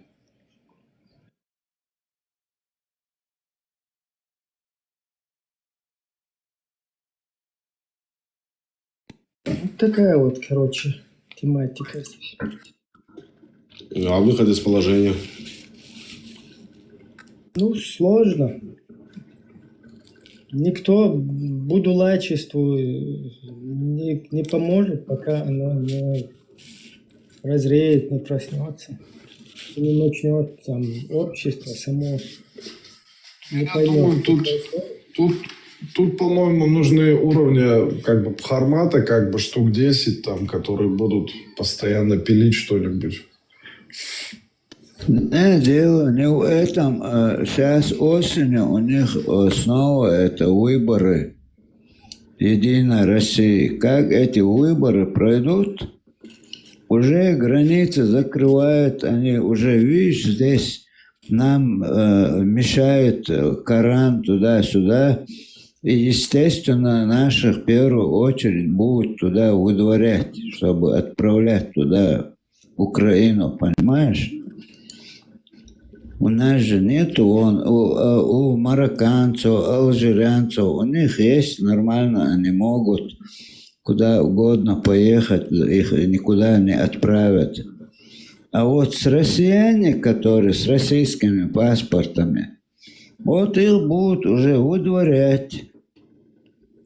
Тем более здесь уже до того там тельняшки рвут. Этих в первую очередь. К этому подготовка идет. Уровень Бхармата получается хубал. Уровень Бхармата, Бхармат не политический. Понимаешь, в чем дело? Бхармат, Я говорю... у него религиозная тематика Бхармата. Вот если бы он включил бы туда еще политику, засунул бы, но когда он засунет туда политику, он должен убрать таких, как Элеев, там, допустим, которые забегают туда. То, что даже политика, поддержка должна быть финансовая. Нет, я имею в виду, как бы его разговор, у него очень красивая поставленная речь, как бы, да, он может очень нормально всем все объяснить, как бы, своим же, я имею в виду, да. Лазик, смотри, я дополню, что имел в виду. Никакая что... финансовая, никакая ни поддержка, ни задержка здесь никому ничего не поможет. Это полный бред. Здесь нужны люди, которые готовы пробить брешь. Да? Вот то, чем Бхармат занимается, это конкретное дело. Вот такие люди, не важно, не обязательно, чтобы он линию политики гнул. Просто нужны люди, да, и те, которые и политику гнут, и те, которые полностью выворачивают наизнанку все вот эти идеологические там моменты. То есть это важно, чтобы еще такие люди появлялись, чтобы процесс ускорился. А какие-то финансы, это вообще здесь какие, куда финансы, не финансы. Это второстепенно, наверное. В голове порядок навести, вот, и каким-то образом. Тут не так финансы, как вот нужны люди, которые тоже понимают эту ситуацию и готовы сотрудничать, да, там, будь это на уровне каких-то, компетентных органов и так далее. Да, я хотел бы добавить, Лазик, я имел в виду, что как начинается вообще, перепрошивка, например, скажем так грубо, когда, например, ты узнаешь что-то, или точнее откладывается у тебя в голове информация шокирующая какая-то, и это у тебя уже сидит в голове, например. Тогда по многим этим, одним камнем ты по многим этим зайцем бьешь. То, что как бы поменьше будет этой течения вот этого жестокого там вахарни. И поменьше будут ячеек, поменьше к вам в гости через Ливан будут там приходить. Они, наверное, приходят. Всего будет поменьше, там и других вещей. Там, а вообще в идеале там кто-то прозреет и выйдет, например, как я там, например. Я имею в виду фундамент. Фундамент надо делать. Нет, Бхарма делает очень хорошую работу для молодежи. Но он, опять же, еще раз, как Бхармат ее делает, он делает ее очень, красиво. Он делает это интеллектуально, скажем так, да. Но иногда это людей отпугивает, когда забегают разные какие-то такие люди, которые ты понимаешь, о чем, да, я говорю, да. Опять же, ему неудобно им сказать: послушайте, вы мне мешаете, потому что я провожу свою информационную войну, я ее провожу по-своему.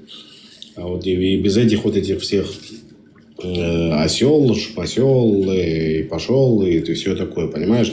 И это и иногда вот этим же людям, которые хотят проснуться, и какой-то такой же придурок, который ведет противоположную пропаганду, да, вот пропаганду просто ведет, не противоположную, а пропаганду ведет. Он говорит: вот видите, кто-то к нему заходит, вот видите, что они говорят, кому ты веришь? Понимаешь, что я говорю? Тут тут получается те даже, подписчики там и люди, которые заходят к нему в эфир, они ему мешают это иногда делать, и чтобы вот он уже почти дошел до этого человека, до него дошло, тот уже начал задумываться, и тут забегает какой-то подписчик и начинает, такое-сякое, не хочу сейчас говорить слова, но неважно. И тот Бхармат только добился своего, и тот обратно ушел, Опять же, ты четко как Не, ну это... представь, если таких 15 штук будет, как бы... Ну, могло бы быть и больше. Я, например, вижу, как Объясню, бы... почему они не появляются. Объясню. Это тоже завязано на вот этой воле. Безопасность еще. Да, да, ну смотри. Здесь сидят вот ублюдки, да, прямо в интернете с открытыми рожами, с открытыми забралами. Явно обсуждают какие-то террористические движения, да, против нас, вот эти угрозы. Ну, понятно, что это все фиксируется, но меры не предпринимаются. Я понимаю, хоть как бы у вот этих вот государств, там, у их спецслужб своя стратегия, свои подходы, там, я не знаю, выявить цепочку, пятое, но нам это вредит. Нам нужно здесь и сейчас, чтобы сразу это, скажем так, показательно пресекалось, понимаешь? И когда это будет происходить, тогда люди уже, как бы вот этот страх, он уйдет. Пока этот страх не уходит. Почему? Потому что вот тут буксуют. Вот такая вот ситуация. То есть это все вот так завязано. Ибрагим, мне кажется, как минимум нужно быть в Европе, чтобы этим заниматься, как бы. Минимум, да. Но плюс еще явно вот тут в Европе вот эти вот говнюки какие-то сидят. Понятно, что там петушатся в основном. Но когда ведут такие призывы, это отпугивает других людей, чтобы они тоже могли спокойно высказывать насчет этого свое мнение. А их самих остановить у нас нету компетенции здесь, понимаешь? То есть это должна быть уже воля здесь на месте. Понятно, что, опять-таки, повторюсь, это и фиксируется, и все. Но нам такая стратегия не подходит. Нам нужно сразу вот несколько штук, чтобы показательно их привели в чувство. И все, тогда уже ситуация кардинально будет меняться. Пока этого, к сожалению, вот, буксует. Ну, я как в Европе буду, думаю, заняться, короче. Сразу говорю. Представь, здесь где-то 300 тысяч уже и пополнение есть. Но из них вот здесь несколько, Ибрагим, да, Пармат. Несколько человек только этим занимается, понимаешь? Которые вот в Европе, мы хоть закрытыми там не боятся, не выступают, хотя они поддерживают нас. Но этого мало все равно. Ну, смотри, гость. Дома это вообще невозможно. Ну вот здесь ты уже в Европе, то здесь даже на это не решаются. Так, я думаю, найдутся. Почему? Потому что сейчас уже инструменты, как бы, да, вот эти, то, что мы с Леоном обсуждали там, они развиваются, будет это все намного легче, как бы, делаться. Но он тоже говорит, это слишком медленно и развивается, если смотреть время, как идет прогресс, как этот опухоль быстрее развивается, чем наша работа, понимаешь? А могло бы еще лучше, быстрее. Этому никакого нету там, такого трудного, ничего нету. Просто даже сказать, поддержать этих людей, они даже нету. Этих людей даже не хватает. Конечно, он десятилетиями, сегодня не те времена. Здесь каждым днем меняется обстановка. А такие, как Арзуев, они спонсируются же, нет? Не, спонсируются эти, которые там выставляют за чеченский народ. У них есть подпитка, журналисты, везде их зовут. Вот они делают, но он никакую пользу, он наоборот. против действует их работа. Смотри, я думаю... Я никак не могу к нему подняться, все пытаюсь, как бы, да. Я ему уже внизу написал, Да. я у него в Телеграме там тоже с ним пару раз общался. Я говорю, ну, хотелось бы подняться, он открывает стрим, как бы, у него там все пустые. Да, Аслан, да. Я хотел, короче, момент один сказать еще. То, что... Аслан, так, ладно, говори потом. Да, тут еще такой момент есть, что, например, я думаю, некоторые чеченцы, о которых ты говоришь, 300 тысяч, они, может, как бы питают еще какие-то иллюзии там вернуться, а если они этим начнут заниматься, как бы, то 100% у них, ну, как бы они точку поставят там с родиной, там совсем, ну, в определенном смысле, и может там как-то родня там предостерегает, там, ну, не знаю, родители там, то все десятое, как бы. Это как-то нужно, ну, идеология должна быть этим заниматься, как бы. Вот. Естественно, вот это, за что я и говорю. А что думаешь, вот Ибрагим, Пармат, они не страдают, что ли, от этого? Конечно, без жертв не будет вот так. Каждый смотрит, да, я рад за вас говорить, а дальше ничего не идет. В этой теме, да, вот как эта тема там началась, тут уже много людей пострадало. У нас есть тоже какие-то единомышленники, которых вычислялись ЧГТРК. Вот это филиал ОРТ в Чеченской Республике. В частности, заместитель, помощник вот этого директора. Он вычисляет, ну, они там через Телеграм. Рыжий рыжий, я забыл, как его зовут. Да, худой этот рыжий, такой противный нахрен. Это директор, а у него есть там с головой, которая еле помещается сюда в экран. Магомед, ну, он же Буайсар Эрзалиев, Вохстаг он себя называет. И вот это, ну, понятно, что это простые там говнюки, которые просто с стукачками работают. Там за ними стоят, им подкидывают там информацию, что делать, их аккуратно дирижируют, короче. Но, тем не менее, вот эти говорящие головы, они уже вот несколько наших единомышленников там с их родственником вычислили, чьи они, кто, и туда связывались, и как бы, ну, аккуратно вот так предупреждали, чтобы рты позакрывали.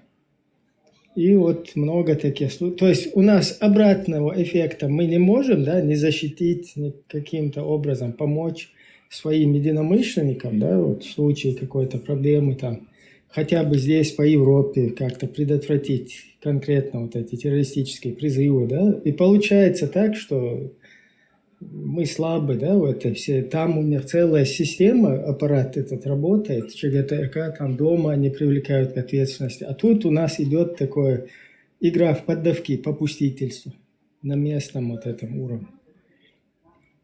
Опять-таки, я понимаю, что это своя стратегия, потому что информация, она вся есть там у тех, у кого ну, надо.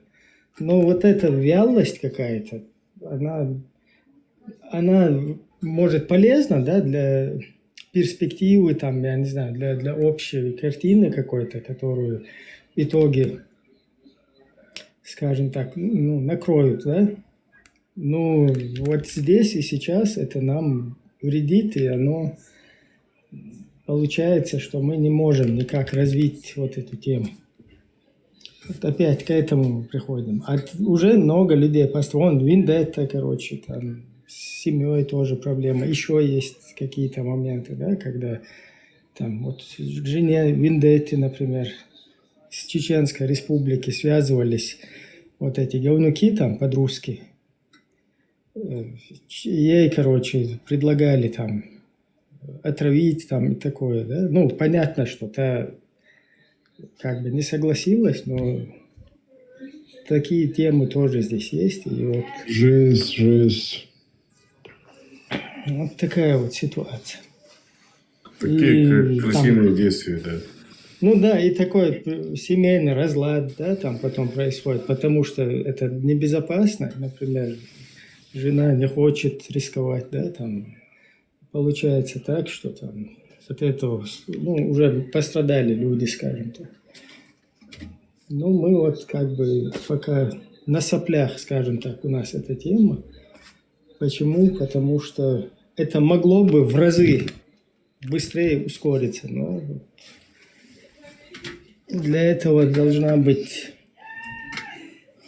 короче, нормальная вот заинтересованность людей, Да. у которых есть возможность. Имеется в виду не финансовые, я вообще эту тему ненавижу, да, там, финансы, потом говнюки, которые появляются, которые кидняки, короче, вот это, на финансовом. Вообще здесь финансы абсолютно это тема, которая не интересует, меньше всего интересует. Тут важно именно действие, да, там, ну, связи, скажем так, да, с там, определенным людьми, у которых есть какие-то возможности повлиять на ситуацию. Там еще другой нюанс получается, да, Ибраим. У тебя получается еще патриотизм в тебе присутствует, потому что ты видел то, что ты видел, понимаешь? И а вот эта вот нынешняя молодежь, она не видела этого. Сейчас, сегодня они видят, что деньги, Европа, Россия, Чечня, кадыровцы, спорт, хорошие тачки и все такое, понимаешь? Вот у нас, допустим, у евреев, да, я тоже этого не видел, да, скажем так, всего вот этого плохого и так далее, живя на Кавказе. Вот когда, мне сколько было, 9 лет было, когда Станчик уехал. 9 лет было, но мы жили хорошо. Но когда я приехал в Израиль, вот здесь у меня проявился патриотизм, потому что у нас каждый день войны происходили, понимаешь, в чем дело? И вот у нас постоянно войны, как бы я знаю, что я не выживу, если я не буду патриотом своей страны. Я, в конце концов, как я вырос, я понял для себя, что если не будет моей страны, то и меня не будет, как бы, да. Но ваша молодежь этого не понимает. Вот наш возраст, допустим, да, это знает, понимает и так далее. Но ваша молодежь, она, получается, она разбежалась. Ну, 30-летние такие, да. И они вот, проживая в Европе, как бы, они вот тебе не верят. Или, знаешь, что, ну, было, как бы, ну, сегодня же нам хорошо, мы живем сегодняшним днем, как бы, да, вот сегодня нас стоит. Он есть, понимаешь, потенциал есть. Как бы в природе людей заложено, скажем так. Чувство самосохранения. Не то, что чувство, даже не это, а вот, скажем так, мужество, да, вот есть у людей. Есть какие-никакие там культурные какие-то ценности. Есть тоже, скажем так, любовь к своей родине, то есть она заложена изначально, но ее нужно пробудить, понимаешь? Ну, да. Ее взяли, переставили это все на рельсы вот этой вахабни, поэтому вылезают из кожи вон там Палестина, вот в эту херню играет, понимаешь? Эта вся энергия, она должна в правильное русло быть направлена. Тогда это как бы работать уже начинает.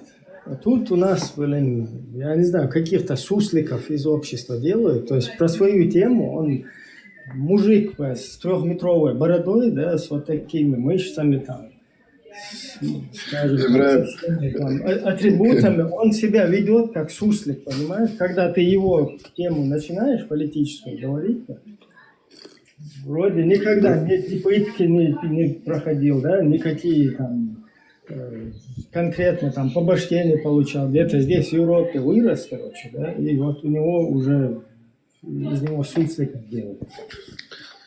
Ибраим, я хотел сказать, по-моему, самый реальный такой мне что-то мысль пришла. В Израиль переехать и оттуда, короче, дават делать нам всем. Это не вариант, потому что нужно в самом обществе. Тут игра в суслики, я против нее. Я, например, наоборот, я понимаю, что это небезопасно, там опасно, хренпасно, уже задолбался с этой безопасностью, опасностью. Именно нужно находиться вот, в гуще событий, в обществе. Тут я против того, чтобы здесь шифроваться, куда-то прятаться. То есть уже достаточно обезопасенными здесь, находясь в европейских странах. Маршал, но это, как говорится, инстинкт выживания, да, вот. Ну да, ты избегал со своим инстинктом. Ты сколько банок оторвал? Ну, сегодня очень мало пока. Разницы нету. Израиль, Америка. Дело в том, вот, мы же говорим, вот, дома, которые есть, вот, они их напрягают, понимаешь? Вся этом загвоздка. Да, не борются с тобой именно. Они через родственников, разницы нету, через... Там у нас есть один единомышленник, он, конечно, мало политизированный, ну, не скажем так, не такой уж грамотный человек, да, но у него все-таки там вот это вот патриотизм, в нем любовь к родине и так далее, там, к своему народу. И он вот с нами тоже там участвовал в этом деле. Потом как-то поехал туда, и там мы его накрыли домой. Сейчас он как бы исчез из поля зрения, даже непонятно конкретно, что там происходит, как.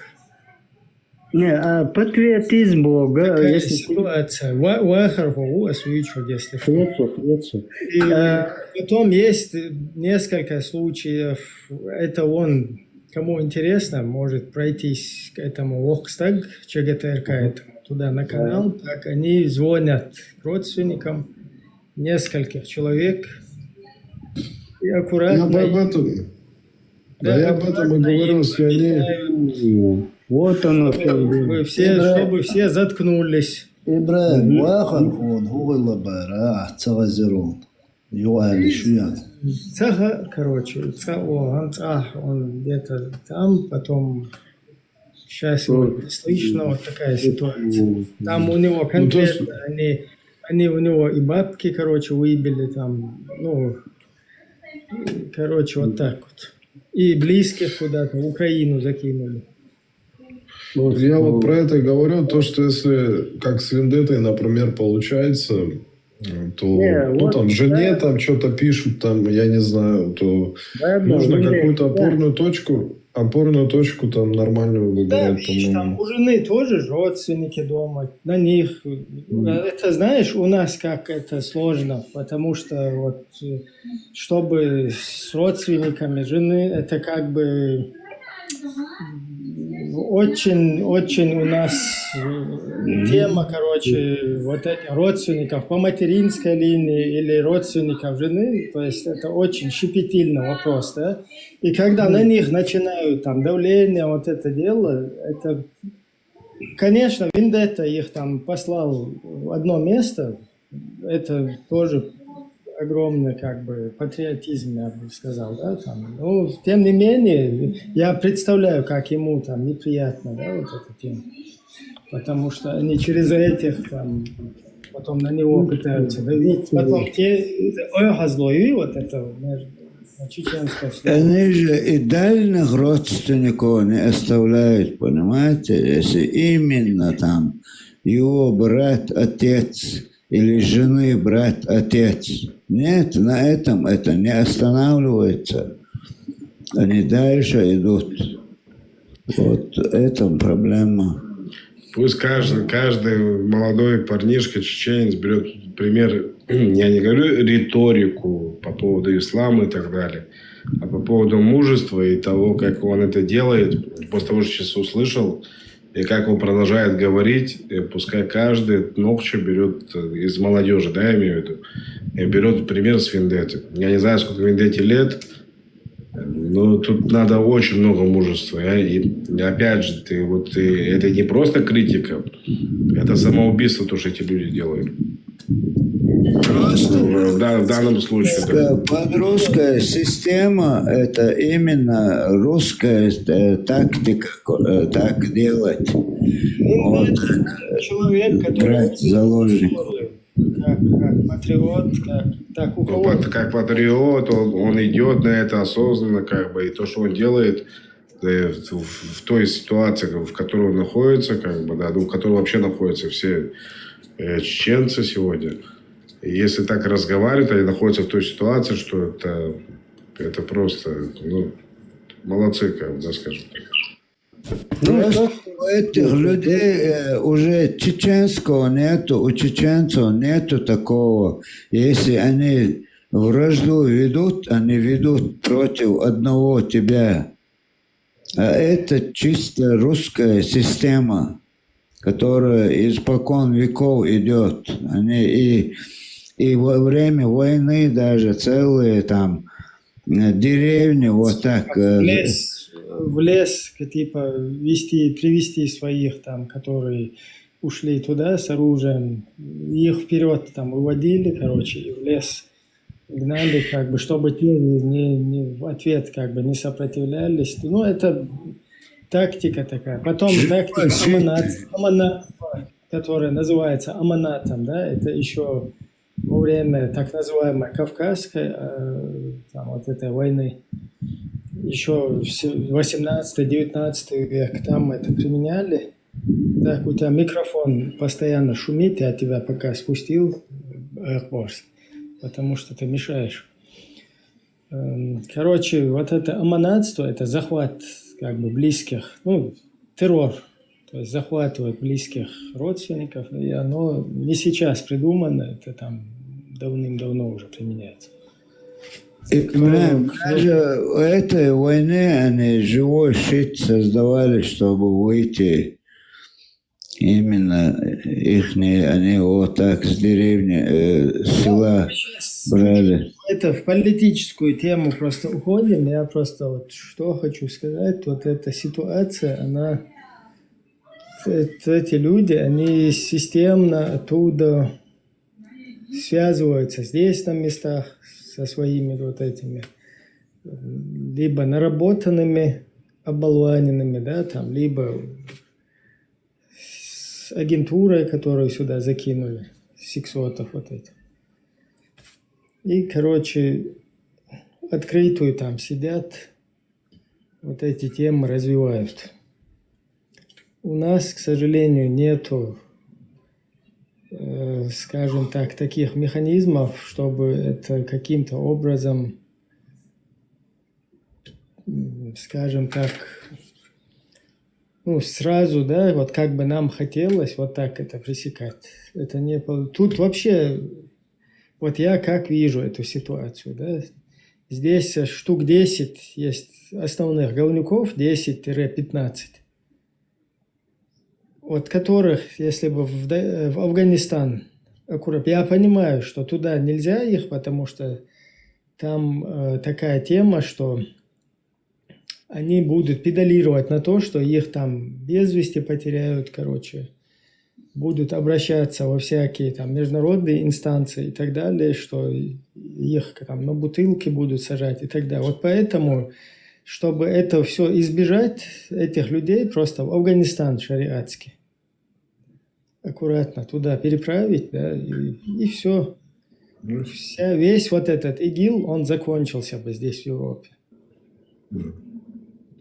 Короче, что и получается, как я это вижу, вот такие, допустим, блогеры, как Турцов, там я их фамилии тоже не помню, как бы, но это... Афганистан просто переселить. Да, получается, как бы, это делается... короче, дают ему критиковать Кадырова, допустим, и так далее, как бы. Тут есть какой-то подтекст, как бы, в конце концов, как бы, что он, получается, что как исламский проповедник, который, в конце концов, этих людей уводит от возвращения к себе домой, а ведет их туда, чтобы он нахрен уехал в Афганистан или в Сирию, короче, да, что-то вроде этого. Да, просто вот показательно этих людей отправить в Афганистан. Да.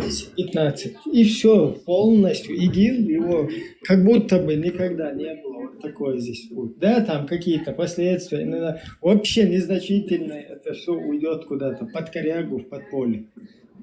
Не то, что в подполье, а в небытие. Короче, обзывай меня как хочешь, только почаще облизывай. Что-то вроде этого. Короче, там облизывать, у них как раз таки тема, да. Вот они здесь создали такую ситуацию, что нас теперь во всем мире воспринимают, как будто бы у нас внутренняя междоусобица идет. То есть мы, даже вот люди, которые здесь в статусе политическом находятся, понимаешь, вот это ваххабитское движение, деятельность, она вредит и всем остальным. Потому что тебя потом не хотят мух от котлет отделять.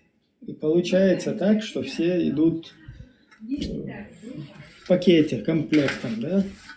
Вот сейчас тема там мобилизация. Представь, вот оттуда, из России сюда приезжают русские, и вот мы там встречались с одной политикой, там, женщиной, которая политик. И она говорит, мне нравится, что русские вот уворачиваются от мобилизации, сюда приезжают. Я за то, чтобы им как бы помогать и их принимать здесь. И вот этот наш там соратник, бывший, Хусейн, говорит ей, а вот чеченцы, и она сразу лицо изменила. Почему? Потому что вот сюда приехали, даже те, которые сюда приедут в дальнейшем, они попадут под влияние вот этой ваххабни. И тоже вот эти бороды, мороды. Вот. А как это остановить?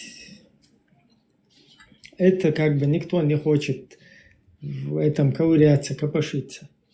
Но всех хотят потом под одну гребенку. Так нельзя, Лёд, это неправильно. То есть из-за вот этих вот чуваков, из-за ее деятельности, тут у нас вот такая ситуация, что все идут в комплекте.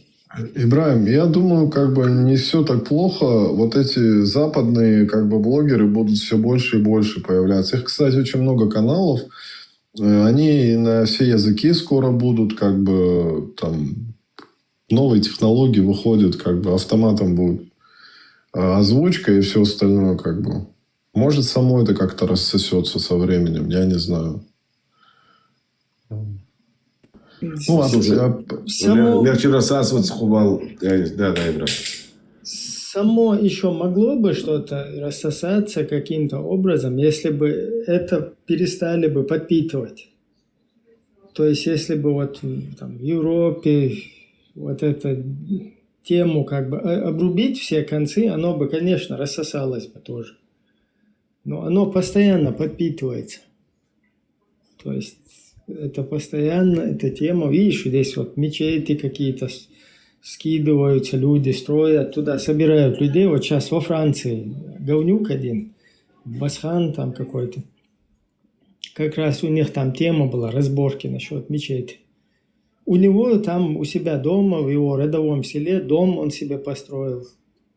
И здесь он сидит в этой шапке, каракулевой, и рассказывает, что он мечеть хочет открыть, чтобы все скинули. Понятно, да, что он, там дом у него, который, там кадырка ходит, спички кидает налево и направо, поджигает. Это же понятно, даже рыбам в воде ясно, что он будет здесь прогонять именно ту политику, которая там приемлема. Если он здесь занимается общественным делом, и если у него там дом он у себя отстроил там, и так далее, он уже полностью заложник, пленник. Он общественное дело будет вести только то, которое будет там приемлемо. Поэтому вот мечети вот эти там открыли, и все, это 1600 там у нас в республике, здесь еще дополнительные открывают. И вот так вот это дело работает. Это получается психологическое уничтожение народа просто, как его основа, да, вот народ, это его история и так далее получается. Вот что происходит сейчас в Европе, да, вот с этой кавказской молодежью.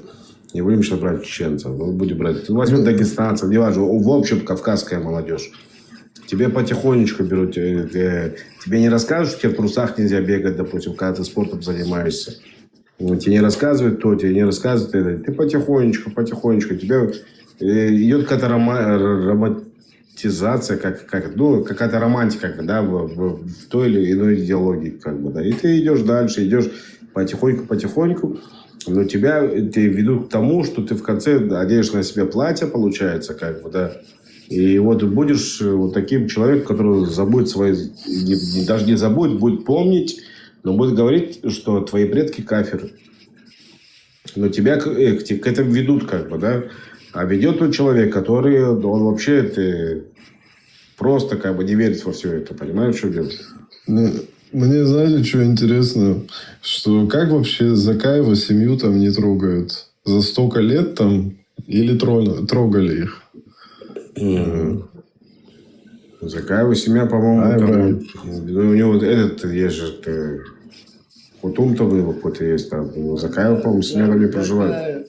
Закаев, что сделал того, что не надо русским, чтобы его трогали? Ельцин ходил. С Путиным нет переговоров какие-то вел. Все. Я видосы еще давно видел, как Кадыров к ним домой там заходил, там что-то обнимался с его родственниками. Не помню, уже давно это было. Там скажите ему, чтобы он типа там вернулся на родину, там что-то Кадыров говорил. Его эти родственники, которые там дома, они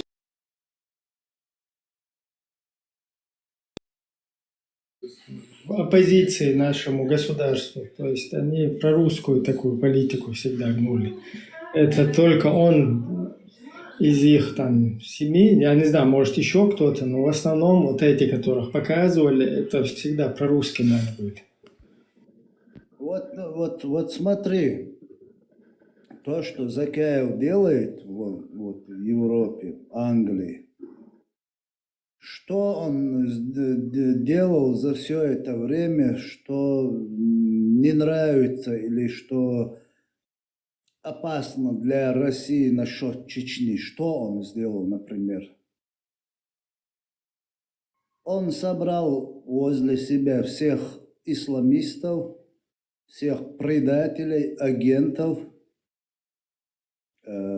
Потихоньку, Ибраим в курсе то, что они насчет там Джалимуса и так далее, Баланчаца, Лилинаг, Дугузейлерц, связанных, Шадик, Хукшмауис. То, что в 2014-м Закаев говорил чеченцам, что не надо ехать в Украину и так далее. И по цепочке Шадик, Хадалич, что он сделал того, что русским не понравилось бы. Все он делал, и по цепочке он все делает. И... Нет, то, что вот когда Умаров, Докка, провозгласил вот это, то, что ему там на листке Удугов подготовил, да, вот эту концепцию Имрата Кавказ. Примером стал, да, когда он эту тему толкнул, потом, ну, здесь там кое-какие люди из политиков, они сразу, скажем так, активно включились в это дело и предложили Идигову, вот этому, которого адвокат Ацуев является, да, вот, депутату, ему перехватить инициативу, потому что эти пустили там всю государственность в русло вот этого Эмирата Кавказов, вот этих террор-организаций. И Идигов там заднюю включил, потому что против вот этого вахабни, ну, не решился пойти, а у них во Франции там гнездо, а этот в Лондоне, там уже поменьше этого дела. И Закаев как бы эту инициативу возглавил. То есть перехватил, да, флаг, который выбросил Умаров Докко и провозгласил вот эти Эмираты, там всякие организации. Эти перехватили флаг и как бы понесли его дальше. Казалось бы, это очень такой позитивный поступок, да? Зачем это было сделано, если мы посмотрим, перехватить инициативу, а потом самому возглавить те же самые исламистские вот эти вот группы. Так он к Ельцину в косынке приходил, зеленый, косынка приходил. Только уже в русле вот это, там у него чуть-чуть другое течение, там хабашизм. Вот это возле него там тасуется Салтыханов, как его, Алим-Паша, потом вот этот Артаханов Абдулла, который сейчас вот этой русской там женщиной, она ему вопрос когда задала, у вас шариатская будет или какое, начал там вилять, типа у нас конституция была демократическая, там туда-сюда, отмазываться начал. Вот эти как бы деятели, у них такая акида, да, у них немного религиозно вот это их убеждение, оно там хабашистского толка. То есть они такой в конфликтной, скажем так, ситуации, казалось бы, с ваххабитами, но тут они что делают? В преддверии русско-украинской войны собирают эти все ваххабитов и возглавляют их. Вот это меня вообще охреневаю я вот от этой деятельности, потому что кроме того, чтобы подготовить чеченскую тему к началу русско-украинской войны и сделать из нее исламистской, да, когда вот весь мир начинает просыпаться, там вроде бы, казалось бы, если мир прозреет и увидит, что Россия там ведет имперское вот это дело, сразу проведут параллель с чеченцами. А тут эти что делают? Как раз в преддверии этого возглавляют этот исламизм и теперь пытаются доказать, что нет, Украина это другое, а у нас то, что было, это другое. То есть у нас там шарикаты всякие, халифаты. Вот эта тема, украинцы, это вообще другая тема. Короче, подсознательно, получается, делают чеченцы террористов, которые сейчас воюют за Украину. Так получается. Просто даже если он не связан напрямую с русскими, он для них как полезный идиот даже выгоден. Это именно Закаев. Да, там не обязательно, что он напрямую какую-то директиву получил, но вот эта деятельность, она как раз ведется перед русско-украинской войной, чтобы чеченский вопрос его не ассоциировались, вот то, что Украина сейчас с этим. У меня вот, Ибраим, извини, что я тебя перебиваю, честно, извини, просто сейчас у меня вот конкретно вот я ректора сейчас увидел, да, и вот у меня к тебе такой вопрос, ректор, ты, с твоего позволения, да, Ибраим, извини, что перебил, ректор, как ты относишься к этому, вообще к джихаду, то, что приехали туда чеченцы, как бы воюют сейчас за Украину, что ты можешь о них сказать, хочешь подними, скажи, да, если тебе слабо, не слабо и так далее. Подними, скажи, вот как ты относишься к тем чеченцам, которые сегодня кричат «Аллах Акбар» и воюют за Украину как бы против русских? Выскажи свою мысль. Там эта тема табу. Видишь, он пишет, Закаев молодец. Закаев молодец пишет, да. А в других стримах ты кричишь как чуть по-другому, он да. Ненавидит чеченцев, ненавидит. Ну и ваххабитов он ненавидит, но он будет писать. Да.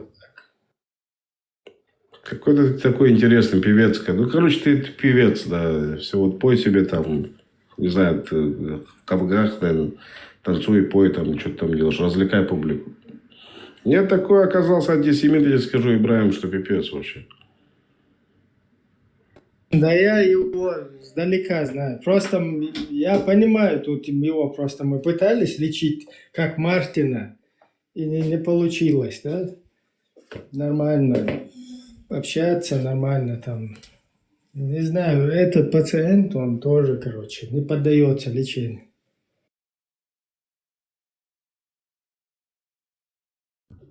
Ну тогда не будь балаболом, как бы, да.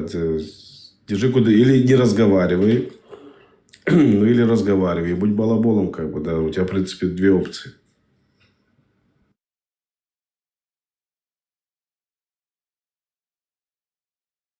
Там просто вот эта тема, она такая табуированная, но то, что он пишет, главное, что воюют, реально молодцы, это понятно. Украине там хотят использовать этих будулаков, в принципе, что с ними еще делать, как не использовать их там для каких-то военных там действий. Ну, просто проблема в том, что в Украине усердно их берут и ассоциируют или как бы, скажем так, их преподносят как представителями Ичкерии, понимаешь?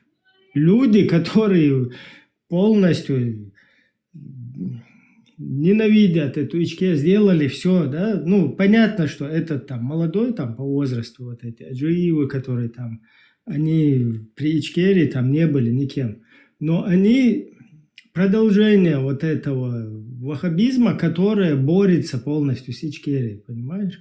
Вот они все сделали, этот Удугов, когда он стоит в толпе будулаков и говорит, что нам здесь наши начальники предлагают там построить фабрики, заводы, сделать комбайны, или же мы будем, или жить хорошо, или же мы впервые в 20 веке первые там нападем на кефиров и так далее.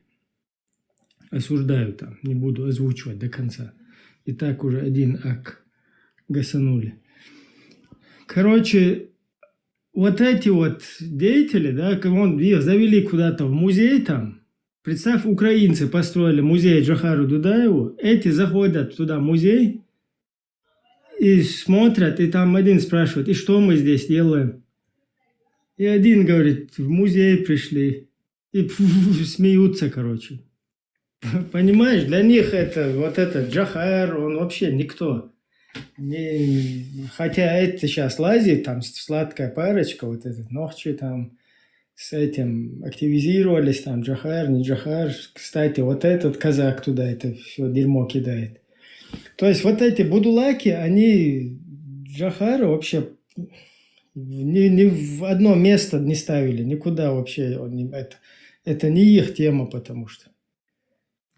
Я же вот сам знаю, какое отношение во время партизанского движения к Джохару Дудаеву у вот этих джамаатов, будулаков было. Абсолютно для них негативная персона. Это сейчас на фоне вот этой русско-украинской, когда там украинцы Джохара Дудаева историю поковыряли, его все цитаты посмотрели и поняли, что он там говорил такие вещи, когда он, ну, как бы он опередил время, скажем так, да, с какими-то высказываниями, вот этими прогнозами, там, дальновидностью своей. И они там построили музей, эти туда зашли и прикалываются. Им, представь, им украинцы построили, казалось бы, их народу, эти там прикалываются. Им вообще плевать на Джохара, на чеченский культ. Это люди, они наоборот борются с этим. Они, может, там хорошие, там парни, короче, я сейчас не о их личностях, да, там. Конечно, все были бы хорошие, если бы на этом будулачестве не были. Но факт то, что они на этом будулачестве, и они продолжают вот эту политику с конца 90-х годов, которую вели именно против чеченского культуры, самобыта, государства и так далее. И вот эти там ходят, короче, и их потом с Ичкерией ассоциируют вот это Украина. Я на все 100% руками, ногами за, не против того, чтобы использовали людей на этих фронтах. Я не против. Но их потом ассоциировать там с чеченской государственностью, это мы вообще не вылезем никогда из этого. Еще если весь вот это ИГИЛ нам и сейчас ныне вот это существующее вообще нас туда засунут, короче, потом нам вылазить же из этого надо. Конечно, я за то, чтобы Украина в этой ситуации ну, как бы отстояла, выстояла, короче, нашла какое-то это решение. Просто приклеивать вот этих деятелей к Ичкерии, это нечестно. Опять-таки, повторяюсь, в 100 раз более эффективно, если Будулаков использовать по-другому. Предложить им после освобождения Украины две деревни в Украине, Карамахиново и Чабанмахиново, где они будут там шариатить, с ними договориться, какой-то контракт подписать, и там будут в разы больше будулаков. И оставить эту Ичкерию тагутскую, которая вообще для мусульман в исламе это националистическая, это мерзкая. Вот такая ситуация. Так что, Дон Ахча, ты там сиди, короче, и бойся.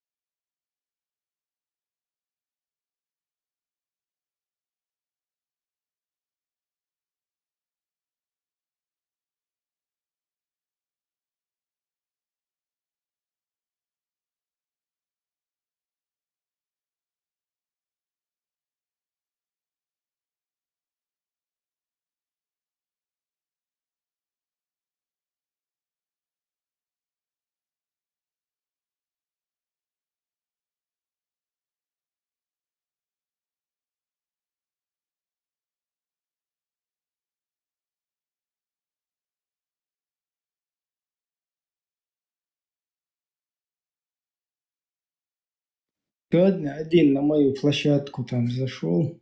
Салам алейкум, салам алейкум, салам алейкум, вассалям, вассалям, салям. Бля, здесь ни одного араба нету, но там у меня на площадке. Я ему говорю, арбой, брать куда?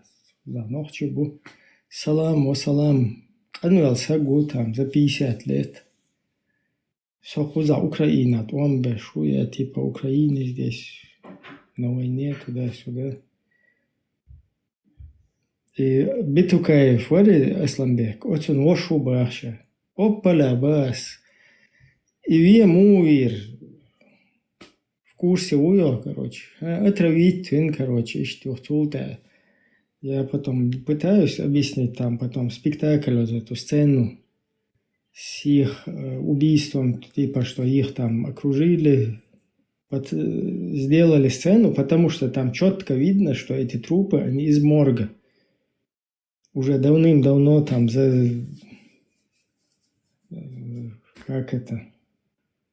застывшие, да, там, потому что ни крови, ничего, это четко видно там. Блин, сейчас здесь тоже будут гасить.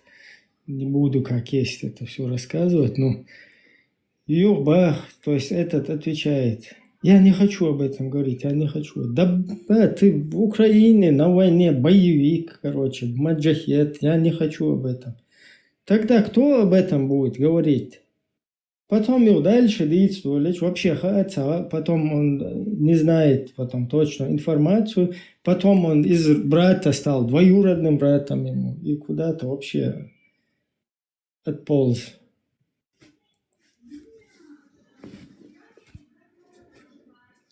Короче, иштапаллюх, яхканда, хайр ешо летлами, хайр нахер ешо ицаны хайр, эмши. Sana et Ukrainчин sen хотя бы цер дух шун года дех нерел ишт бичи хотя бы цапает хербер суна да цела ночь шишта года нерел цацеит хош всегда хитин короче таган хок кузабу ишкаян санади халел хош.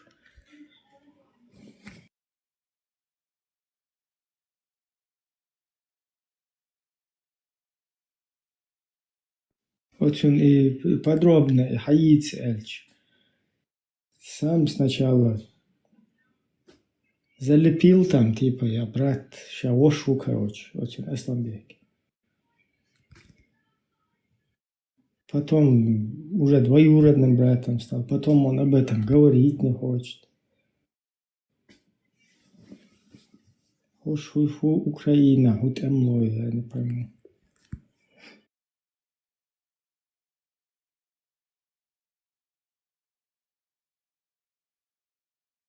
Вож мадер дийцич, вож битукаев, пахдайдин, байаттин мауи. То есть тот его, этот брат, он в Багдайде сделал байкат, присягу. Эти там Украины где-то лазят, маджахет наш, один что-то там, наверное, рассказывают. Те тоже, да, Бож, давай в бой, Бож.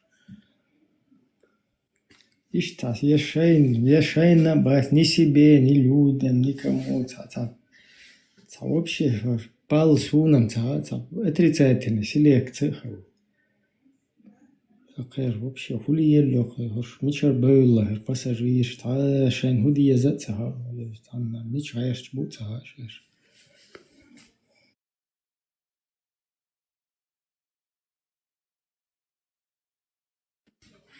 Какой фундамент рухнул? В Русне, что ли, рухнул фундамент? 90-94 год – это пик рассвета чеченской государственности. И вы начали ныть, вы русские, что чеченцы сравнялись с вами. Самый большой удар для вас, русских, для тебя, там, ректор Донахча, и для всех остальных, для вас, вот, вы готовы были бы сами там с голоду, как-то голоду, холоду, вот все что угодно. Главное, чтобы чеченцы не жили нормально в своем государстве. Вы готовы были бы сами страдать, даже пожертвовать собой. Вот это у вас не отнять. Вот это у вас в крови. Вот вы сами готовы были бы страдать, жертвовать, чтобы мы, главное, не возродились, не стали государством, там, народом, нацией, не стали на ноги, короче. Вот это вот он. Ничего не по адресу, это как раз по адресу к тебе. Ты там под казака косишь среди украинцев. Тоже нашел, короче, в среду, короче, чтобы в ней как-то спрятаться, там, затаиться или приобщить себя. Я тебе говорю, все ваши, твои вот близкие, родственники, все задунайские, какие вы там, донские, короче. Все вы давным-давно в Россию уехали, отказные взяли и давно там русскими стали. Ты один не по адресу.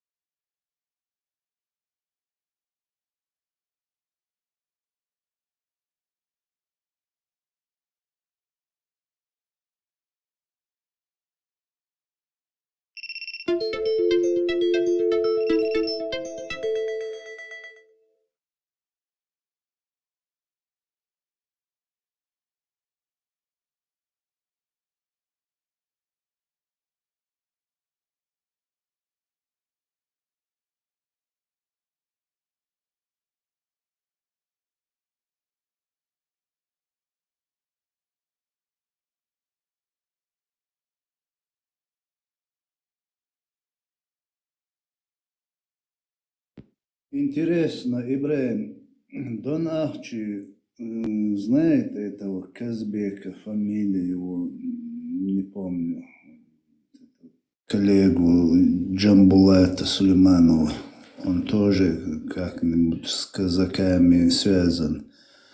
Кутаева в любом случае он знает казачество.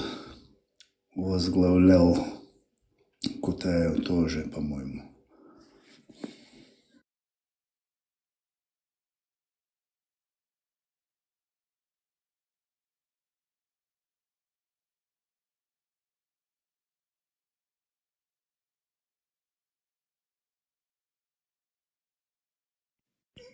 Донахча,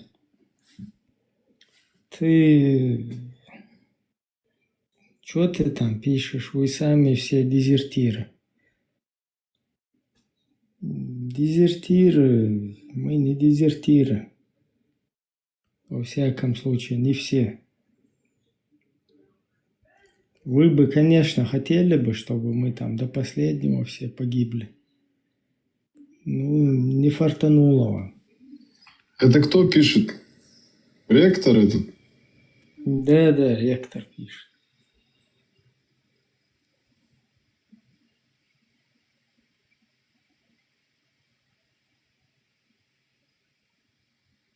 Пишет все, кто в Европе, дезертиры. Чё, как там этого? У Кадырова там тепло там под шарами? Интересно. Не, он в Украине пригрелся. Он не у Кадырки. Он со стороны, с украинской стороны, да? Ну, это... Смотри, у нас там были казаки, военные колонисты. Когда их туда притащили, и когда нас подавляли, да, там вот это войны, там туда-сюда, кавказские, после вот это. Их начали расселять, гарнизоны строить, как бы между нашими населенными пунктами, чтобы пресечь все наши передвижения, как бы вот нас на нашей территории, чтобы контролировать полностью, как части, да, военные гарнизоны вот так вот устанавливали казацкие. Ну, там их казаки называли, то есть военные русские солдаты. И они там, их семьи туда потом привозили, и они как бы семьями вот так вот жили там. И потихоньку, как бы они там в дальнейшем вот превратились их вот эти военные, скажем так, то, что они между нами вот их расселили, да, это превратилось в станицы, короче. И вот так они там как бы остепенились, скажем так. И предки военных вот этих колонистов. Помимо Кадыров того, тоже, что... да, из них? Хрен его знает. Помимо того, что вот когда нас выслали всех, этих со всей России голодранцев еще собрали, короче, у нас там все нормально было. Мы как бы люди трудолюбивые, ну вы все на Кавказе там.